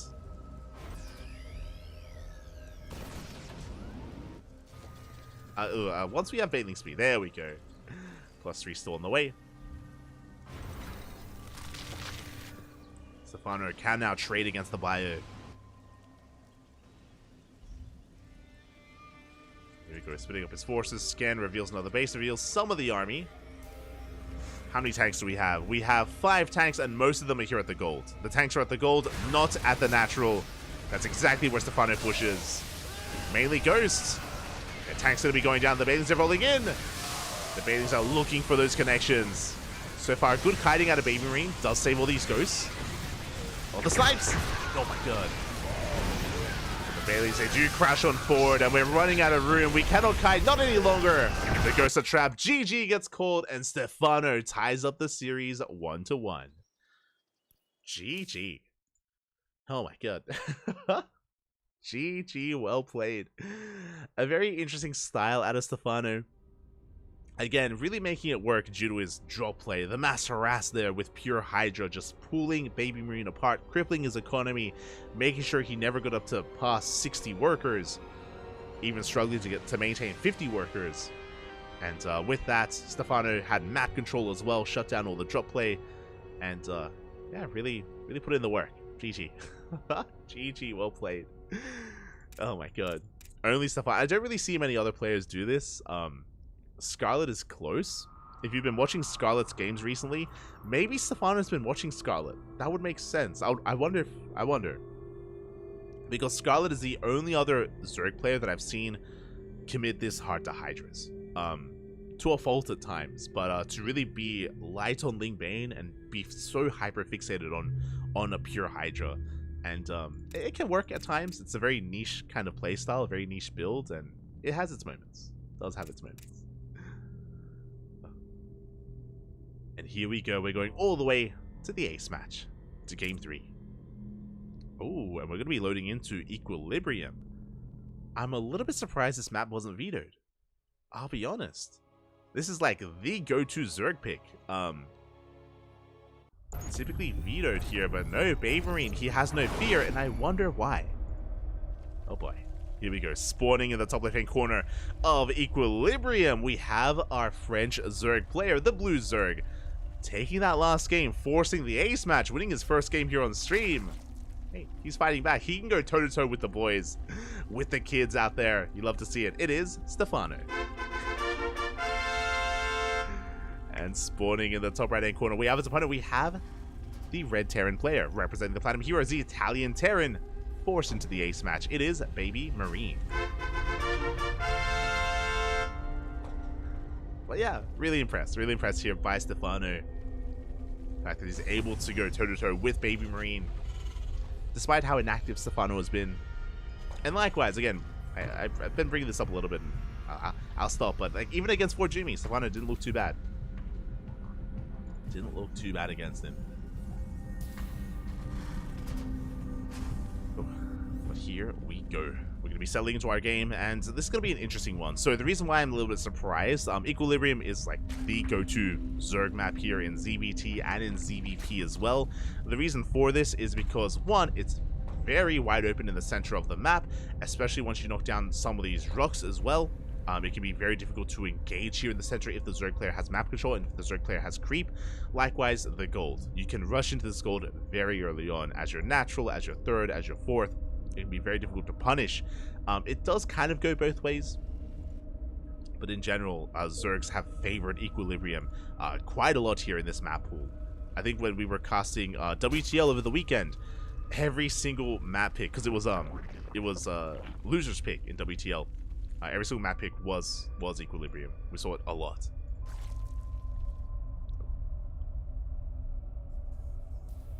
And we'll see what Baby Marine has in store for us here. Outside of that, SCV going to be moving out for our scouts. Going to be confirming the hatchery. Of course, as a Terran player, you can also try to rush into the gold yourself. It is possible. Difficult, but possible. As we do see, yep, immediately we do see Baby Marine. He does check the gold base just to make sure that he isn't being bamboozled. And Stefano is taking his third, not at the gold location, but at the linear base location instead. Everything is looking quite normal for the time being. Standard open out of our Zerg player. Likewise, Baby Marine going to be dancing with these lings. Almost gets a ling, but will be forced back. Now, because of this map, because it's so wide open, we spoke about kind of the playstyle of Stefano throughout the course of this series. Side Delta, Lingbane Ultra made sense. Alcyone going into a more roach-heavy style, again, instead of Lingbane Ultra, because of how congested that map can be, it all kind of made sense here for Stefano. On a larger map like Alcyone, I'm picturing Lingbane Ultra again, coming kind of back to that Game 1 style, but we'll see. We'll see if Stefano goes like Lingbane Hydra, a more traditional kind of composition, much more meta composition. Mutaplay can be effective on this map, it can be. As Baby Marine is going for a third CC before Starport once again. This time, we have that Tech Lab on the way, but the Tech Lab is a little bit later than previously. So we've had our economic openers every game so far, and it looks like we are going for the add-ons. Yeah, we're going for it. Okay, Banshee. 3CC into Banshees. 3 games in a row from Baby Marine. Let's go. Now, we saw in the previous game, the Banshees honestly didn't really do too much. They did go down pretty early on compared to Game 1. That's a very strong defense out of Stefano against the Banshees and the Hellions in Game 2. So we'll see if Baby Marine can tighten things up and get a little bit more value out of this. Now Hellions are rotating around. They're going to be threatening that third. Not just that, but also keeping an eye on where the fourth base will be taken as well. Well, we do see Stefano this time going for fast double Evo chambers. Should be for 1-1. Should be for Lingbane. So this is very similar to Game 1 on Side Delta. Very similar. Again, this is something you can get away with, especially against a more economic opener from the Terran player. Like, Stefano should be safe to delay his Banelings, delay his Lair, and going to fast 1-1 upgrades. Ooh, Stefano going for a safety Spine Crawler. Interesting. Being very safe here. Third base is on the way.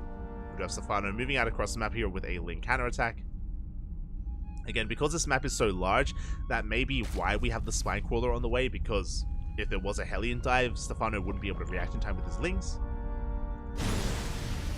It would just be a little bit too far out and too far exposed.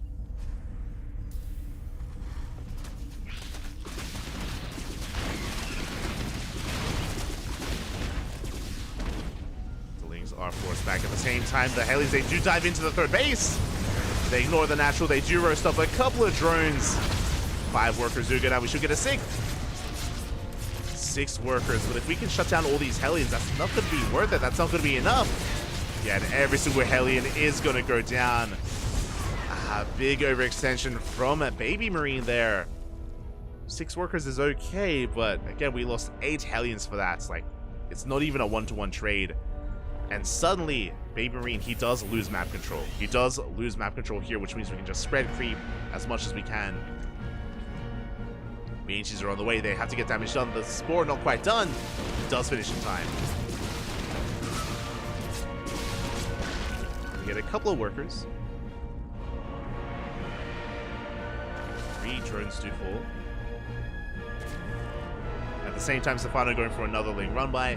The wall is a wall. We have plenty to defend. So there's a bit of a give and take here. One, Baby Marine, he lost all of his Hellions, which was not ideal. But this is the first game that Baby Marine doesn't lose any SCVs. Remember, every game so far, Stefano, he's going for these Ling run-bys, and he gets like, what, 5, 6, 7 SCVs and 2 mules every single time without fail. Until now. So Baby Marine, he has a more secure start to this game compared to any other. It does force a cancel on the 4th. But Stefano is double expanding, taking his gold, and the 5th, forcing another cancel. Not too bad. To get both cancels in. Meanwhile, the lair is done. 2-2 is on the way. Baneling Nest for Baneling Speed. Again, just pure Ling Bane, and I imagine this is going to be Ling Bane into Ultra, but we'll see if we go into Hydras. We'll see if we get into any anti-air. For now, we have reached that 7-minute timing here. The push is upon us. How many tanks do we have? We have 2 tanks with the main army. And the goal here is to get on top of this high ground, get on top of this cliff face, and shut down the gold. Can we get there? Where are the Banelings? Lings, they do dive on top of the army, but really good trade here from Baby Marine. All the Lings are going to be going down. They get 1 tank, but that was not a good trade for Stefano. That was 49 Lings for 1 tank. And we get on top of the high ground. We do siege up only 1 tank, to be fair, but it's going to be enough. We do deny mining at the gold. Stefano going for a Ling counterattack. But we have reinforcements. We have plenty to defend. There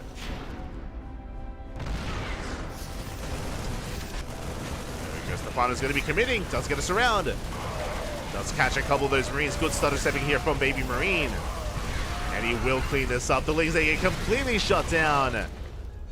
Stefano bleeding out so much here. That was 118 Lings in total. And what did he get? He got a handful of Marines. He got a tank, and that is it. Lings, they come in from behind. They don't get, they barely don't get the tank. 10 HP. Banshee's wreaking havoc here at the would-be 6th base. The tank is still standing strong. Here come the reinforcements. Baneling Speed still on the way, still not done. Even with Banelings, we can't break this. Here we dive into a mineral line. The Baneling's going to be welding on in. Have we overextended? Finally, the tank falls.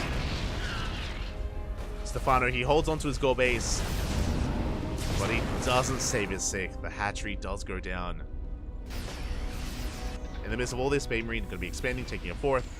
And look at the supplies. At this point, I mean... Ay. Baby Marine almost maxed out. His macro insane behind this. He's just rallying everything across the map.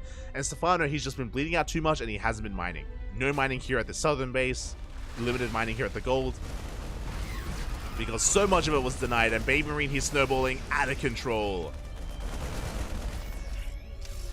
Again, one good fight is all he needed. And from there, Stefano could not recover. This hatchery is going to be going down. Bailings, they roll in, but we can't push into this. Not into 3 tanks. It's not going to happen.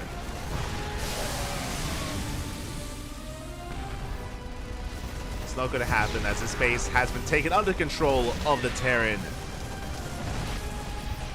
We break the gold, we break the southern base. Stefano stuck on 3 base mining here. Barely on economy. He's on 55 drones. We scan. We confirm that there is no other base. It's going to be a pretty good feeling here for Baby Marine. We have a link counterattack. Not many reinforcements back at home. We have a handful. We can surround. Legs, they do get into the middle line. Damage is being done here. And Baby Marine, he's racing back home. SCVs are falling. We get the entire mineral line. Stefano is not taking this line down. He is breaking into the natural. 19 SCVs, and we break in. We get into the mineral line. SCVs are falling. There's a planetary here towards the 4th. This will be cleaned up. But again, a really good counterattack from Stefano. And with that, he's still behind in the economy. That's the reality here. We lost 21 SCVs, and Baby Marine, he's still up in workers, plus mules on top of that. Baby Marine, he still has a better economy. Stefano, unfortunately, he just can't find room to drone. He needs to, but if he drones, then he's not going to have anything to do with the main army. He's just in a really rough position. Hydrogen has been thrown down. Hive is done as well, but we're not able to make use of it. A little bit greedy to take up into Hive. We collapse on the planetary. The planetary is going to go down. But what's scary here, we just spent the entire army to kill a base. The workers all lived, and we just replaced it. My God. We invested so much for this planetary. That was, what, 65 Lings, 19 Bailings, and the army still stands strong. Baby Marine going for a massive counterattack. Stefano invested so much to kill a base that did not even matter. And now Stefano is down 80, 90 supply. And Baby Marine is going for a push that is looking to end the game. We have some Bailings on the way. We have Queens. We have a Viper in production. The Viper can help, but we need time. And even then, we're not relying on tanks anymore. We're relying on Widow Mines. Massive minefield here is before us. Bailings, they roll in. Good splits, though, from Baby Marine. We have a big link counterattack, but the planetary is done.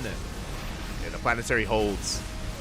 And GG gets called. Stefano has nothing left, and Baby Marine will take the series 2-1. GG. GG, well played. Baby Marine again having such a strong initial push. Remember, at that 7-minute mark, when he moved out with his first 2 tanks, Stefano threw away, was it 49? It was like 42 to 49 Lings for one single tank. And as soon as that happened, he just lost momentum. I mean, I should say, Baby Marine gained so much momentum after that first trade. Then just like that, he took control of the high ground, took control of the gold base, and he got so much damage from there. Stefano was on the back foot from that moment, and it was after that where he tried to go for a link counterattack. The link counterattack didn't do anything. Baby Marine, he was ready back at home, and things snowballed very quickly out of control. GG. GG, well played. Things escalating very quickly in favor of Baby Marine there, and does take down Stefano. Congratulations. And with that, we have wrapped up our group. Again, a big shout to Stefano for being a part of HomeStory Cup and being there. And you know what? Even if these matches didn't go Stefano's way, I'm sure he had a good time. I'm sure he had a good time, an amazing time at the event, at the tournament slash gathering slash party that is HomeStory Cup. I'm sure he had a great time. I'm sure he was kind of the life of the event itself. So really cool to see Stefano a part of that. My condolences to him when it comes to the games themselves, but it wasn't a bad performance.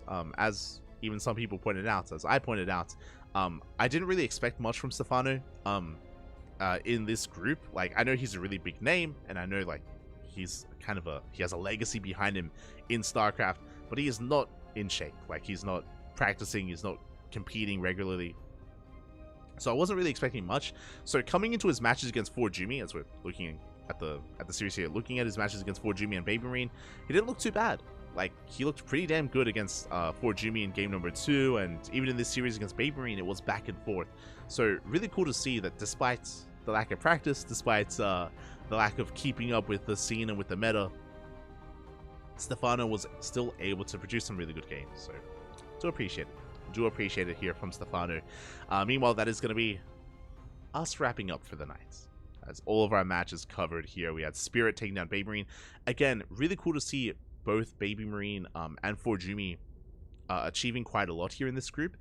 They're up-and-comers. They're kind of like, you know, the next generation of pro gamers in a way, looking to like rise through the ranks and make names for themselves. And for Baby Marine to beat Stefano, for him to force Spirit to the ace match, for Jumi to force Skills to the ace match, and even perform well against Showtime, it's really cool, really exciting. I always appreciate it when some of these more considered to be mid-tier players are able to pop off and able to have a good showing.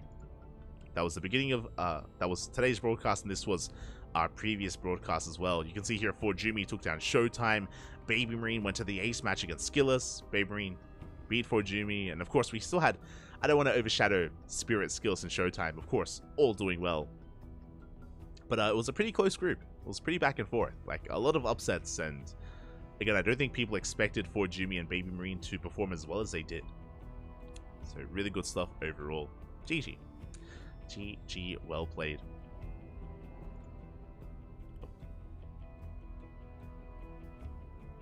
True, yeah, he is. True legend of StarCraft. But with that, I hope everyone enjoyed themselves. Hope you all enjoyed yourselves here tonight. Again, we have concluded our broadcasts and our coverage of Group C. We still have to cover Group D. And Group D is going to be a spicy one. Players like Scarlet are involved. I believe Raynor is a part of Group D as well. A lot of Trigger, I think. A lot of really good players. A lot of really good players in Group D. We'll get there. We'll get there. Most likely next week. I don't know if we have time to do so this week. Tomorrow we have a New Year's Cup. We have a tournament called the New Year's Cup, and we're going to be going over that tomorrow. We also have some viewer replays to go over. Maybe Friday. Maybe Friday we will have some more HomeStory Cup coverage just to wrap it up and finish up Group D and move on to some more newer matches when it comes to what we cover via replays. So we'll see. We'll do our best. We'll do our best. I think we may have a HomeStory Cup broadcast on Friday, just because on Saturday is Masters Coliseum. Masters Coliseum is going to be an intense period here of January. Masters Coliseum is going to be starting on the 13th, on Saturday. It's going to be running until the 28th. Oh my god.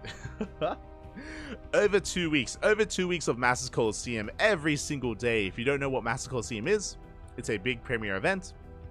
It is run and organized by the people behind World Team League, and they've been hosting qualifiers. We casted the qualifiers a couple of weeks ago at the start of the year. Oh, sorry, at the end of December. We casted the qualifiers, and we have seeding, we have invites, and the best of the best are going to be in Masters Coliseum. So players like Cyril, Raynor, Clem, Maru, Solar, Dark, Hero, anyone who's anyone is going to be a part of Max Packs. They're all a part of Masters Coliseum. They'll all get involved, and it's going to be a big event here starting on Saturday. So mark your calendars. Even if you're not there on Saturday, it's every day for 2 weeks. So for over 2 weeks. So there's a lot to go over. There's a lot of Masters Coliseum. I'm sure you'll catch a broadcast of it, and yeah, it's going to be going for the rest. It's going to be going on for the rest of January. Likewise, tomorrow we're going to be back with the New Year Cup. New Year Cup, organized and hosted by Hatsu. Going to be a lot of fun. Going over some replays, because that event did go on over the weekend. We were busy with WTL, so we missed the New Year Cup. So Again, it's going to be a replay cast tomorrow to go over some of the matches that we did miss. Some of those missed matches. Otherwise, thank you. Thank you so much for watching. Thanks so much everyone for tuning in. Hope you all enjoyed yourselves. Hope you all enjoyed the return of Stefano. And again, I imagine this is just a brief return. I don't think he's going to commit, and I don't know if he's going to really stick around. But, I mean, we might see him in other RTSs. I don't know. Like, maybe he's tempted to dip his toes into Stormgate or Zero Space or some of these other games. It's possible. Definitely possible. So, we'll keep an eye out for Stefano. Just cool to see that he's still somewhat active. Otherwise, hope you all enjoyed yourselves. Hope you all had a great time here tonight. If you are a fan of the cast, if you're a fan of the channel, !socials. Socials in the chat. We do have a Discord server. We have Twitter, Facebook, Instagram. We have plenty of socials out there where you can follow us. We do post whenever we go live. We also have a YouTube channel. Fun fact, we are also co-streaming on YouTube. We're live there as well. And that means that this VOD is immediately uploaded to YouTube, so you can watch the VODs. If you miss out on some games, if you want to watch some of these previous matches, YouTube is the place to do it. It is all there. I mean, the VODs are also on Twitch, but I know watching VODs on Twitch, it's not ideal. It's not good. It's not the best platform for VODs, so we got you covered over on YouTube if you're interested. Otherwise, thank you so much. Thanks so much for watching. Thanks so much for tuning in. Hope you all had a great time. Stick around. We're going to be giving another StarCraft streamer a raid. Who will we raid? Most likely, Senor Sadsak. Senor Sadsak. He just went live. Give him some love. Give him some support. So with that, thank you so much. Thank you so much for watching. We'll see you guys tomorrow for some New Year's action. Until then, hasta luego. Bye. Bye. Hasta luego.